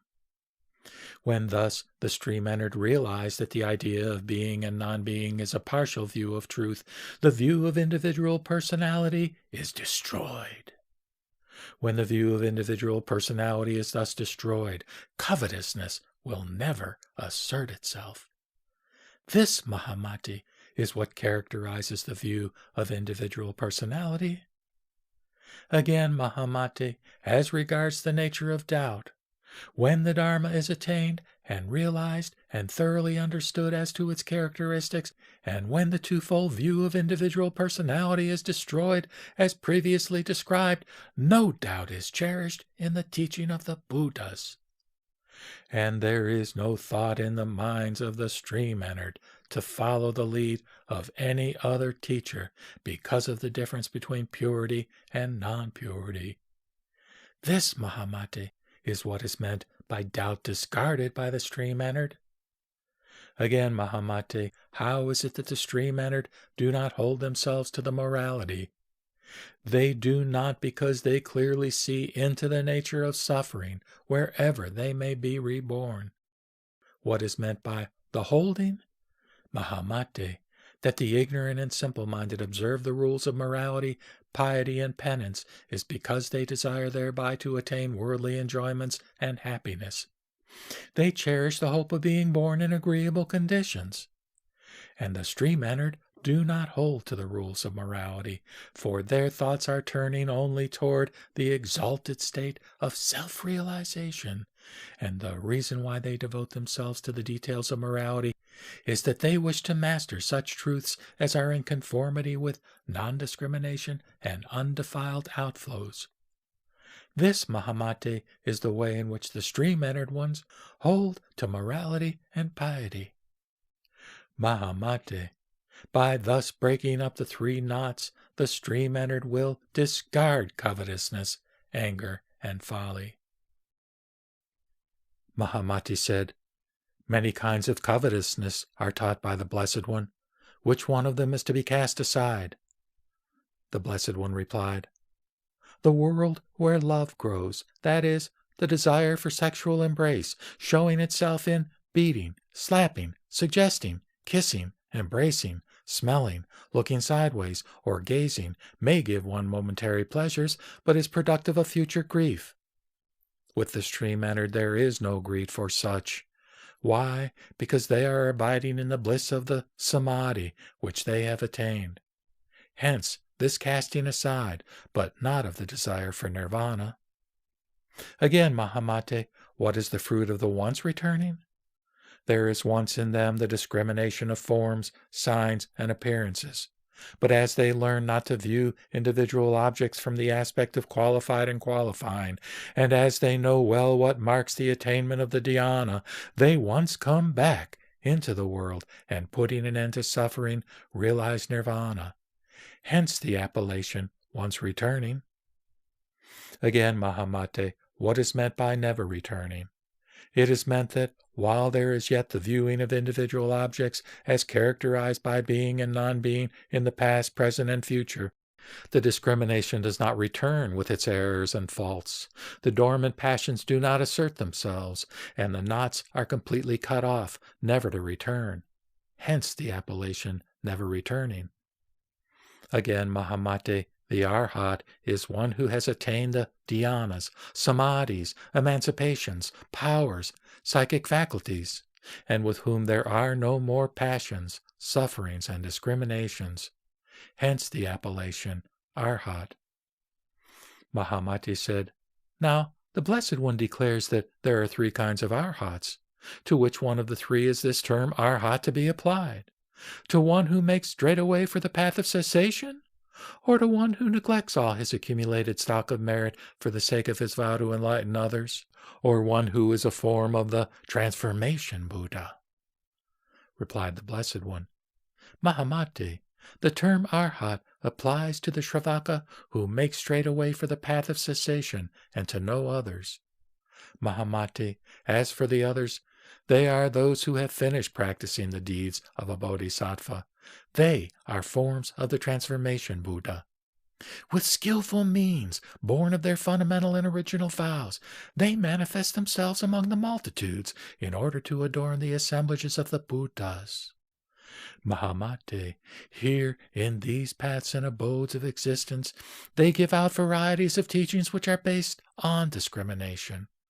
That is to say, as they are above such things as the attainment of the fruit, the dhyanas, the dhyana practitioners or subjects for meditation, and as they know that this world is no more than that which is seen of the mind itself, they discourse on the fruit attained for the sake of all beings. Further, Mahamate, if the stream-entered should think, "These are the fetters, but I am disengaged from them," they commit a double fault. They still hold to the views of the ego, and they have not yet freed themselves from the fetters. Further, Mahamati, in order to go beyond the dhyanas, the immeasurables, and the formless world, the signs of the visible world, which is mind itself, should be discarded. The samapati leading to the extinction of thought and sensation does not enable one to transcend the world of particulars, for there is nothing but mind. So it is said, the dhyanas, the immeasurables, the formless, the samadhis, and the complete extinction of thought, these do not exist where the mind alone is. The fruit of the stream entered, and that of the once returning, and that of the never returning, and arhatship, these are the bewildered states of mind. The dhyana practicer, the dhyana, the subject for it, the destruction, the seeing of the truth, these are no more than discriminations. When this is recognized, there is emancipation. Further, Mahamati, there are two kinds of intellect, the intellect as an examining function, and the intellect which functions in connection with the attachment to ideas of discrimination.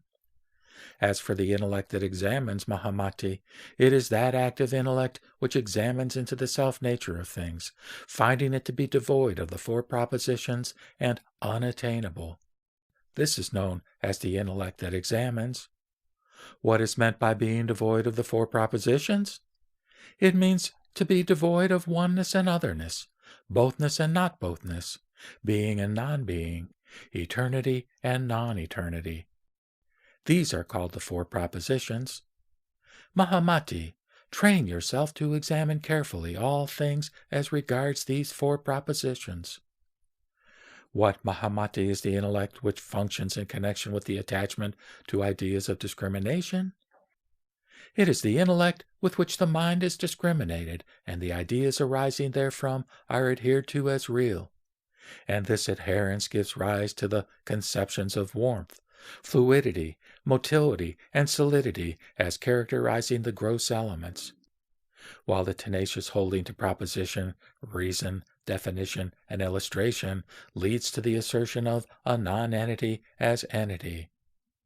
This is called the intellect that functions in connection with the attachment to ideas of discrimination. This, Mahamati, is what characterizes the two kinds of intellect, in accordance with which the bodhisattvas, thoroughly mastering the signs of egolessness of persons and things, and, by means of knowledge of imagelessness, becoming conversant with the stage of examination and practice, will attain the first stage of bodhisattvahood, and acquire 100 dhyanas. Attaining the excellent samadhis, they will see 100 Buddhas and bodhisattvas. They will enter into 100 kalpas that were prior to the present, and also those that will follow the present. They will illuminate 100 Buddha lands, and, illuminating 100 Buddha lands, they will understand the signs belonging to the higher stages. And by virtue of the most exalted vows, they will manifest wonderful powers. They will be baptized by the Buddhas when they reach the stage of Dharma Mega, or Law Cloud, and, realizing the inmost realm of the Tathagatas, they will be provided with things which are closely connected with the 10 inexhaustible vows. And, in order to bring all beings into maturity, they will shine out in various forms with the rays of transformation. They will be quite absorbed in the bliss of self-realization. Further, Mahamati, The Bodhisattva Mahasattvas are to be well acquainted with the primary and the secondary elements. How do the Bodhisattvas know the primary and secondary elements? Mahamati, the Bodhisattva Mahasattvas are to know this, that the truth is that the primary elements have never come into existence, and that, Mahamati, these elements are unborn. Thus understood, there is nothing in the world but what is discriminated by our imagination. When it is recognized that the visible world is no more than mind itself, external objects cease to be realities, and there is nothing but what is discriminated by the mind and perceived as external.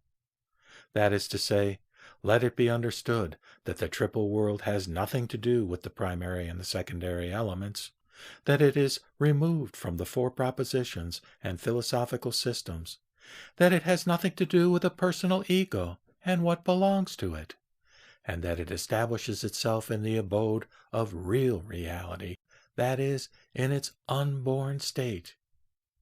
Mahamati, what is meant by the elements derived from the primary elements?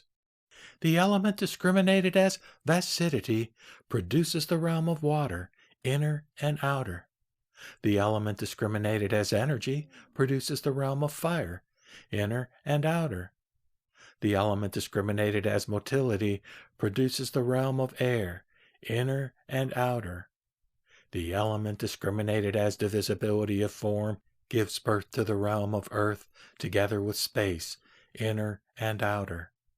Because of the attachment to the incorrect truths, there is the aggregation of the five skandhas, giving rise to the elements primary and secondary. Again, Mahamati, the Vijnana has its cause in our attachment to and the desire for the multitudinous of statements and objective fields, and it continues to evolve in another path of existence. Mahamati, the secondary elements, such as earth, etc., are said to have their cause in the primary elements, which, however, are non-existent. Because, Mahamati, of things endowed with being, characteristics, marks, perceivableness, abode, and work, one can say that they are born of the combination of various effect-producing elements, but not of things which are devoid of characteristic marks. For this reason, Mahamati, the elements primary and secondary are the discriminations of the philosophers, and not mine. Further, Mahamati, I will explain what characterizes the self-nature of the skandhas. Mahamati, what are the five skandhas? They are form, sensation, thought, confirmation, and consciousness. Mahamati, four of these have no material forms: sensation, thought, confirmation, and consciousness. Form, Mahamati, belongs to what is made of the four primary elements, and these elements differ from one another in their individual signs. But the four skandhas that are without form cannot be reckoned as four. They are like space. For instance, Mahamati, space cannot be numbered, and it is due to our discrimination that it is designated as such. In the same way, Mahamati, the skandhas that are beyond calculability, as they have no number marks, are not to be predicated as existing and non-existing, and are beyond the four propositions. But to the ignorant they are described as subject to numeration, but not so to the wise. Again, Mahamati, by the wise, the five skandhas are regarded as thought constructions, devoid of dualistics, such as otherness and not otherness, for they are like varieties of forms and objects in a vision, like images and persons in a dream. As they have no better substance for their support, and as they obstruct the passage of noble wisdom, there is what is known as the skandha discrimination. This, Mahamati, is what characterizes the self-nature of the skandhas. This discrimination must be discarded by you, and having discarded this, you should declare the truth of solitude. Keeping back the views held by the philosophers, the truth of solitude is to be announced in all the Buddha assemblies, Mahamati, and thereby the teaching of the egolessness of things is purified, and you will enter upon the stage of far-going, or Duram Gama. Entering upon the stage of Durangama, you will become the master of many samadhis, and, attaining the will body, you will realize the samadhi known as Mayopama, or Maya-like. Thoroughly conversant with the powers, psychic faculties, and self-control, you will be the supporter of all beings, like the earth. Mahamati, as the great earth is the supporter of all beings, so is the Bodhisattva Mahasattva the supporter of all beings. Further, Mahamati, there are 4 kinds of nirvana. What are the 4? They are 1.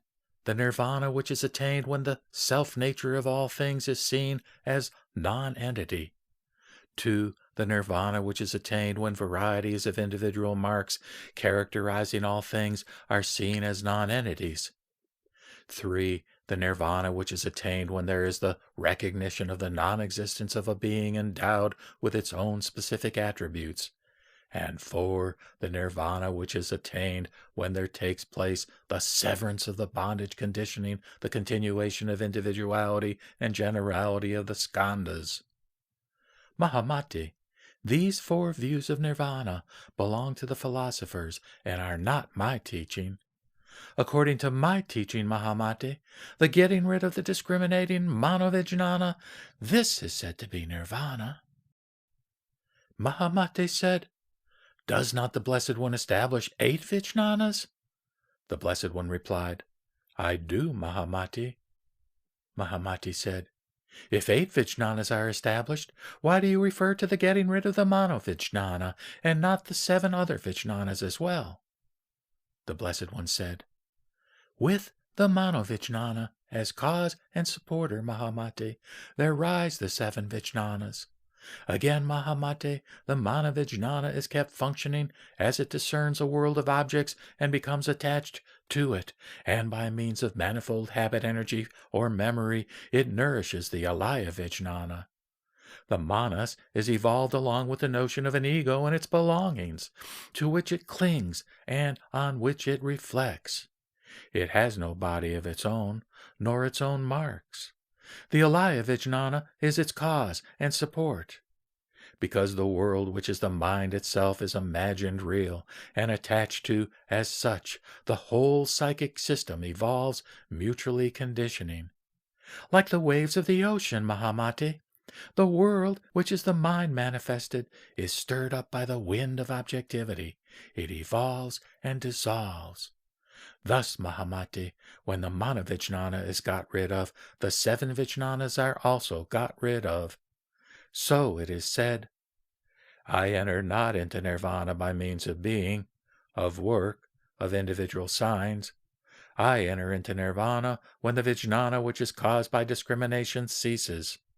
With it, that is, the manovijnana, for its cause and support, the manas secures its use.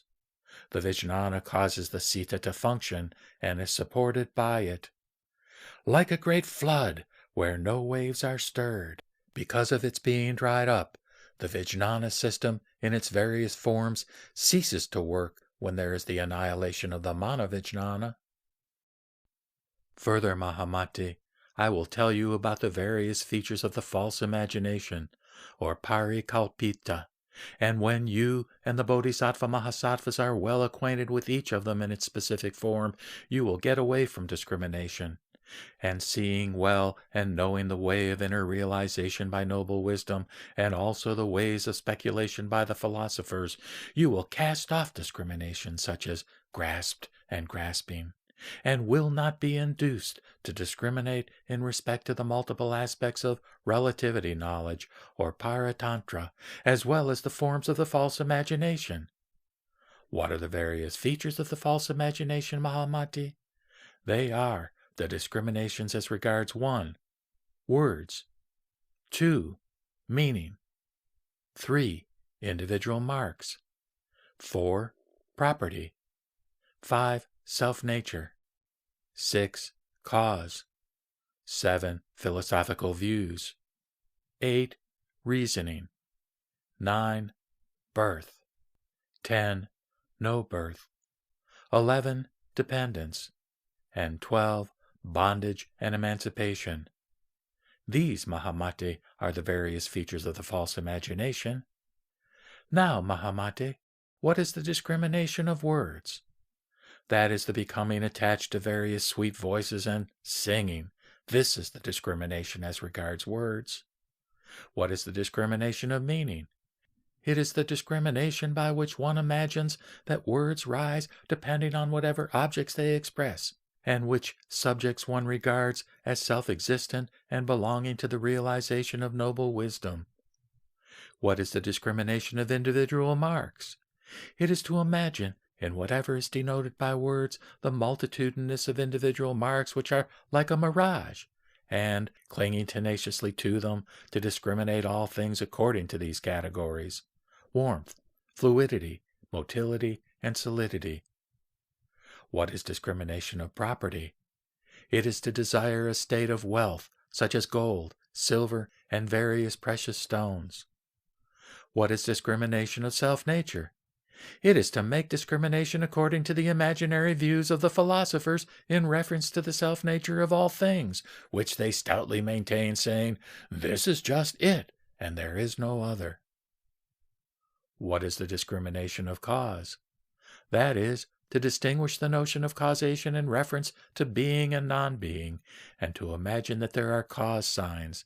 This is the discrimination of cause. What is the discrimination of philosophical views?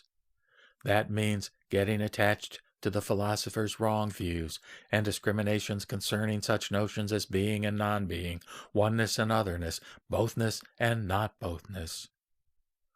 What is the discrimination of reasoning? It means the teaching whose reasoning is based on the grasping of the notion of an ego substance and what belongs to it. What is the discrimination of birth?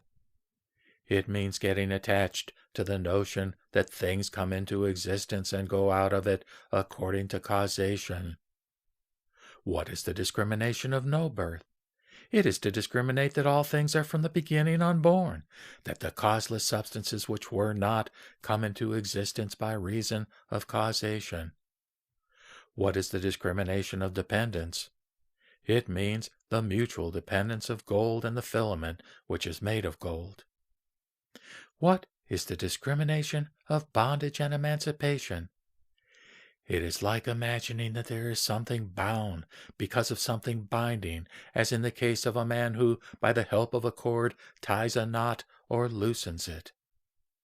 These, Mahamati, are the various features of the false imagination to which all the ignorant and simple-minded ones cling, imagining that things are or are not. Those attached to the notion of relativity are attached to the notion of multitudinous of things rising from the false imagination. It is like seeing varieties of objects depending on Maya, but these varieties thus revealing themselves are discriminated by the ignorant as something other than Maya itself, according to their way of thinking.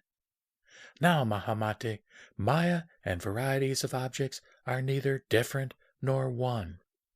If they were different, varieties of objects would not have Maya for their cause. If Maya were one with varieties of objects, there would be no distinction between the two. But, as there is the distinction, these two, Maya and varieties of objects, are neither one nor different. For this reason, you and the Bodhisattva Mahasattvas should never give yourselves up to the notion of being and non-being. So it is said, the citta is bound up with the objective world. The intellect's function is to speculate. And in the excellent state of imagelessness, there is the evolving of transcendental wisdom, or prajna. According to the false imagination, self-substance is, but from the point of view of relativity, or paratantra, it is not. Owing to perversion, what is discriminated is grasped as real. In the relativity, there is no discrimination. Multitudinous of differentiations is imagined as real by the ignorant, but being like Maya, they obtain not. Varieties of individual forms are discriminated as such, but they really do not obtain. To imagine individual forms is wrong. It puts one in bondage. they are born of mind due to the false imagination of the ignorant. Based on the relativity, they are discriminated. The existence thus subjected to discrimination is no other than its relativity aspect. The false imagination is of various forms. Based on the relativity, discrimination is carried on. Conventional truth and ultimate truth. If there be a third, non-entity is its cause. The false imagination belongs to the conventional. When it is cut asunder, there is the realm of the wise. As to the yogins, there is one reality which reveals itself as multiplicity, and yet there is no multiplicity in it. So is the nature of the false imagination. As by the dim-eyed a variety of objects is seen and imagined, while the dimness itself is neither a form nor a no form, so is the relativity discriminated by the unknowing ones. As is pure gold, water free from dirt, the sky without a cloud, so is the mind pure when detached from the false imagination. Falsely imagined existence is not, but from the relativity point of view it is. Assertion and refutations are destroyed when one is freed from the imagination. If the relativity aspect of existence is, while the imagination is not, this means that there is a being apart from being, and that a being is born of a non-being. Depending on the false imagination, there obtains the relativity aspect of existence. From the conjunction of form and name, there arises false imagination. False imagination can never be perfect knowledge. It is not productive of anything else but itself. Then one knows what is meant by ultimate truth, whose self-nature is purity. There are 10 kinds of false imagination and 6 kinds of relativity. In the knowledge of tathata, innerly attained, there is no differentiation. Truth consists in knowing the 5 dharmas and also the 3 svabhavas. When the yogin thus comprehends the truth, he does not transgress tathata. According to the form of relativity, there are those names that belong to false imagination, and the various aspects of false imagination arise from relativity. When well pondered with intelligence, there is neither relativity nor false imagination. Where perfect knowledge is, there is nothing dualistically existent. For how, with intelligence, can discrimination take place? Where perfect knowledge is, the existent cannot be qualified with being and non-being. In what cannot be qualified with being and non-being, how can there be these 2 svabhavas? Because of false imagination, the 2 svabhavas are established. Where there is false imagination, multitudinous of things is recognized, which, being purified, the spiritual condition of the wise obtains.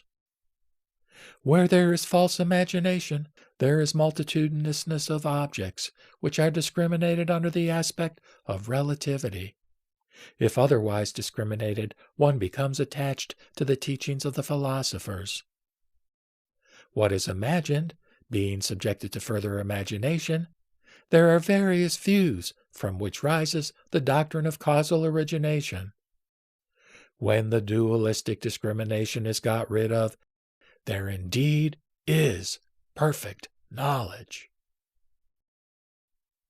Further, Mahamati said, "Pray tell me, Blessed One, about the one vehicle that characterizes the inner realization of noble wisdom, whereby, Blessed One, I and other Bodhisattva Mahasattvas, becoming conversant with the one vehicle which marks the inner attainment of noble wisdom, may be established without depending on anybody else in the teaching of the Buddha." Said the Blessed One, "Then, Mahamati, listen well and reflect within yourself as I tell you." Mahamati the Bodhisattva said, "Yes, I will, Blessed One," and gave ear to the Blessed One. Thereupon the Blessed One said, In accordance with the authoritative teachings in which there are no discriminations, Mahamate, let the Bodhisattva Mahasattva retire by himself to a quiet, secluded place, where he may reflect within himself, not relying on anybody else, but by means of his own inner intelligence, in order to discard erroneous views and discriminations, make successive advances, and exert himself to finally enter upon the stage of the Tathagatahood. This, Mahamati, is the characteristic feature of the inner realization to be gained by means of noble wisdom. What characterizes the way of the one vehicle? I call it the one vehicle because thereby one recognizes and realizes the path leading to the one vehicle. How is this path of the one vehicle to be recognized and realized? The recognition of the one vehicle is obtained when there is no arising of discrimination by doing away with the notion of grasped and grasping and by abiding in the reality of suchness. Mahamate, this recognition of the one vehicle, except by the Tathagata himself, has never been obtained before by anybody else. The philosophers, Shravakas, Pratyeka Buddhas, Brahmins, etc. For this reason, Mahamate, this is known as the one vehicle. Mahamati said, For what reason is it that the Blessed One speaks of the triple vehicle and not of the one vehicle? The Blessed One replied, Because there is no teaching whereby the Shravakas and Pratyeka Buddhas can realize nirvana by themselves. I do not speak of the one vehicle. Thus, Mahamati, the Shravakas and Pratyeka Buddhas are disciplined, segregated, and trained in meditation according to the discourse of the Tathagata, whereby they are led to emancipation, and not by themselves. Further, Mahamate, as they have not yet destroyed the habit energy or memory of karma and the hindrance of knowledge, all the Shravakas and Pratyeka Buddhas are unable to realize the egolessness of things and have not attained the inconceivable transformation death. I preach to the Shravakas and Pratyeka Buddhas the triple vehicle, and not the one vehicle. When, Mahamati, destroying all the evil habit energy, they realize the egolessness of things, they who are now free from the evil habit energy will not be intoxicated by the samadhis and will be awakened into the realm of the no evil outflows. Now being taken into a superworld, which is the realm of no evil outflows, they will gather up all the material for the attainment of the Dharmakaya, which is of sovereign power and beyond conception. So it is said, the Deva vehicle, the Brahma vehicle, the Shravaka vehicle, the Pratyeka Buddha vehicle, and the Tathagata vehicle, of these I speak. So long as there is a mind making conscious efforts, there can be no culmination as regards the various vehicles. When a revulsion takes place in the mind, there is neither a vehicle nor one who rides on it. There is really no establishment of various vehicles, and so I speak of the one vehicle. But in order to carry the ignorant, I talk of a variety of vehicles. There are 3 emancipations, and in all things there is no ego substance. Knowledge and passions are of the same nature. When one is emancipated, they are discarded. Like a piece of wood, floating on the waves of the ocean, the Shravaka obsessed with individual marks is driven along the stream of existence. Though disengaged from the actively functioning passions, they, the Shravakas, are still bound up with the habit energy of the passions. Intoxicated with the liquor of the samadhi, they still have their abode in the realm of outflows. In this there is no course of finality, nor retrogression either. Losing himself in the attainment of the samadhi body, he is not at all awakened, even to the end of kalpas. Like unto the drunkard, who, being awakened from his intoxication, regains his intelligence, the Shravakas will have the realization of the Buddha's truth, which is his own body. Here ends the 2nd chapter, known as the collection of all the dharmas, taken from the Laṅkāvatāra of 36,000 slokas. At that time again, Mahamati, the Bodhisattva Mahasattva, said this to the Blessed One. Tell me, Blessed One, tell me, Sugata. mention is made in the canonical books of the Blessed One's being subject neither to birth nor to destruction. And it is declared by you that this being subject neither to birth nor to destruction is an epithet of the Tathagata. Now, Blessed One, by this being subject neither to birth nor to destruction is a non-entity meant. And is it another name for the Tathagata, as is declared by the Blessed One? It is taught by the Blessed One that all things are subject neither to birth nor to destruction, because they are not to be seen in the dualistic aspect of being and non-being. If all things are unborn, Blessed One, no one can take hold of anything, because nothing has ever been born. And if that is another name of something, what can this something be, Blessed One? The Blessed One said, Then, Mahamate, listen well and reflect well within yourself. I will tell you. Certainly, Blessed One, said Mahamati the Bodhisattva Mahasattva, and gave ear to the Blessed One. The Blessed One said this to him, Mahamate, the Tathagata is not a non-entity, nor is he to be conceived as all things are, as neither born nor disappearing, nor is he to look around for causation in order to appear before others, nor is he without signification. I refer to him as unborn. Nevertheless, Mahamati, there is another name for the Tathagata when his Dharmakaya assumes a will body. This is what goes beyond the comprehension of the philosophers, Shravakas, Pratyeka Buddhas, and those bodhisattvas still abiding in the seventh stage. The unborn Mahamate is synonymous with the Tathagata. For instance, Mahamate, Indra is sometimes known as Sakra, sometimes as Purandara. Hand is Hasta, Kara, Pani. The body is Tanu, Deha, Sarira. The earth is Prithivi, Bhumi, Vasundhara. The sky is Ka, Akasa, Gajana. All these objects, each in its way, are designated with many names, synonymously used and discriminated. But on account of these different names, different objects are not to be imagined, nor are they without their self-nature. The same Mahamate can be said of myself, for I come within the range of hearing of ignorant people in this world of patience under many names, amounting to 100,000 times 3 asamkayayas, and they address me by these names, not knowing that they are all other names of the Tathagata. Of these, Mahamate, some recognize me as the Tathagata, some as the self-existent one, some as leader, as Vinayaka or remover, as Parinayaka or guide, as Buddha, as Rishi or ascetic, as Bull King, as Brahma, as Vishnu, as Isvara, as original source or Pradhana, as Kapila, as Bhutana or end of reality, as Arishta, as Namina, as Soma or moon, as the sun, as Rama, as Vyasa, as Sukha, as Indra, as Balin, as Varuna, as is known to some, while others recognize me as one who is never born and never passes away,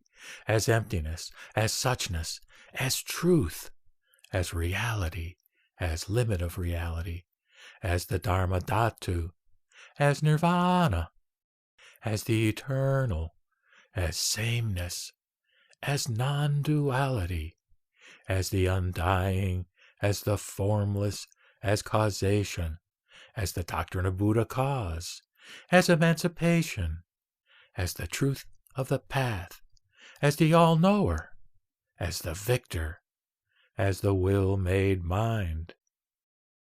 Mahamati, thus in full possession of the 100,000 times 3 asamkhayas of appellations, neither more nor less, in this world and in other worlds, I am known to the peoples, like the moon in water, which is neither in it nor out of it.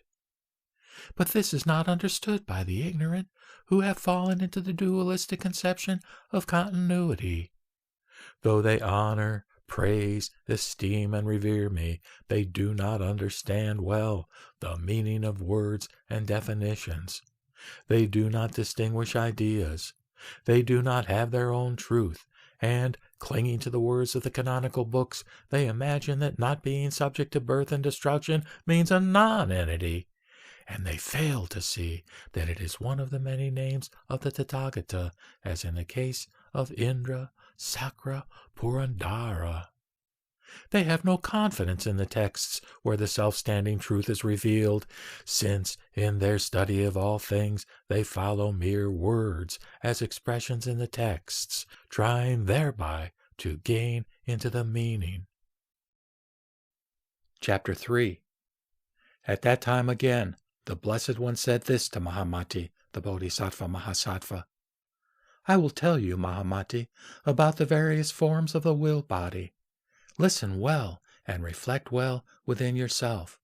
I will tell you. Mahamati, the Bodhisattva Mahasattva, said, I will, Blessed One, and gave ear to the Blessed One. The Blessed One then said this. There are 3 kinds of will body, Mahamati. What are the 3? They are 1. The will body obtained in the enjoyment of the samadhi. 2. The will body obtained by recognizing the self-nature of the Dharma. And 3. The will body which is assumed by a bodhisattva according to the class of beings to be saved, and which perfects and achieves without a thought of its own achievement. By realizing the higher stages successively, after the first is attained, the yogin will experience them all. Now, Mahamati, what is the will body attained in the enjoyment of the samadhi? It is this. When the yogin, in the 3rd, 4th, 5th stages, removes the various discriminations going on in his mind and is at rest, the waves of consciousness are no more stirred in the mind ocean, and the vijnana functions are quieted, the bliss of which is enjoyed by him. And when he thus recognizes the non-existence of the external world, which is no more than his own mind, he is said to have the will body. What is the will body obtained by recognizing the self-nature of the Dharma? When the yogin of the 8th stage has a thoroughgoing penetration into the nature of things, which is like Maya and not image-producing, he experiences a revulsion at the seat of consciousness and obtains the samadhi known as Maya-like and other samadhis. By entering upon the samadhis, he gains a body which exhibits various powers of self-mastery and supernatural activity, which moves according to his wish as quickly as a flower opens up, which resembles Maya, a dream, and a reflected image, and which is not a product of the elements, but has something analogous to what is produced of the elements, which is furnished with all the differences appearing to the world of forms, and yet is able to follow up all the assemblages in the Buddha lands. This is the body which has a thoroughgoing knowledge of the self-nature of the Dharma, and for this reason is called will body. Now, what is the will body which is born in accordance with class, and which perfects and achieves? When the yogin is thoroughly conversant with all the characteristics of self-realization and its bliss which pervades the teachings of the Buddha, he or she is said to have the body which is will-made, born with the class, perfecting and achieving. Mahamati, you should exert yourself in order to have a thoroughly penetrating knowledge of these 3 marks of the will body. So it is said, my Mahayana is neither a vehicle, nor a sound, nor words. It is neither the truth, nor emancipation, nor the realm of imagelessness. Yet the Mahayana is a vehicle on which the samadhis are carried, leading to various creative activities. The several forms of the will body are adorned with the flowers of the sovereign will. At that time, again, Mahamati the Bodhisattva said this to the Blessed One. The 5 immediacies are preached by the Blessed One. And what are these 5, Blessed One, which being committed by a son or daughter of good family cause them to fall into the Avici hell? The Blessed One replied, Then, Mahamati, listen well and reflect, for I will tell you. Mahamati, the Bodhisattva Mahasattva, said, Certainly, Blessed One, and gave ear to the Blessed One. The Blessed One said thus to him, What are the 5 immediacies? They are 1, the murdering of the mother, 2, of the father, 3, of the arhat, 4, the breaking up of the brotherhood, and 5, causing the body of the Tathagata to bleed from malice. Now what is meant by the mother of all beings? It is desire, which is procreative, going together with joy and anger, and upholding all with motherliness. Ignorance representing fatherhood brings about one's rebirth in the 6 villages of the sense world. When there takes place a complete destruction of both roots, fatherhood and motherhood, it is said that mother and father are murdered. When there is a complete extermination of the subordinate group of passions, such as anger, etc., which are like an enemy, a venomous rat, the murdering of the arhat is said to take place. What is meant by the breaking up of the brotherhood? When there is a complete fundamental breaking up of the combination of the skandhas, whose characteristic mark is a state of mutual dependence among dissimilarities, it is said that the brotherhood is split up. Mahamati, when the body of the 8 vijnanas, which erroneously recognizes individuality and generality as being outside the mind, which is seen by the ignorant in the form of an external world, is completely extirpated by means of faulty discriminations, that is, by means of the triple emancipation and the non-outflows, and when thus the faulty mentality of the Vijnana Buddha is made to bleed, it is known as an immediacy deed.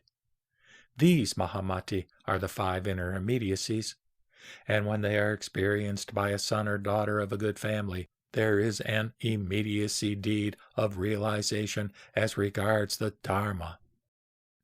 Further, Mahamati, there are 5 external immediacies, which I will point out to you, in order that you and other bodhisattvas in the future may thereby be saved from ignorance. What are these 5?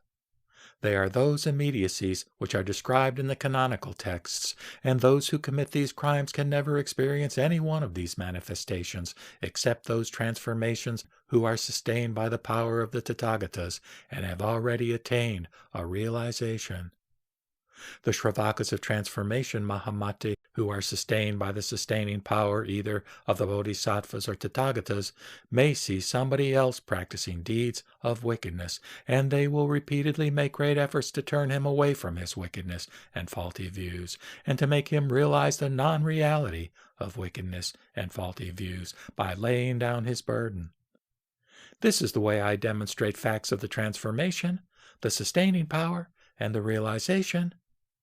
Mahamati, there is, however, no realization for those who are sheer offenders of the immediacies, except when they come to the recognition of the truth that an external world is nothing but the mind itself, seeing that body, property, and abiding place are discriminations, and that the notion of an ego and its belongings are to be kept far away.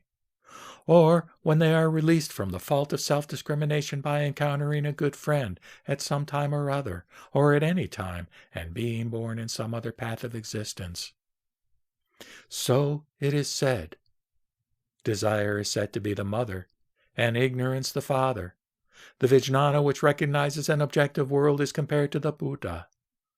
The secondary group of passions is the arhat. The amassing of the 5 skandhas, the brotherhood.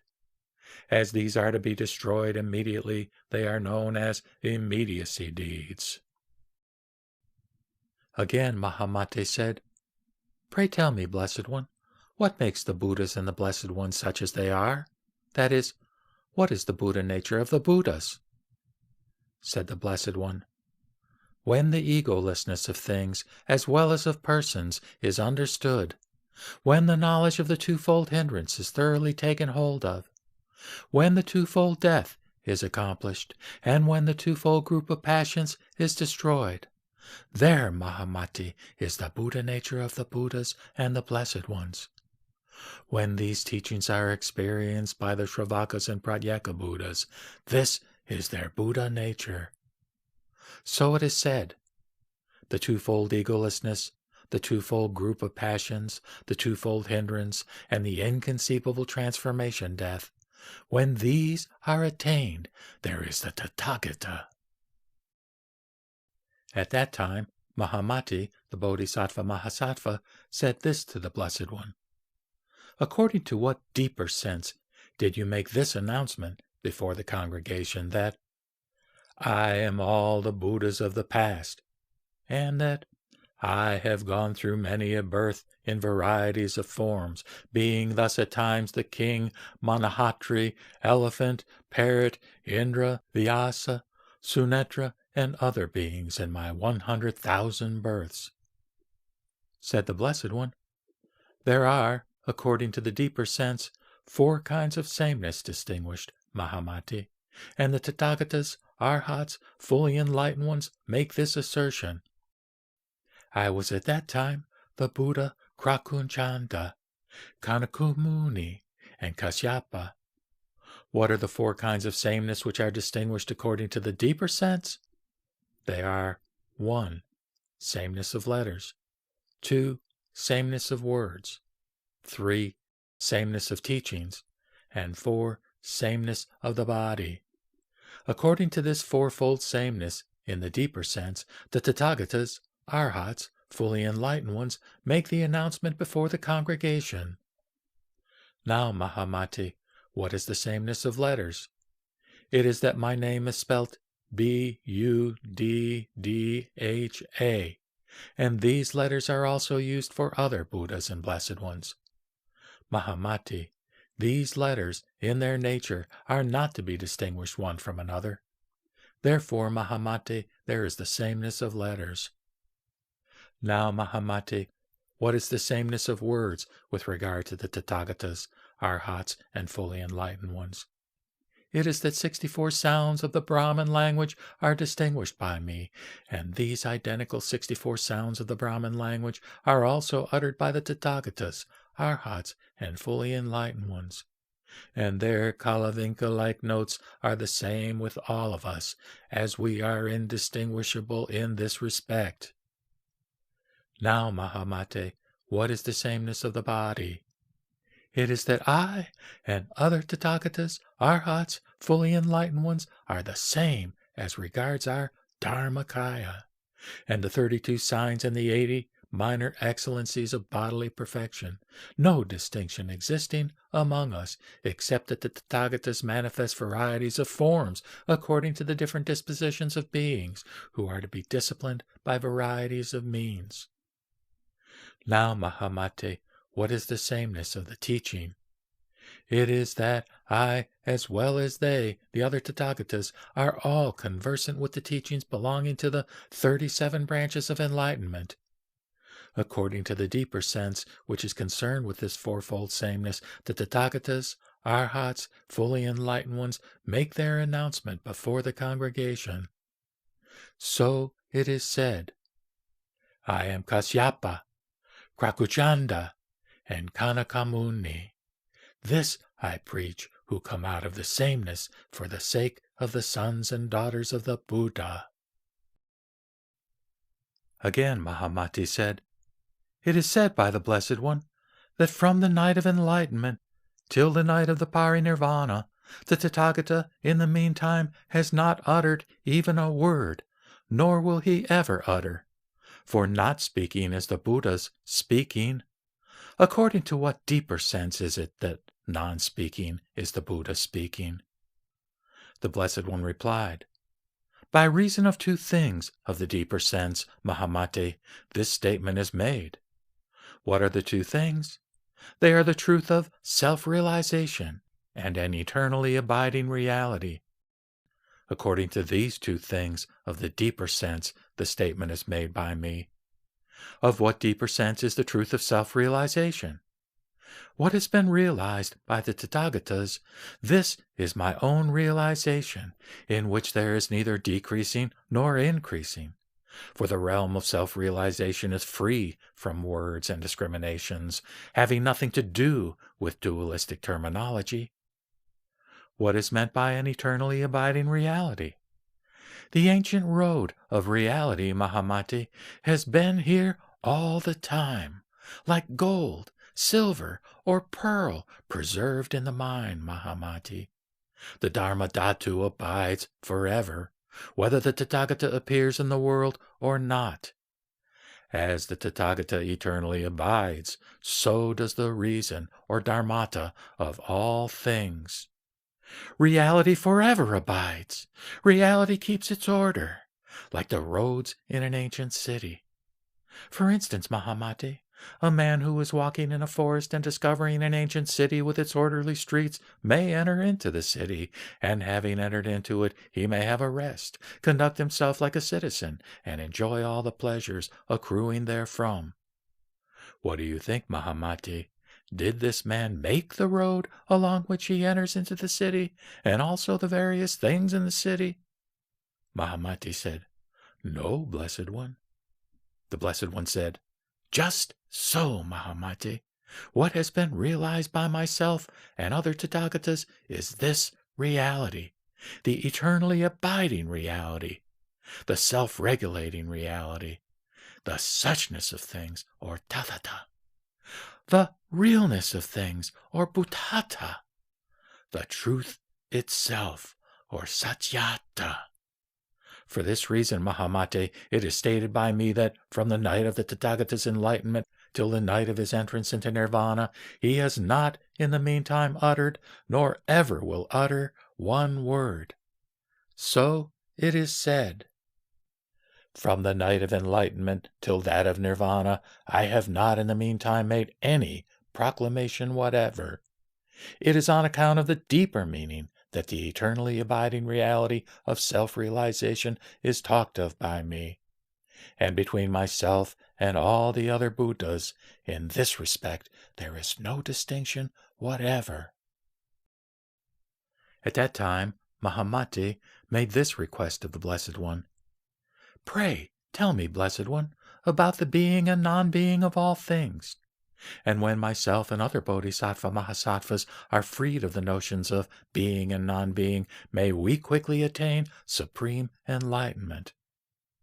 The Blessed One replied, Then, Mahamati, listen well and reflect within yourself. I will tell you. Mahamati, the Bodhisattva Mahasattva, said, Certainly, Blessed One, and gave ear to the Blessed One. Then the Blessed One said, People of this world are dependent on two things, Mahamati.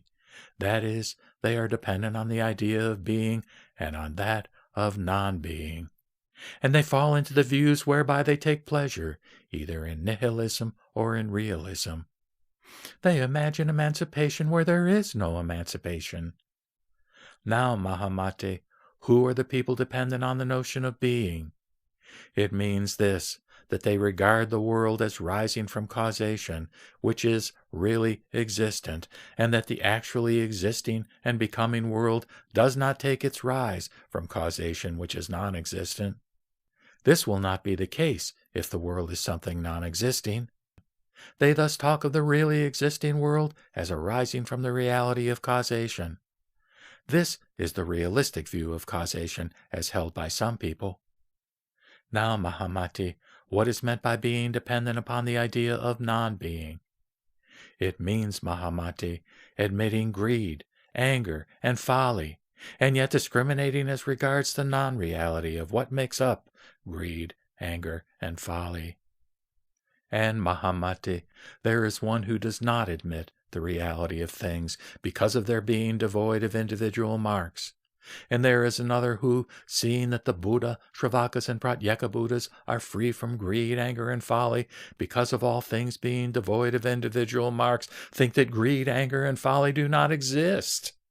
Now, Mahamati, who of these is the one doomed to ruin? Said Mahamati, Blessed One, It is he who, admitting greed, anger, and folly, yet refuses to admit them. The Blessed One said, "Well said indeed, Mahamate. Again, thou hast indeed spoken well, Mahamate. Not only is he himself doomed to ruin because of his notion of greed, anger, and folly as existent and yet as non-existent, but he ruins even the character of the Buddha, the Shravaka, and the Pratyeka Buddha. Why? Because the passions are not to be taken hold of innerly and outwardly, because they are neither different nor non-different. Mahamate, greed, anger, and folly, too, are not to be taken hold of innerly as well as outerly. They have no substance of their own, and they are not to be admitted. Mahamate, as there is no reality in the nature of greed, anger, and folly, he who fails to understand this is the one who ruins the character of the Buddha, Shravaka, and Pratyeka Buddha. The Buddha, Shravaka, and Pratyeka Buddha are by nature emancipated, as there is in them no cause for being bound and binding. Mahamate, on the other hand, where there is a state of being bound, there are the binding and the cause of bondage. And yet there is one who talks thus, that is, who denies causation. Such is doomed to ruin. Mahamate, this characterizes nihilism and realism. This is stated by me in accordance with the deeper sense. It is better to cherish the notion of an ego substance as much as Mount Sumeru than to have the notion of emptiness derived from the self-conceited view of being and non-being. One who is conceited in the view of being and non-being is indeed doomed to ruin. Those who are delighted in cherishing notions of individuality and generality fail to understand that an external world is nothing but mind itself and has no reality. And as they do not understand this, they regard things external as transient, for they suffer every moment changes which follow one after another, now splitting, now dividing. While the skandhas, dhatus, and ayatanas, succeeding one another and combining with one another, now come forward and now pass away. They who, thus disregarding words of the Scriptures, are given up to wrong discriminations, are also doomed to ruin. So it is said. As far as the duality of being and non-being extends, there is the realm of intellection. When this realm vanishes, intellection completely ceases. When the external world is not grasped as real, there is neither causation nor reality. There is the essence of suchness, or tathata, which is the spiritual realm of the wise. Those who believe in the birth of something that has never been in existence and, coming to exist, finally vanishes away, which leads them to assert that things come to exist, things pass away according to causation, such people have no foothold in my teaching. It is not by the philosophers, not by the Buddhas, not by myself, not by anybody else, but by causation that being obtains. How can one talk of non-being? When being obtains by causation, who can bring about non-being? By reason of the wrong views based on the doctrine of birth, being and non-being are discriminated.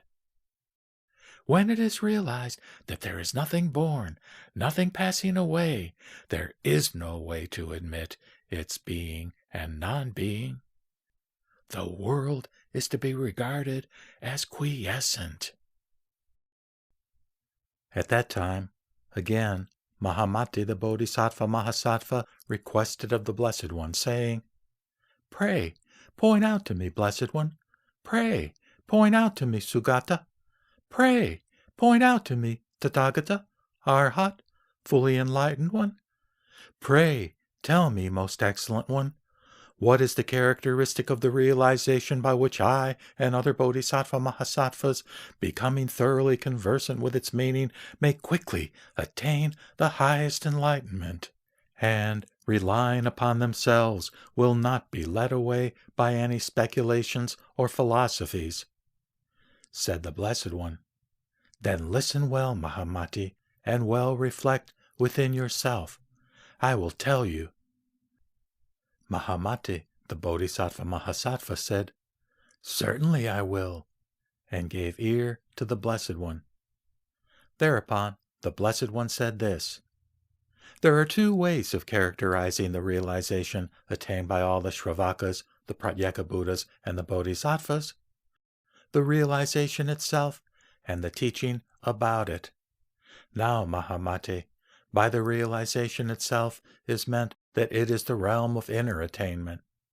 Its characteristic features are that it has nothing to do with words, discriminations, and letters, that it leads one up to the realm of non-outflows, that it is the state of an inner experience, that it is entirely devoid of philosophical speculations and the doings of evil beings, and that, destroying philosophical speculations and the doings of evil beings, it shines out in its own inner light of attainment. These, Mahamati, are the characteristics of the realization. Now, Mahamati, what is meant by the teaching concerning it? It is variously given in the 9 divisions of the doctrinal works. It keeps one away from the dualistic ideas of being and non-being, of oneness and otherness. First, making use of skillful means and expedients, it induces all beings to have a perception of this teaching, so that whoever is inclined toward it may be instructed in it. This, Mahamati, is the characteristic of the teaching. Let, therefore, Mahamati, you and other Bodhisattva Mahasattvas exert yourself in this. Realization and teaching, self-attainment and doctrinal instruction. Those who have an insight into the difference will not be led away by philosophical authorities. There is no truth in any object that is imagined by the ignorant. Deliverance is where there is no objective world. Why is this not sought by the speculators? The world of the Samskritas is observed as the continuation of birth and death, whereby dualisms are nourished, and because of this perversion, the truth is not perceived. There is just one truth, which is nirvana. It has nothing to do with the manas or intellection. The world seen as subject to discrimination resembles a plantain tree, a dream, a vision. No greed there is, no anger, nor folly either, and again no personal ego. From desire start the skandhas, which resemble a dream. At that time, again, Mahamati, the Bodhisattva Mahasattva, requested of the Blessed One, saying, Pray, tell me, Blessed One, pray, tell me, Sugata, regarding what characterizes wrong discrimination. Blessed One, tell me as to the how, what, why, and who of wrong discrimination, which, when arising and going on, constitutes what is known as wrong discrimination. That is to say, to what kind of thought is the term wrong discrimination applicable? Or what kind of discrimination is to be called wrong? The Blessed One said, Well said, Mahamati, and again, well said indeed, Mahamati. You who have been admitted into the order of Bodhisattvas, Mahamati, think of this matter, which is worth asking about for the welfare of many people, for the happiness of many people, because of your compassion for the world, for the benefit of the multitudes, for the welfare and happiness of celestial beings and humankind. Therefore, Mahamati, listen well and reflect well within yourself as I tell you. Certainly, Blessed One, said Mahamati the Bodhisattva Mahasattva, and gave ear to the Blessed One. Then the Blessed One said thus to him, When the multitudinousness of objects is wrongly imagined as real and attached to, discrimination goes on evolving. And, Mahamati, as people are attached tenaciously to the notion of grasping, as they have not ascertained in their minds as to the nature of the objective world, which is no more than the mind itself, as they have fallen into the dualistic view of being and non-being, and Mahamate, as they are nourished by the habit energy of the views and discriminations of the philosophers, they perceive the multitudinousness of external objects as real, and become attached to them. And for this reason, a system of mentation, or mind, and what belongs to it, is discriminated and is spoken of as real. And with the assertion of an ego soul and its belongings, the system goes on functioning. Said Mahamati, as you say, Blessed One, when the multitudinousness of external objects is wrongly imagined as real and attached to by people, discrimination goes evolving on, and they fall into the dualistic view of being and non-being. They nourish the views and discriminations of the philosophers, which are based on the notion of grasped and grasping.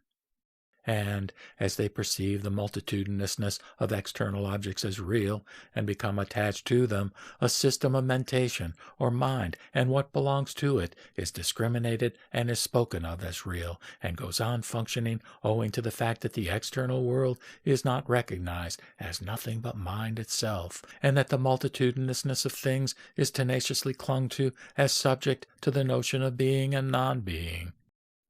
This being the case, Blessed One, the multitudinousness of external objects, which is characterized with the dualism of being and non-being, is to be said neither existent nor non-existent, and does not render itself to the formation of the philosophical views. Inasmuch as the external world owes its existence to discrimination, it in itself must be said to be devoid of all forms of dualism. Blessed One, in the same way, the highest reality is declared to be devoid of all forms of logical analysis, such as the means of proof, sense perception, syllogistic arguments, illustration, reasoning, etc. How is it, Blessed One, that while on the one hand the discrimination of multiplicity is said to go on operating on the strength of the attachment which attaches itself to the multiplicity of external unrealities, the attachment, on the other hand, to the highest reality does not give rise to discrimination which goes on functioning in its own way? Is it not, Blessed One, unfair reasoning on your part to say, it gives rise to discrimination in one place, and to say in another place, it does not? According to the Blessed One, depending on and attaching to the dualism of being and non-being, there evolve views characteristic of wrong discrimination, as when the magician produces varieties of people that are not at all real and complete objects. Thus, signs of existence and non-existence are falsely imagined, and go on so imagined. But in fact, existence itself is devoid of discrimination. If so, how does one come to cherish the dualism as held by a person of the world? Said the Blessed One, Mahamate, discrimination, indeed, does not evolve, nor is it put away. Why? Because there is no evolving of discrimination as regards being and non-being, because the perception of objective realities is not real, because all that is seen to be recognized as nothing but the mind itself. Mahamate, discrimination does not evolve, nor is it put away. But, Mahamate, for the sake of the ignorant, who are addicted to discriminating the multiplicity of things which are of their own mind, it is said by me that discrimination, whose first function is to produce effects, takes its rise owing to the attachment to the aspect of multiplicity as characteristic of objects. How otherwise, Mahamate, can the ignorant and simple-minded have an insight into the mind itself, which they discriminate, and see themselves freed from the notion of an ego and what belongs to it, and also freed from the wrong conception of cause and effect? And again, how can they recognize that there is nothing but mind itself, and cause a revulsion at the inmost seat of consciousness? How can they have a clear perception of all the stages and attain the inner realization of the Tathagatas, which transcends the 5 dharmas, the 3 svabhavas, the idea of reality as well as discrimination? For this reason, Mahamati, I state that discrimination takes its rise from our attachment to the multiplicity of objects which are not real, and that emancipation comes from our thoroughly understanding the meaning of reality as it is, and also the meaning of multiplicity of things which evolve from discrimination. So it is said, those who, regarding the world as evolving from causes and conditions, are attached to these notions as well as to the fourfold proposition, fail to understand my teaching. The world cannot be predicated anywhere as being or as non-being, or as being and non-being as is discriminated by the ignorant who regard it as subject to causes and conditions. When the world is seen to be unpredicable with such notions as being, non-being, or being and non-being, a change takes place in the mind, and egolessness is attained. All things are unborn, because they are born of causation. Anything that is born of causation is an effect, and from an effect nothing is produced. From an effect no effect is produced. If you assert this, you commit the fault of a double effect, and this double effect being untenable, no existence comes from an effect. When the samskrita, that is, anything produced, is regarded as free from the dualism of dependent and depending, there decidedly is mind only, and hence my teaching of mind only. Or put another way, when things exist and are regarded as being free from the bondage of mutual dependence, there is decidedly nothing but mind. I say, nothing but mind. The mind, as norm, is the abode of self-nature, which has nothing to do with a world of causation. Of this norm, which is perfect existence and the highest Brahma, I speak. An ego soul is a truth belonging to thought construction, in which there is no real reality. The self-nature of the skandhas is also a thought construction, as there is no reality in it. The sameness is of four kinds: individual forms, cause, the coming into being, and the sameness of non-ego is the fourth. These are the subjects of discipline for the yogins. There is a state which is removed from all philosophical views, free from imagined and imagining, of no attainment and of no birth. This I call mind norm. Or put another way, mind is beyond all philosophical views, is apart from discrimination. It is not attainable, nor is it ever born. I say there is nothing but mind. Of neither existence nor non-existence do I speak, but of mind only, which has nothing to do with existence and non-existence, and which is thus free from intellection. It is suchness. It is even released from mind. Suchness, or tathata, emptiness, realm of truth, or dharmadhatu, the various forms of the will body, these I call mind only. Multiplicity of objects evolves from the conjunction of habit, energy, and discrimination. It is born of mind, but it is regarded by people as existing outwardly. This I call mind only. The external world is not, and multiplicity of objects is what is seen of mind.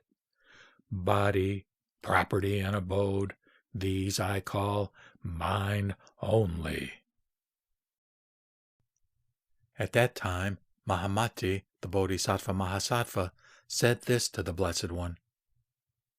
This is said by the Blessed One, that the Bodhisattva Mahasattvas and others should not grasp meaning or reality according to words. But, Blessed One, why should not the Bodhisattva Mahasattva grasp meaning from words? What are words? What is meaning? Said the Blessed One. Then, Mahamate, listen well and reflect within yourself well. I will tell you. Thereupon Mahamate, the Bodhisattva Mahasattva, said, Certainly, Blessed One, and gave ear to the Blessed One. The Blessed One then said this to him. Now, Mahamate, how is speech produced? Depending on discrimination and habit energy or memory as the cause, there is the conjunction and the distinction of sounds and letters, which, issuing from the teeth, jaws, palate, tongue, lips, and the cavity of the mouth, make mutual conversations possible. This is speech. Now, Mahamate, what is meaning? The Bodhisattva Mahasattva is said to have grasped meaning well when, all alone in a lonely place, he walks the path leading to nirvana by means of his transcendental wisdom or prajna, which grows from learning, thinking, and meditation, and, causing a revulsion first at the source of habit energy by his self-knowledge, abides on the stages of self-realization, where he leads a life full of excellent deeds. Further, Mahamate, the Bodhisattva Mahasattva, who is conversant with words and meaning, observes that words are neither different nor not different from meaning, and that meaning stands in the same relation to words. If, Mahamate, meaning is different from words, it will not be made manifest by means of words. But meaning is entered into by words as things are revealed by a lamp. It is, Mahamati, like a man carrying a lamp to look after his property. By means of this light he can say, "This is my property, and so is kept in this place." Just so, Mahamate, by means of the lamp of words and speech originating from discrimination, the Bodhisattva Mahasattva can enter into the exalted state of self-realization, which is free from speech discrimination. Further, Mahamate, if a man becomes attached to the literal meaning of words and holds fast to their agreement in regard to the original state of nirvana, which is unborn and undying, the triple vehicle, the one vehicle, the five dharmas, mentation, and the three svabhavas, etc., he will come to cherish views, either affirmative or negative. As varieties of objects are seen in Maya and are discriminated as real, statements are erroneously made, discriminations erroneously go on. It is by the ignorant that discriminations thus go on. It is otherwise with the wise. So it is said, "Those who follow words, discriminate, and assert various notions are bound for hell because of their assertions." The ego soul is not with the skandhas, nor are the skandhas in the ego soul. They are not as they are discriminated, nor are they otherwise. The reality of objects is seen being discriminated by the ignorant. If it were so as they are seen, all would be seeing the truth. As all things are unreal, there is neither defilement nor purity. Things are not as they are seen, nor are they otherwise. Further, Mahamate, I will tell you about the features of jnana, or absolute knowledge, and vijnana, or relative knowledge. And when you and other bodhisattva mahasattvas are well conversant with these distinctive features of jnana and vijnana, you will quickly realize supreme enlightenment. There are three kinds of jnana: worldly, superworldly, and transcendental. Now, worldly knowledge belongs to the philosophers and to the ignorant and simple-minded who are attached to the dualistic views of being and non-being. Superworldly knowledge belongs to all the Shravakas and Pratyeka Buddhas who are attached to the notions of individuality and generality. Transcendental knowledge, which is free from the dualism of being and non-being, belongs to the bodhisattvas and takes its rise when they thoroughly examine things of imagelessness, see into the state of no birth and no annihilation, and realize egolessness at the stage of Tathagatahood. Vijnana is subject to birth and destruction, and jnana is not subject to birth and destruction. Further, Mahamate, vijnana falls into the dualism of form and no form, being and non-being, and is characterized with multiplicity. But jnana is marked with the transcendence of the dualism of form and no form. Further, Mahamati, Vijnana is characterized with accumulation and Jnana with non-accumulation. Jnana is of three kinds: that which ascertains individuality and generality, that which ascertains birth and decay, and that which ascertains no birth and no decay. Further, Mahamate, Jnana is devoid of attachment. Vijnana attaches itself to the multitudinousness of objects. Again, Vijnana is produced from the concordance of the triple combinations. Jnana, in its self-nature, has nothing to do with combination or concordance. Again, Mahamati, Jnana is characterized with unattainability. It is the inner state of self-realization by noble wisdom, and as it neither enters nor goes out, it is like the moon in water. So it is said.